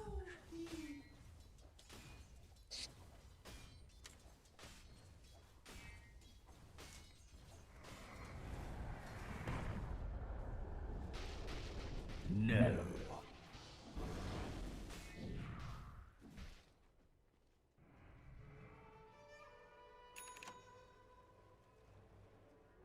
Yes.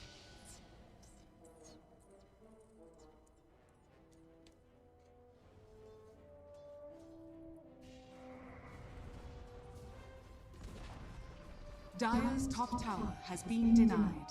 So this is what the Invoker is messing with.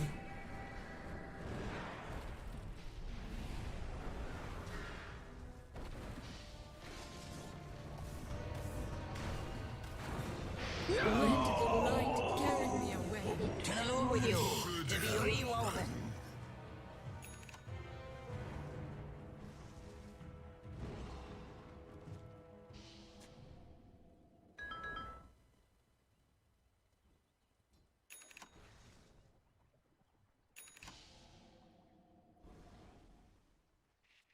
Dire's courier has been killed. Dire's middle tower is under attack.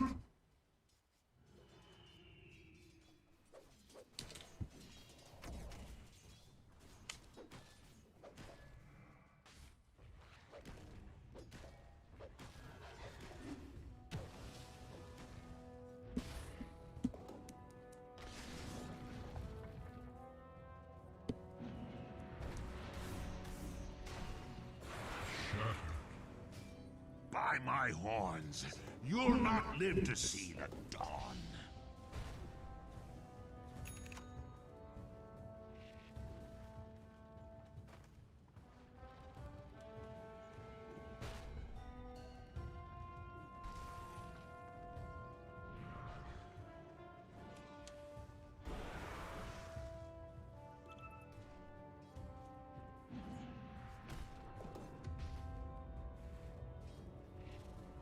Radiant's middle tower has been denied.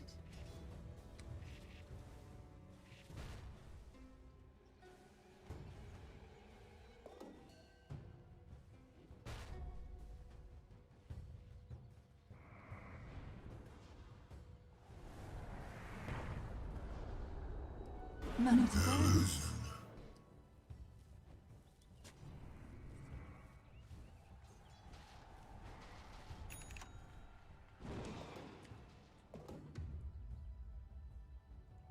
Money changes hands.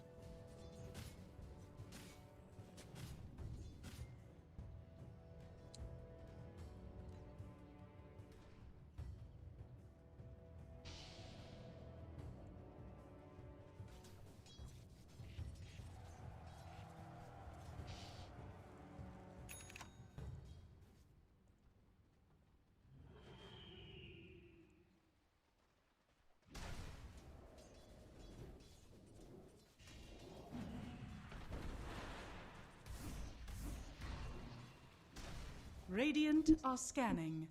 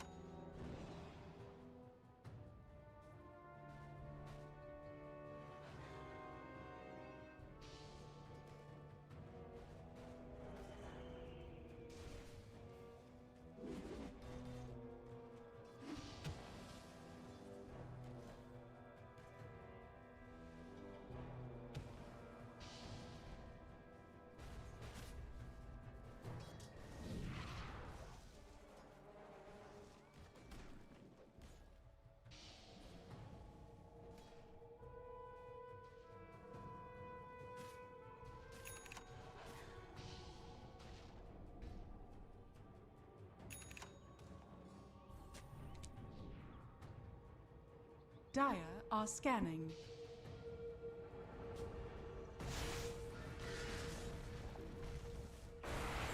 I hate to be loose ends. The bellows of ruin find you.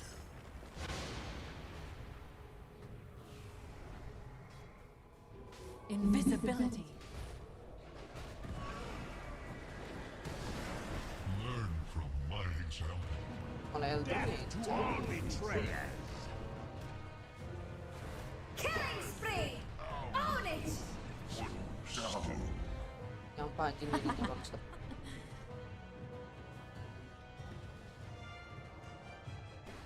Sini ya.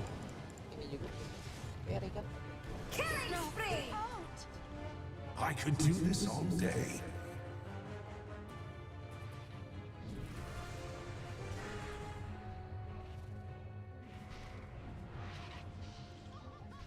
Dunia lama juga deh kayak.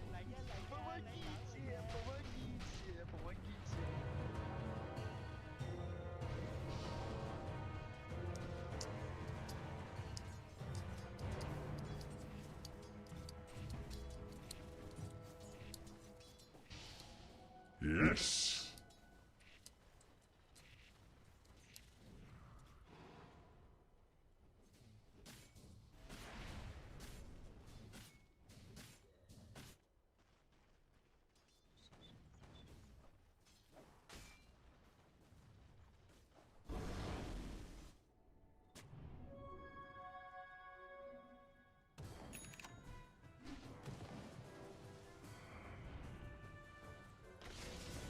Mati lagi, cina Titannya cerot. Radiant's bottom tower is under attack. To the increate. Dire's top tower is under attack.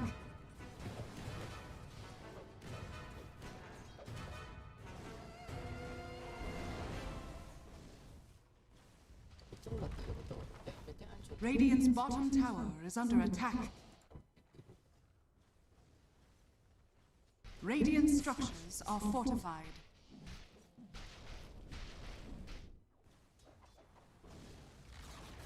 Radiant's bottom tower has fallen.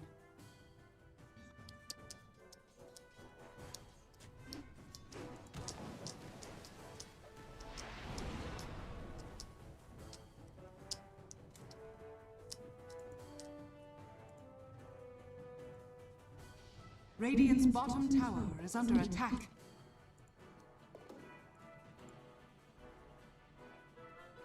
Radiant are scanning.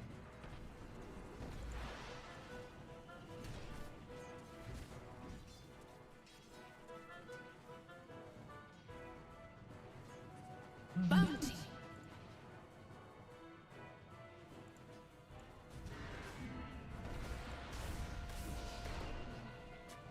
Not today.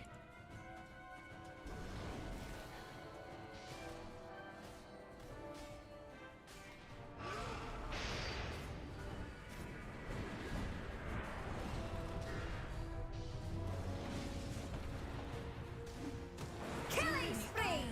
In the fire. When you get to hell, tell them I said. Tear in the pocket. I was made for greater things, but someone told me to stop and smell the roses. Dominating! Double kill!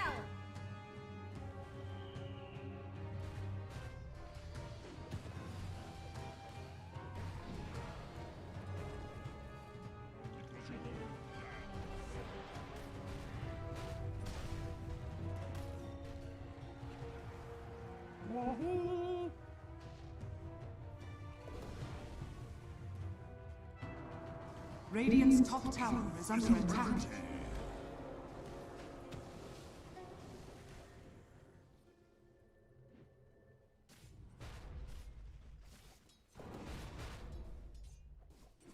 Yuk, kosong lah, mau pergi.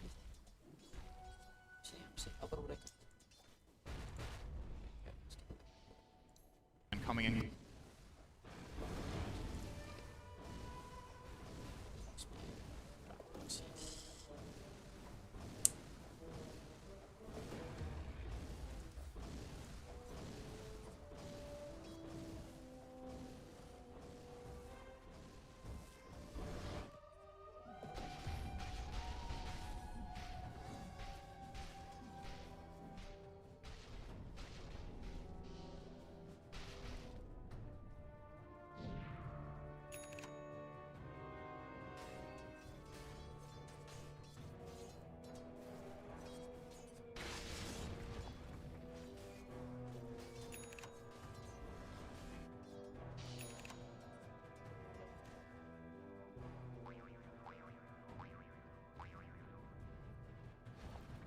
Dire are scanning.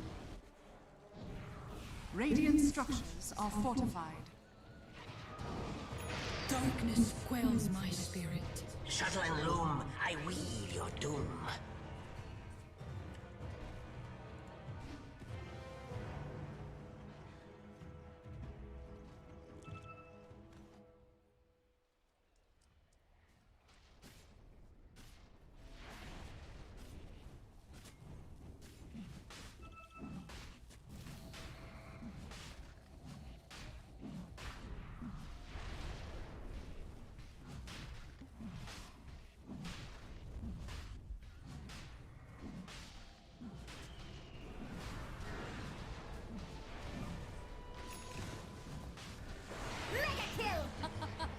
Immortality. My pride. Your Ashes to ashes.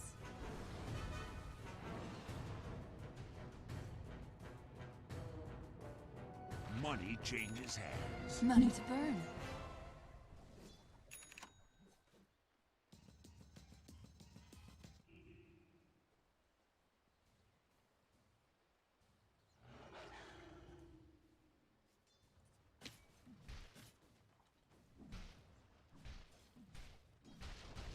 Radiant are scanning. Radiant's middle tower is under attack.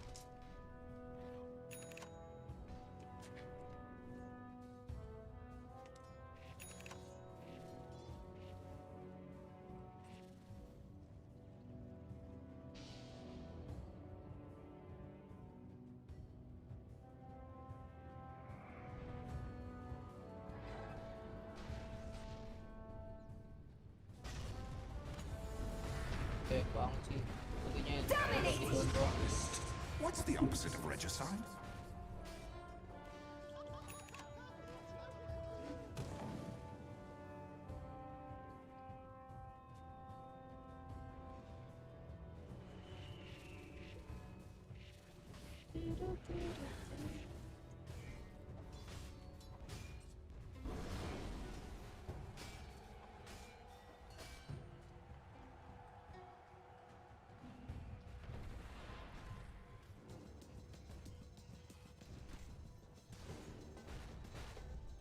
Invisibility.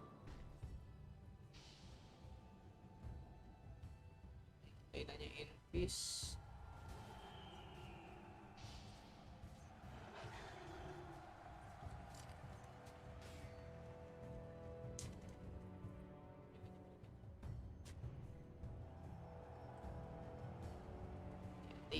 Sentry.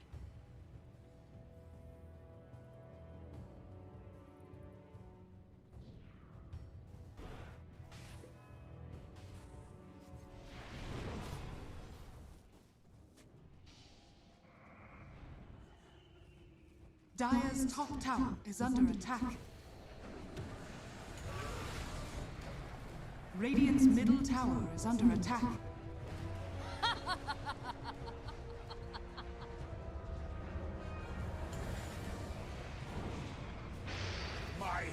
Hilang Leonnya tuh langsung. Dire's structures are fortified.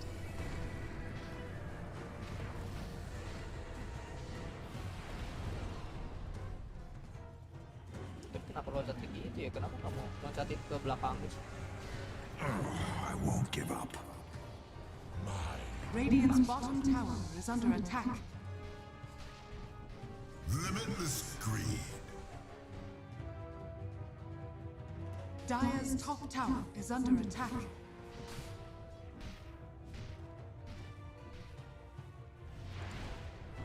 Thank you. Dire's top tower has fallen.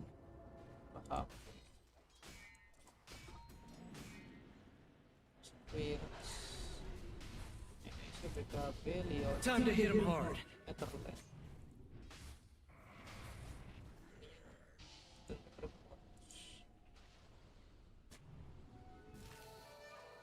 Kayaknya besar dulu terus tadi.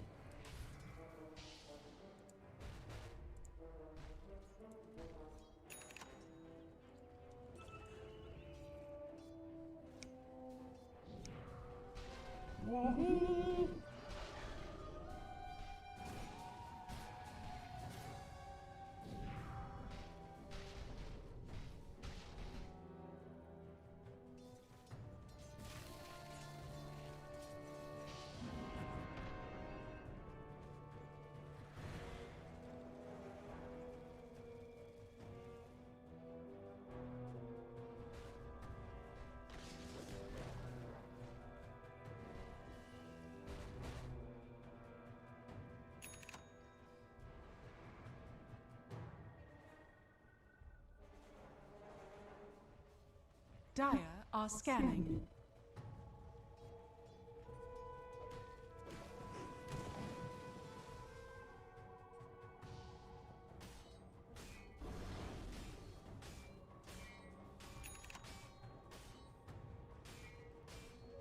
Revenge ever renewing.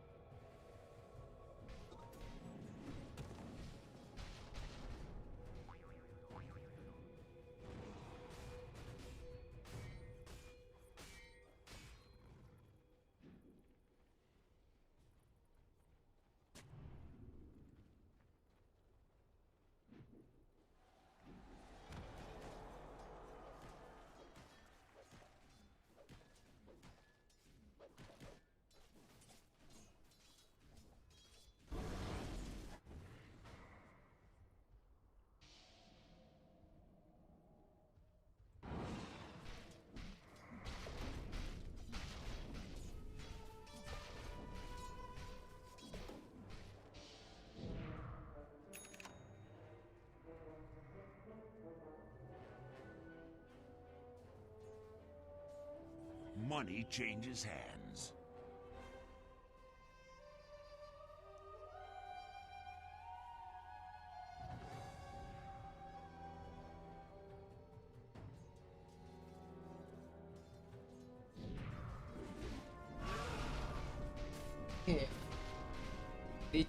This star fades once more. Your page in history.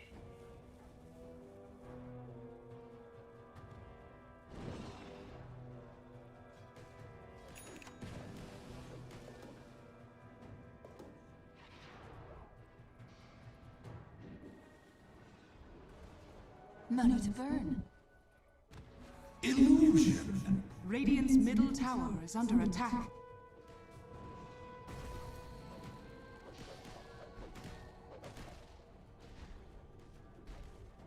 Satu 30 detik.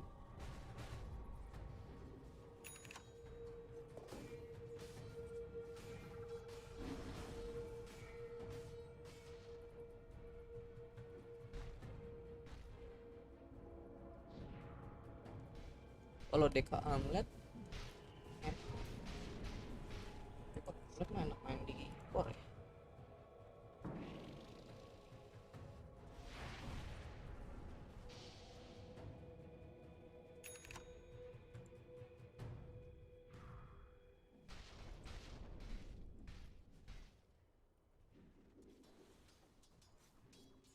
Radiant's middle tower is under attack.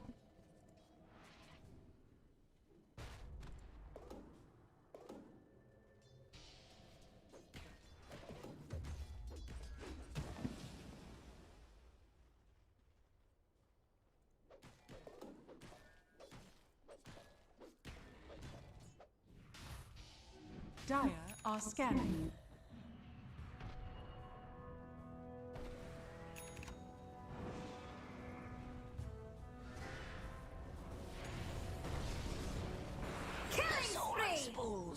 This was inevitable.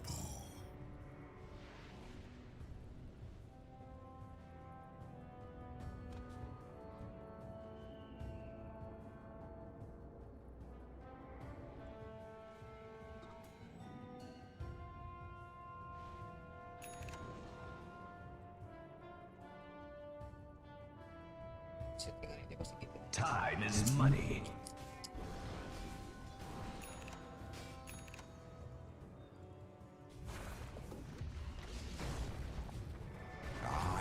mighty. Extinguished.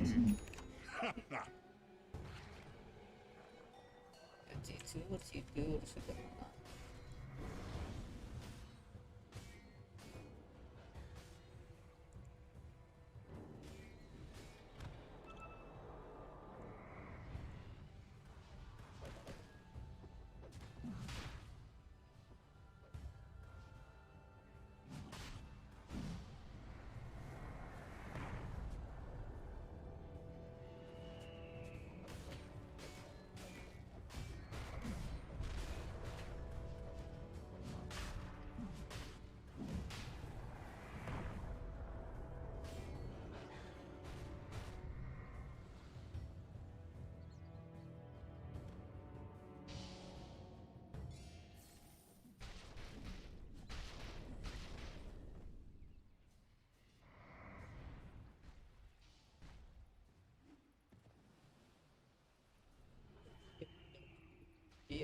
Temponya di sini. Setting ulti di sini.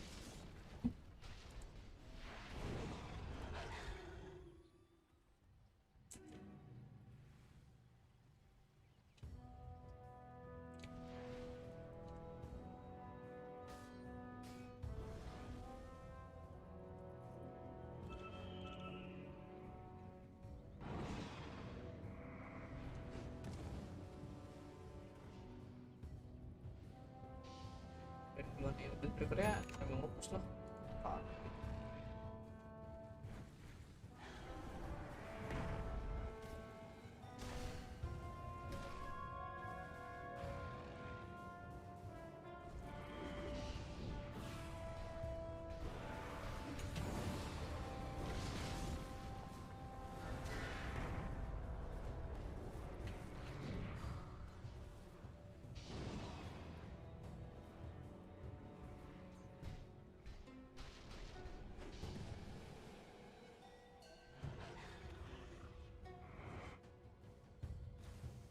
Radiant's bottom tower is under attack.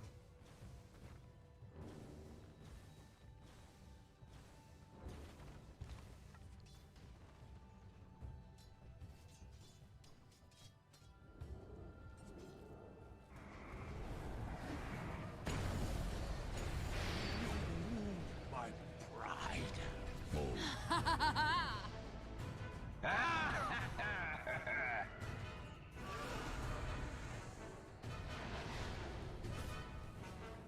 Impossible. Nature.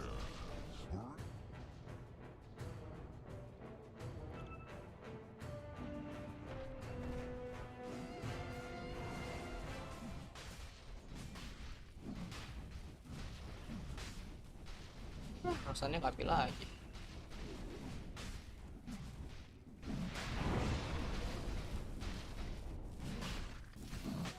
Vici Gaming, gonna get the Aegis likely on Orb. I would assume takes the Shard. And he does indeed. So that's gonna give him the extra cast range on Time Walk and the reverse Time Walk, which looks funny, but is actually not bad for baiting spells. Right.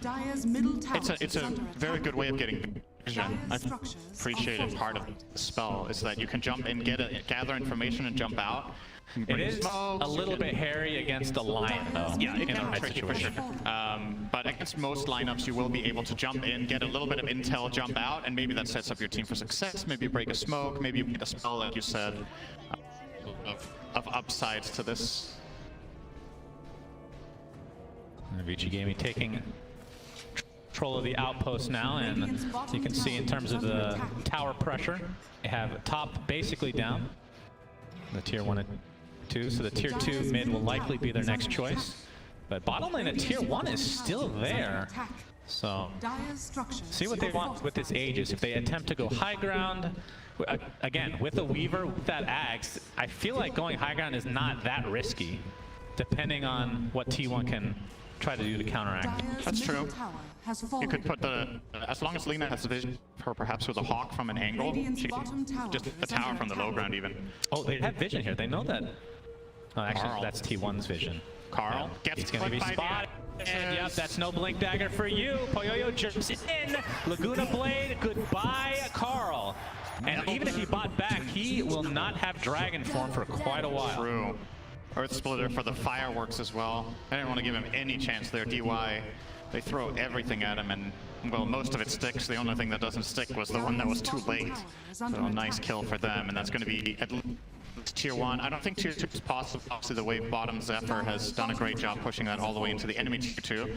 But honestly, what Vici Gaming could do here is go high ground mid. I thought they would do that, yeah. They can definitely do that now. 3 minutes on Linus Aegis. You know there's no DK. Force that buyback and go with it that way. They're going to cut this wave first, though. Still have enough time. They're going to just try to backdoor. Okay. Well, DD and Lina will do that with Beastmaster Aura. Can they? There is Glyph if they want to, but they're probably going to save that for high ground, you'd imagine. They're going to give it up. Oh, no. They're not. So as a result, and Vici Gaming is going to region wondering whether there's going to be a hold here or not, but as we can see, that is not going to happen. We can watch this region for another 10 seconds if we want. It's going to take a while to heal up to full. But even longer now to heal up. Okay, he can do it without the DD. I mean, imagine uppercutting a building. The fact that he can uppercut a building is impressive. Yeah. This granite golem. Very big boy. Big boy indeed. All right, we got the Scotty online for 23 Savage, but Puyo has one of his own, which against this lineup, against Dawnbreaker, Monkey King, and Dragon Knight, extremely good for the counter regen. Carl jumps in, has his ult activated as well. They will the time up again, saving Ori, but he's going to get bursted down very slowly. The Aegis goes down despite using the BKB. Chronosphere on top of 2, but there's a Solar Guardian. You can see how much Cuckoo is healing, but the Laguna Blade just rips right through him. No buyback on the Earthshake. It's a 5v4 just like that. Yep, we got the Earth Splitter coming out. Trying to apply this pressure to Zephyr right now, and nice Starbreaker, but Puyo should be able to finish him off as most of T1 just hightailing back to base. Carl gets taken out, no Dragon form for you. And Vici Gaming look prompt and ready to force a game number 3, Cinder. 23 Savage having a bit of an identity crisis, saying, I'm not scared, bro, I'm Cuckoo. No, sir, Cuckoo is your teammate on Earthshaker who died before you, trying to find a kill on a Weaver. And GG's gonna be called. Good. It is a nice game from Vici Gaming. So difficult to play into Weaver Aghanim Scepter. I mean, they had to kill Cuckoo several times over, but they did so regardless. And T1 now potentially, I mean, they're both on the brink of elimination, technically speaking, Cinderin.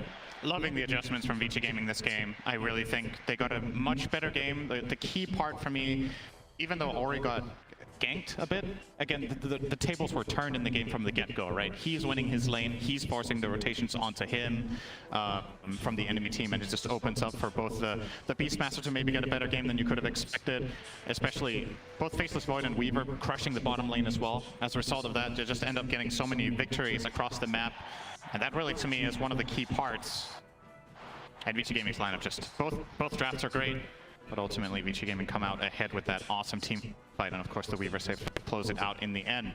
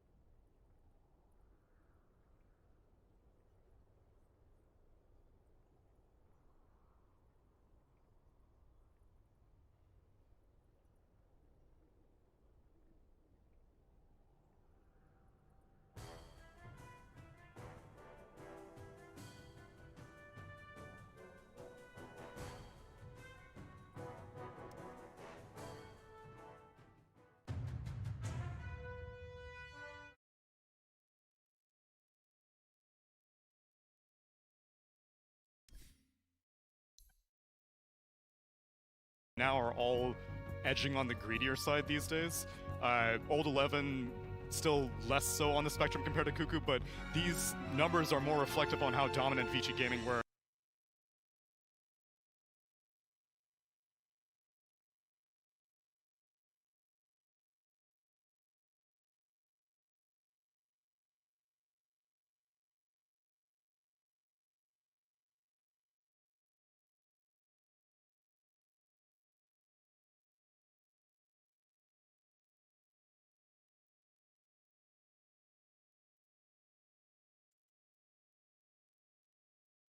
So on the spectrum compared to Cuckoo, but these numbers are more reflective on how dominant Vici Gaming were.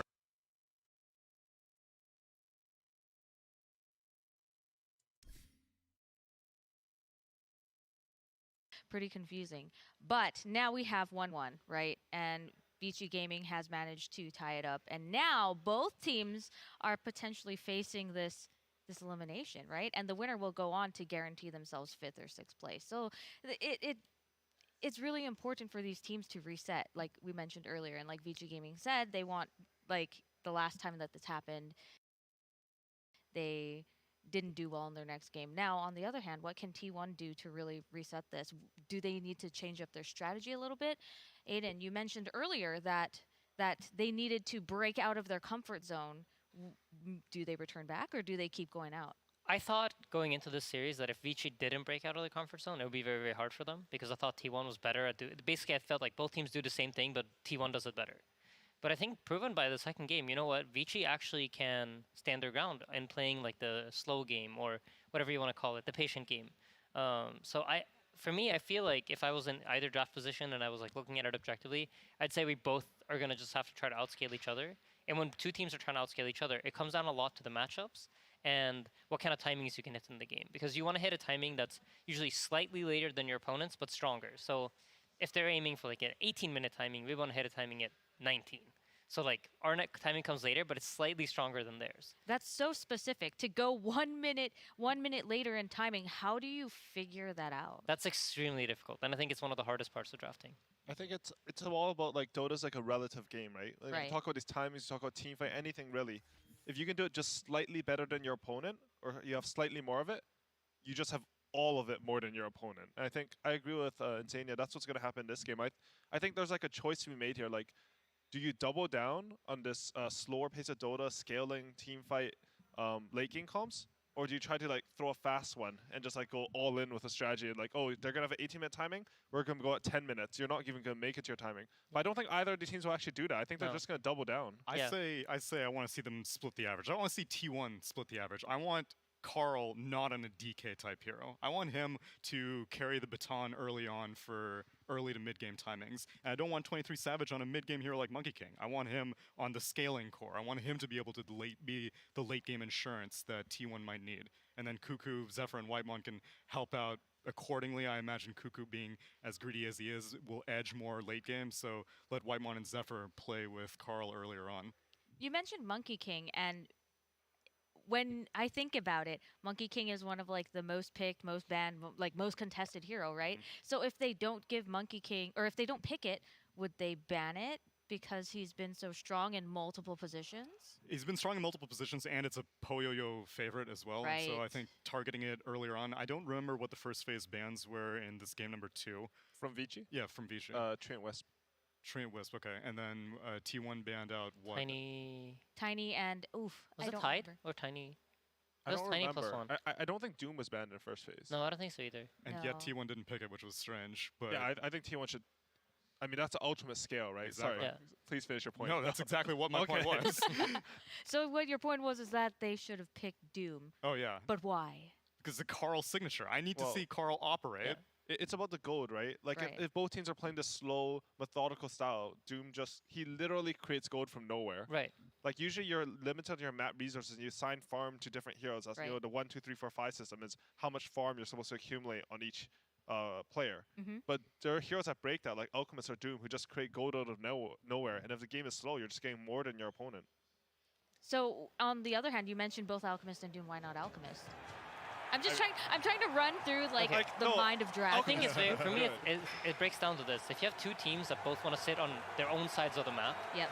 then there's only so many camps, right? Right. If you think about a team like OG, they'll invade the other side of the map and they'll take camps away from you and take them to their own side.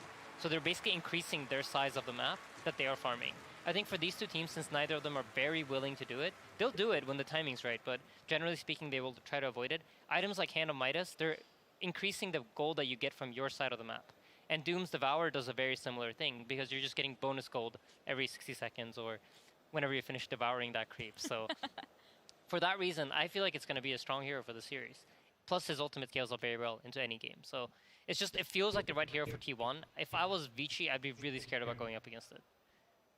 So one of the things that I've heard you guys mention a lot is Midas. Jenkins mentioned it earlier that Midas, Vici Gaming is a Midas fan. How has Midas been doing in this meta? How has it been doing in this tournament? I don't have the stats on it, but I would imagine it's not been very popular among the other teams. But I think specifically for the series, and this is why TI is such a cool tournament, because you can look at two teams and be like, hey, the meta doesn't actually matter here. This is just about the styles of these two specific teams and how they've done. And you've had so many games to watch because they've been playing forever. Like there's so many games of like data to look at and be like, okay, this is the way they're going to approach this. Most likely, they're going to approach this game in this set way. And suddenly, an item that probably isn't that popular becomes very, very good for this specific series. Do you think that Vici Gaming had any modifications to their gameplay against EG? Because coming into it, I thought that for sure EG were favorites, considering the two stylistic differences. I thought that EG lane mechanics superiority would prove to be too difficult for Vici to deal with. I felt like when during like, I think it was first day of main event or maybe second day, I felt like taking control was the most important part of the game. But then Secret showed that you don't have to do it. That's right. Like, and that kind of, for me at least, broke up the meta. And I feel like ever since then, the teams that are hitting slightly later timings, I feel like are having an edge, or the teams that have a very, very good answer to what it is you're trying to bring to the table. All right, Tsunami, we have two teams that are facing elimination right now. Can you drum me up like a nice narrative for this match? I like how you asked the one person who hasn't played at a TI to do it, but sure, I can give you the... But you have the emotion. That's true. I want to hear the storytelling voice from a man who is dressed like a video game character. Listen, it's Friday night, all right, and I wanted to celebrate the occasion, exactly. Southeast Asia versus China. I know for T1 specifically, immense amount of pressure for their entire region right now. At least Vici Gaming, I'm sure they're still intra-regionally competitive, but China as a whole has been aching for a TI for years, since TI 6 by now. They had to wait. 2020, no one really knew which region was the best. Everyone was just assuming that Europe was leaps and bounds above everyone in terms of competitive mechanics and strength and stuff like that. And then as the DPC rolled around, we saw China, and Singapore, and Kyiv. Right. Now someone needs to solidify it here in Bucharest to really make this China's year. T1 are looking to make the highest placement for a Southeast Asian team since I think a Fnatic from TI 4 or 5. And so I think just in terms of the regional pride, that's what I'm most excited about between these two teams. Facing elimination, that's just another day at the office here at TI. You're going to have to do it anyway. Another day at the Another office day at the here office. at TI. Now, we don't have any draft yet, but I want to know which team you three each have for taking this series. And I know that that's very hard because there's no draft, but I would like to know anyway. I think coming into the series, I would have given T1 the edge. I think the way that they approach Dota is, in my opinion, it felt strong against Vici's playstyle, but I feel like based on game 2, I think Vici might have something good cooking, and I feel like they kind of understand what it is they need to do in order to win the series. So I'm just going to make it very political. I think if Doom is picked by T1, I think they have a great shot at winning this, but I think this is a really, really close series, and the picks are going to matter a lot. Very diplomatic answer, Tsunami. I would have been the opposite. I think coming into the Vici EG series, if I hadn't seen that, then I would be like, I don't think Vici has what it takes to be a Game 3 winner. But after seeing that, I see that they are willing to adapt, and I don't know if T1's been tested as much as Vici has quite yet. So I think Vici's got this for Game 3. For myself, I also thought T1 was going to take this series, actually pretty easily, to be honest, coming in. But they were covering one of TI losses with Vici. I feel like they've learned a lot from that experience, and they'll bring it into this Game 3. We will see what happens in this Game 3 right now. Vici Gaming versus T1. Game 3. Welcome to game number 3 between Vici and T1. Before we start with the draft and we present the panel, I'd like to apologize for a production error because we thought we'd give Insania a chair to sit on, but it was actually a fence. So we're sorry about that last segment. Jenkins and Effie are here with me. What can you tell me about last game, Jenkins? I can tell you that that was a great Vici gaming draft. I liked it a lot. In the draft, it's good to know that you're not that stupid because they... Well, I'm just saying, what are you saying? Not you, me. I'm saying, I had this idea that it was going to be a really easy game for them to execute. All right, yeah. I thought that they had all of their bases kind of covered, and it looked fairly easy. I mean, I hate to say it against T1, but it really did look like, cut and clean. That's what they say. What about you, Effie? I think the Lina versus Dragon Knight and Monkey King just had a really great game, honestly. It's like what we predicted. The longer it went on, just the more items she would get, and she just naturally does so much damage, especially when she had the ET to amp her up and the Weaver insects. So. Damn, they first phase banned the Lina, too. And they got the Tiny as well, and then they have to give up the Magnus. So, in terms of strong heroes as TI, Magnus or, oh, wow, Magnus and Tiny. Oh, boy. So Magnus or Tiny, Jenkins, what would you lean towards? Oh, 100% Magnus. This is the most OP character in the entire game currently. I wouldn't pick it in pubs necessarily. I totally agree with what Saberlight was saying, that it's like a TI specialty. BKB piercing, team fighting, that's all stuff you want during TI. And the repositioning element is just, it's absurd. I mean, we've seen like numerous fountain skewers that literally knocked OG out. Was fountain skewers. Yeah, actually. I mean, it's insane. You probably shouldn't be able to do that. Play Magnus while you can. Thank you for that. You're welcome. Play it while you can. Get your MMR.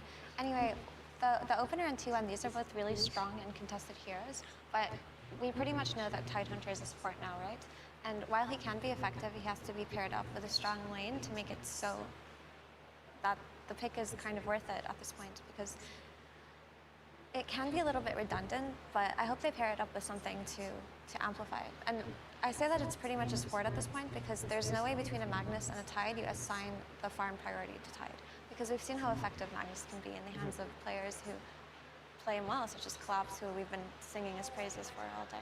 Could we see it as a Carl hero, perhaps, and then see the Tide in the offlane still? We could, but you're just showing 2 cores in your first phase, and that's not really ideal, I would say. Okay. So the safest bet would to say that it's a support Tide. But the option is always open, and that's the nice thing about having flexible heroes in your first phase. You can go where you need them to go. On the flip side, Vici Gaming's heroes, Tiny, incredible carry. He hits his timing so quickly, and he can honestly feel like the strongest hero on the map, especially when it comes to hitting buildings. They die so quickly. And Monkey King, we've talked about so many times before in this tournament why he's so potent, but just the vision game is so strong, and he's flexed to all 5 roles, actually. I'm gonna ask you a question, Jenkins. I know we're both fans of Vici, but one of the criticisms this team has gotten is that sometimes they take a bit too long to adapt to a patch, right? And right now I'm seeing group stage meta versus playoffs meta, essentially. Yeah. Do you think this is the case again, or do you think there's something magical about these picks? No, I mean, I feel like Vici's done, in both the series that I've recently watched, well, the EG series and then this one, they're showing me that they are very quick at adapting. I thought the Omni Knight pick was kind of crazy. I also thought that they needed to pick something fresh and new against T1, and then in game 2 it's like, well, okay, that didn't work out, so that's obviously not right. And then game 2 they changed that around. They didn't pick anything too crazy. It was a bit of a different style, but it worked out. And so I feel like Vici's just what they said in the interview about having pocket picks and not having to reveal all of their heroes, it actually did turn out to be true for them. And sure, you can say group stage meta versus playoff meta, but the reason why Tiny hasn't been that prevalent in the main event is just because he's been banned out so much. So I really do still think this is the strongest carry in the game, and if you can get your hands on him, you should. We saw it on OG, actually, where there was a moment, I will never forget that play, because I think it's ridiculous, where Samael was alone and there were 4 heroes around him, and they decided the best option was to retreat. To run away from him, yeah. So Enchantress is kind of rising up a little bit throughout today, but it's because she was picked up against an Omni Knight, which makes her all the more valuable. But in terms of laning, Enchantress is incredibly strong against Monkey King because you can dispel the Jingu stacks, but also you can just get a creep and whack away at him, right? Ideally, you don't want this Monkey King to play on Tide's lane, so just have the Enchantress follow him. Yeah, true. Even if it's a 5 position, you can still put your 5 in the off lane. Even if you're not giving a farm priority, you can do that just to like win the Monkey King lane, which would make me think that the Monkey King will probably end up being a support. But then there's another way that you could go with that, where you just say, okay, it's a core, but you're just not going to level Jingu. You're just going to play to like push out the creep wave, which I imagine would just depend on what T1 picks. Like if you're playing against Tide as Monkey King, you probably that's an Ori hero we haven't seen in a while. They said they had other heroes. Other teams just haven't beat their initial heroes first, right? And we're seeing the Shadow Fiend. But just to quickly touch on the Disruptor, he's such a good hero versus Tidehunter because you just drop Static Storm on him and he can't really dispel anything, he dies. And he's a very good catch. Also, if Magnus finds a good RP and Disruptor isn't in it, he can drop the Static Storm on top of him and stop the skewer back, which is always really nice, right? And obviously Disruptor, one of the best catches in the game. Same with Horn Toss as well. Yeah, I agree. Horn Toss is a great ability. No, I mean like same with Horn Toss, the Static Storm point. Like, you don't need to RP anymore. You can just Horn Toss. That still takes a second. You can drop Static Storm. Yeah, true. Yeah, the Disruptor can. You just looked at me when you said Horn Toss is all. I like Shadow Fiend. I think Shadow Fiend's an underrated hero, in my opinion. Like because the minus armor right-clicking build only started like a month or so in pubs prior to TI, and obviously like there was the occasional, like at some point there was like drums SF, but I mean like this one where you're going for Daedalus, where you're like trying to one-shot people essentially, where you're playing with like the Dragonlance, the Satanic, essentially playing like a Lina, and I think that style of SF fits this meta, and for a long time people have been doing like the Yule's Blink stuff, which it's cool and it's flashy, but it never works out. It never works out. I agree. Shadow Fiend is a hit or miss hero, and I know some people in particular, if they see him, they say, I will not root for this draft, right? But think about it in the bigger picture. Like right now, do they have the damage to take down Shadow Fiend? Not really, and they're gonna have to correct that, right? Because Magnus, sure, he can blink on him and skewer him back, but Tide support and Ench support aren't really going to kill him. So I think maybe we could see something like a Asrock come out of T1 just to correct the damage issues and play on these big cooldowns. But also, because of Shadow Fiend's enjoyment of buying Silver Edge, he will enjoy Tidehunter and Enchantress, right? Right-click them, kill him. Simple as that. Bat Rider's that damage hero we were talking about. I want to point out that Cuckoo was revered for ages as being one of the best Bat Riders in SCA, if not the best. Carl was also considered that. They have 2 of the best Bat Rider players in SCA in this team. Agreed, and actually, Carl was playing Bat Rider when nobody was playing Bat Riders, right? Do you remember that DK patch? And some people would say, hey, this looks like a good Bat game, and they'd play it and they'd lose, and they said, okay, this hero is not good. I remember that. That was rough. Yeah. Until he got buffed a few patches later and was a monster, and then he got nerfed again. But Carl believed in the hero from the get-go, and he would always try to go for the Bat Rider games whenever he could. So this is a comfort pick for sure. And he does function similarly to Asrock, and that's the damage we were talking about. They really need to fix it. But I think they still need a little bit more damage. This is like the perfect Bat Rider game, and every single time I say that, I jinx it, and then the Bat Rider just gets horribly owned. So that was at the Animajor. This is TI. It's just maybe going to be different. With Disruptors on most. Yeah, he can't. Well, I was going to say, following that, but I don't think that's what makes Bat Rider good anymore. I think that's an old-fashioned way of thinking about Bat Rider. The way you play Bat Rider now is you get Boots of Travel, you get BKB second item. People don't even go for Blink Dagger anymore on Bat Rider oftentimes. It'll be like Octarine Core, Shiva's Guard, things like that, even like an early Refresher. And it's all about just doing tons of damage, and he's one of the few heroes. Have you ever played Tiny versus Bat Rider?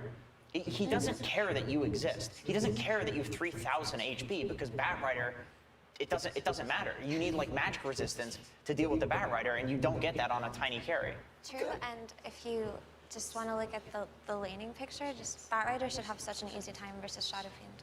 And you know, Monkey King support has to set up on trees and side lanes, right? That's typically how you fight the hero. You look for that good opportunity, you give vision, you drop the Wukongs.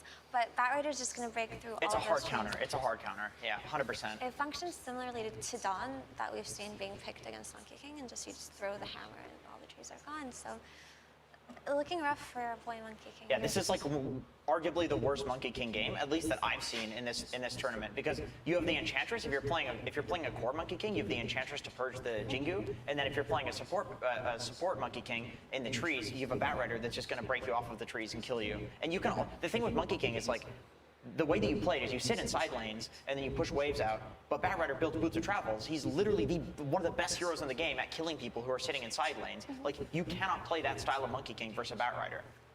You can't play it. It's really rough. Last pick, Vengeful Spirit, which I'm assuming, judging by the draft, it's an off-lane Vengeful Spirit? Yeah, so the first thing that you can see here is you swap and you save the lasso target, which is incredibly valuable. And there's also that extra minus armor that they're going for with this SF. And of course, the Tiny is going to benefit from it as well. My issue with VS is just, she's going to need to have a good start, right? But so far, like, you look at these two supports, Tide and Enchantress, and they're not that scary. They're just... Enchantress is very strong on lane, but Tide is a Ravage, basically. So she should have an okay time. I agree with that, and I feel like that's why they're going to put Tide off lane, Mag mid, or Mag carry, and then... Just kidding. Nope. Okay, just kidding. Okay, that is a Tide support, or Magnus support. I don't think you want support Mag at all. Like, Zephyr Tide. That hero needs farm priority.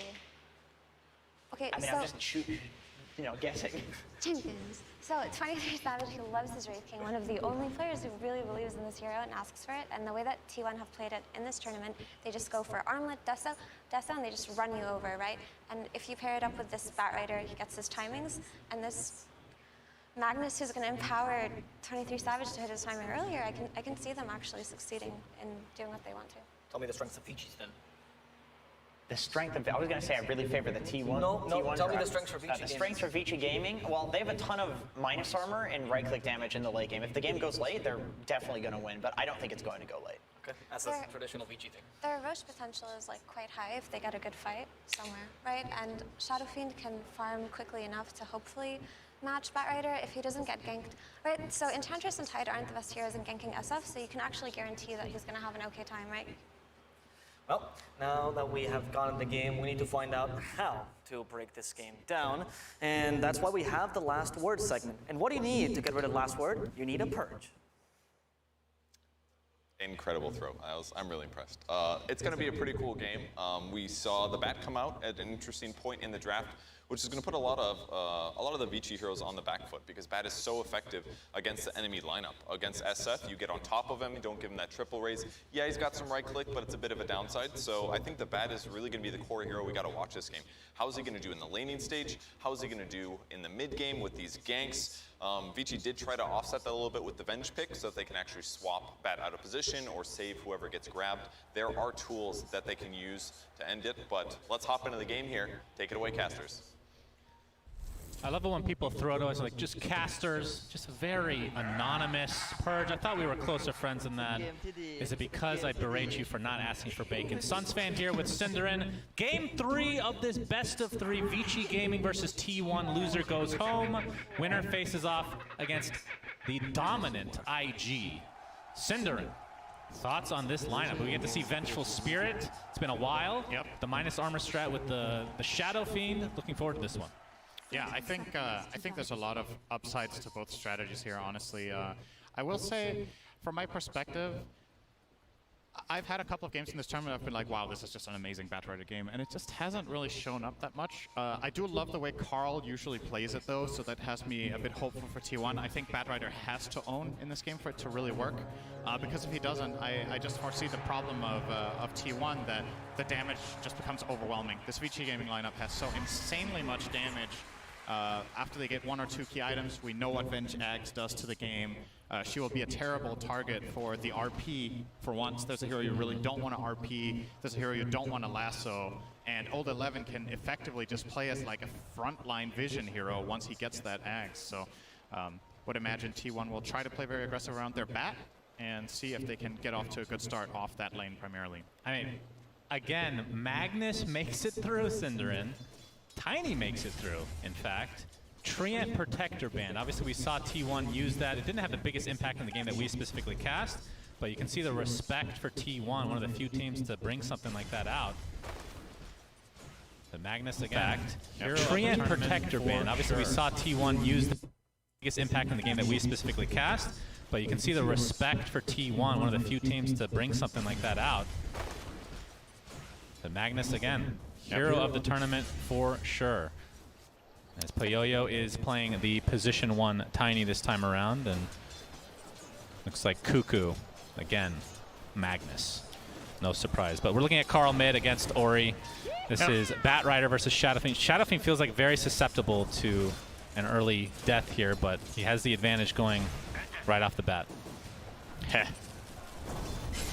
Nope, deny. All right, as we have first blood. Whitemon actually takes out PYW. It's an unexpected kill, Cinderin. Yeah.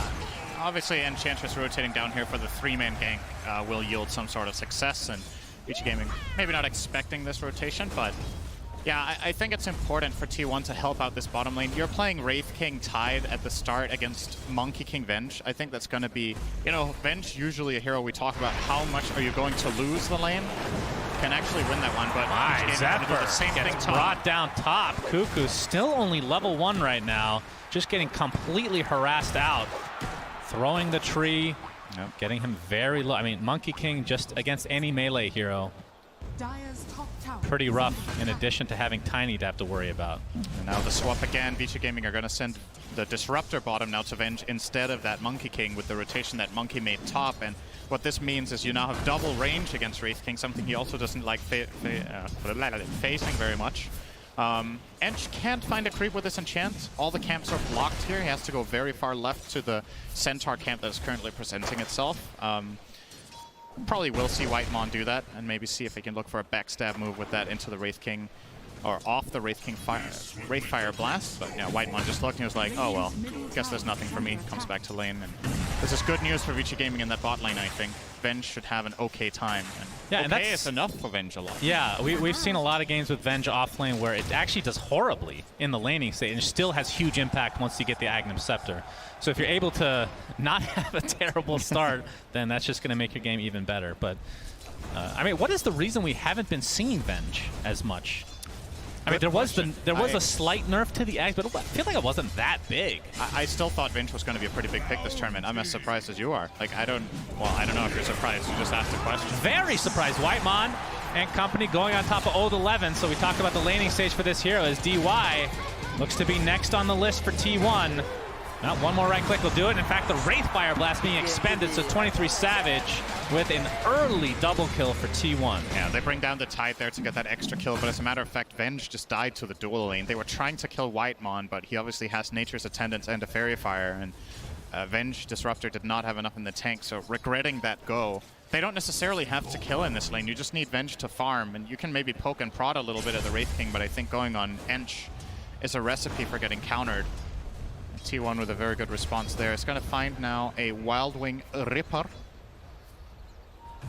Very annoying creep to lane against. Yeah, it almost feels like you kind of want to stun that thing. Yeah. The tornado is super, super annoying. As you can see, Ori obviously aware that Zephyr was bot lane, so kind of weary of a potential gank here because, I mean, Shadowfiend, one of the mid heroes that just has zero escape mechanism, and if you have enough sticky napalm stacks, it just feels like an inevitable death. Ganking SF feels very, very good. He doesn't have... He's very snowball-y, right? He needs to start. Looking like a kill going the way of Vici, so kind of left to his own devices, and 23 Savage gets punished. Yeah, this mid lane gank... Oh, he's almost dying to the boys. Old 11. DY's going to block the boys. Oh, he canceled the salve! Okay. Salve too early. Bit of a mistake there from DY. It's going to cost Old 11 effectively 400 health. That he didn't just wait another second, and that's big because now that Wraith King is coming back to lane, he's very confident and very in a great position to just challenge.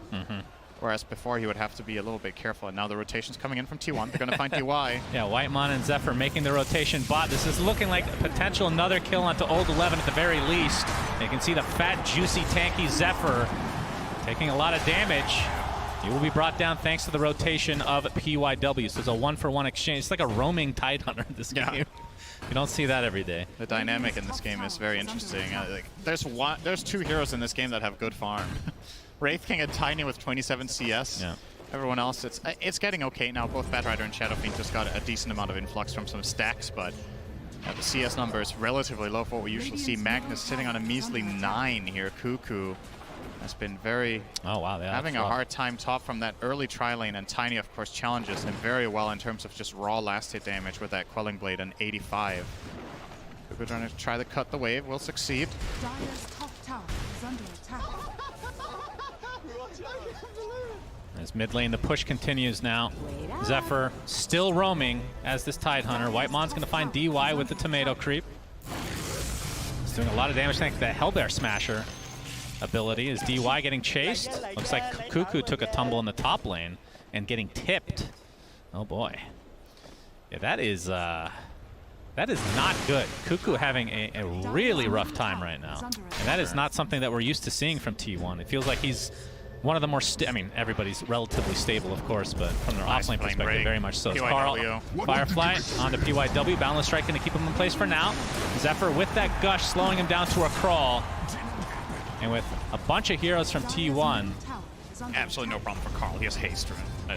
He could have soloed that Monkey King, no problem. But the reason this rotation is so good is that they have extra reinforcements against the defense to try to hold this tier 1 tower, and you really want to push this if you're T1.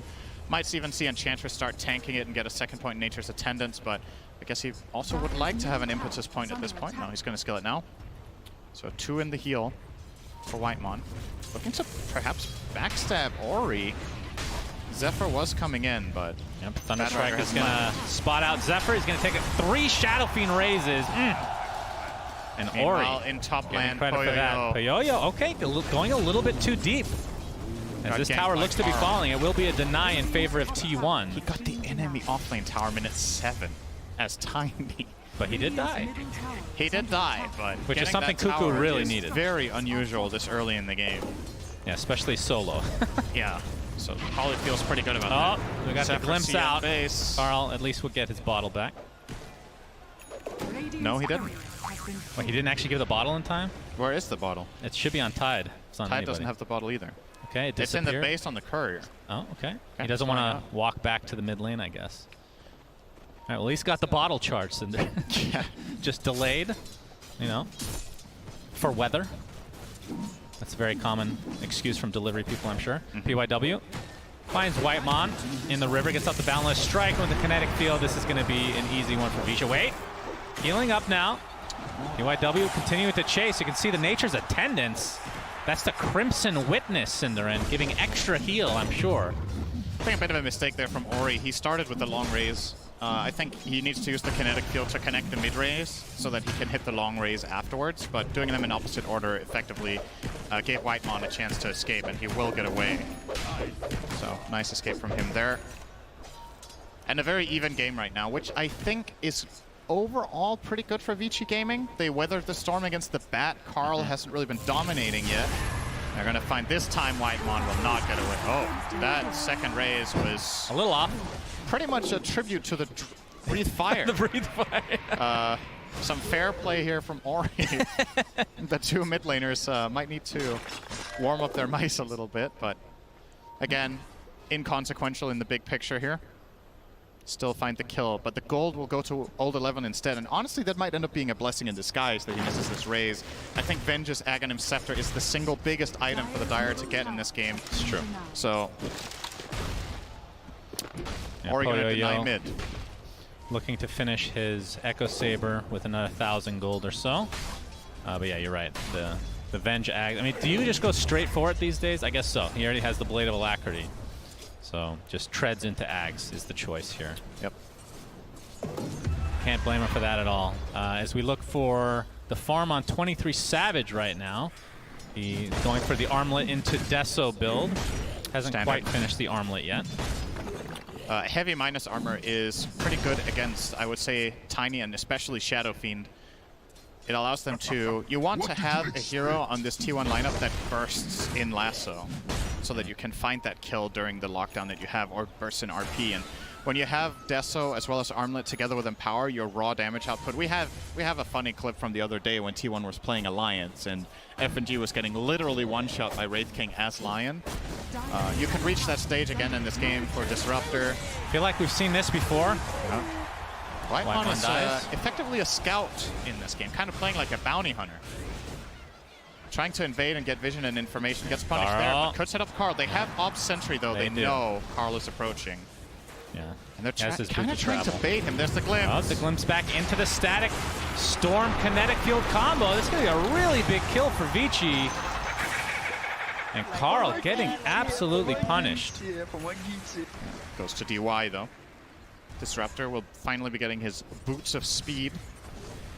Wow, that's quite the purchase. DY has been pretty poor this game. It's 11 minutes in for boots, and honestly a pretty important item for Disruptor. This hero is all about keeping up so you can reach the glimpse. So feels good for him to get that. 23 Savage just getting eyed up by Old 11 here as well, but they're not going to go for anything just yet. Yeah, he is actually he just put a point into his ult now. Shannon, we're 11 minutes in. Nope, it's not time yet, Cinderin. It's trivia time. PYW gets lassoed. That's going to be the cancel of the TP. So Carl looking to have, I believe that's his first kill of the game here. Sorry, he's 2-1 now. Yep. A nice pickup on a support there. Not the biggest kill ever, but obviously going to take what he can get with these travels. Has to expend the lasso, which means for the next minute and a half, can't really find a core with it, but for the most part, Carl right now just wants to push out waves and farm and get toward the BKB, which is a true game changer against the Dire lineup. Still needs to respect the Venge swap, but that's pretty much the only problem he'll have for a bit until the right clicks become too powerful. And we had a glimpse out, 23 Savage. It's not going to be a rune to take because it is top. And Carl gets it. It is the haste rune. Cuckoo's still working on... He actually did not finish the Helm of the Dominator, did he? He's just going straight for the Blink Dagger, despite having the Helm of Iron Will already built there. Is Old 11 going to be caught out? Oh, the swap out. It's going to keep him alive now. Or he actually pops a Requiem of Souls, mostly for zoning purposes, but Whitemon takes heavy damage, will live though. Ravage comes out, the Static Storm on top of him is a little bit too late. Anchors match into the Skewer, 2 dead for Vici, as they are now on the run. And it looks like Ori is next on the list, Cinderin. 3 dead, very good fight for T1. Looks like PYW will be the 4th if they can catch him here. Zephyr looking for the high 5, but PYW not looking to reciprocate here. Oh, Flame Break off of the tree. Pick pull so good, almost got out. Yeah, pick pull not quite good enough now. He would have need like 110% movement speed buff on that one.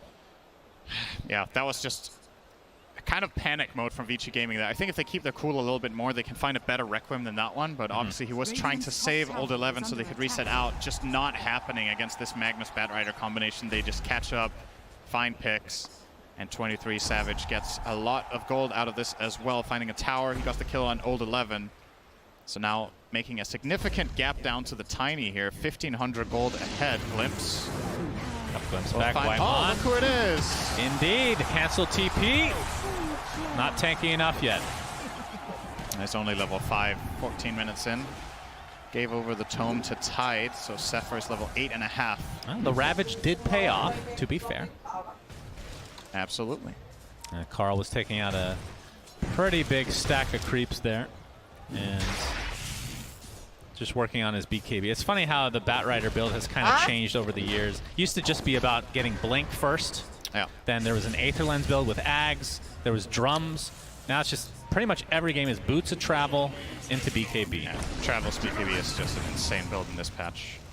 It is, in my opinion, almost always the best build. Sometimes you can deviate from it if there's a lot of BKB counters or if you feel like you can't really connect, but just this hero is completely based around movement inside a fight where you get on top of heroes, and these are the perfect items, right? You want the speed and you want the immunity so you can move freely. So logically it just makes a lot of sense to build the hero like this. And interestingly, it took quite a while before players really caught on to this build. I don't remember who pioneered it in this patch, but we saw a couple of players still go for the Blink 4 staff for a while until eventually now we reached a point where almost every bat will default to this style of play. So we now have a smoke from Vici, but I'm not sure if they're going to catch anybody. Although 23 Savage is in the general area, but looks like he's going to the bottom jungle in all likelihood. So it'll just be more of a warding expedition for Vici. So the triangle is now envisioned for them. 23 Savage, top of the net worth right now by 1,000 difference actually between him and Poyoyo. He does have his Echo Saber now. A little bit. It was almost 1,500 2 minutes ago, so he has caught up a little bit on the tiny, but definitely Wraith King is in a great position. DY with the glimpse, he's still going to get Wraith Fire Blast still connects though into the Flame Break. Static Storm on top of himself. Nice try. Not going to save him. But no cigar. And now Deso officially online. I feel like he just finished his armlet. All right, I know you're about to burst in anticipation of the trivia, but you have to wait a little bit longer. Whitemon gonna get open bottom. Old 11. Oh, that's some Kraken Shell activates, but Avatos from Poyoyo is enough. Old 11 though is gonna get the swap off. It's a little bit extra damage mitigation now. 23 Savage. Oh, the right click not quite enough, and now the Requiem Assault with the fear. Double kill for Poyoyo. This is going to be the first life for 23 Savage. Wukong's command is inside Avatos again. 23 Savage armlet toggles, but there's the magic missile. Triple kill for Poyoyo. And Vici Gaming win that fight in spades. It is so important that Bad Rider is involved if these fights break out, and just couldn't find a way to really get anything done there. Carl is at least going to finish his BKB momentarily, so that will help for T1. All right, Shannon, you've been asking for it all day. There it is. What is the passive ability of, what's it called? Chip Vest called. Oh, Return? There's no way. It has no name. Oh. It is called passive. They Name? forgot to give it a name. Oh, it that's literally sad. says passive. I mean, they could use Return because Retaliate is now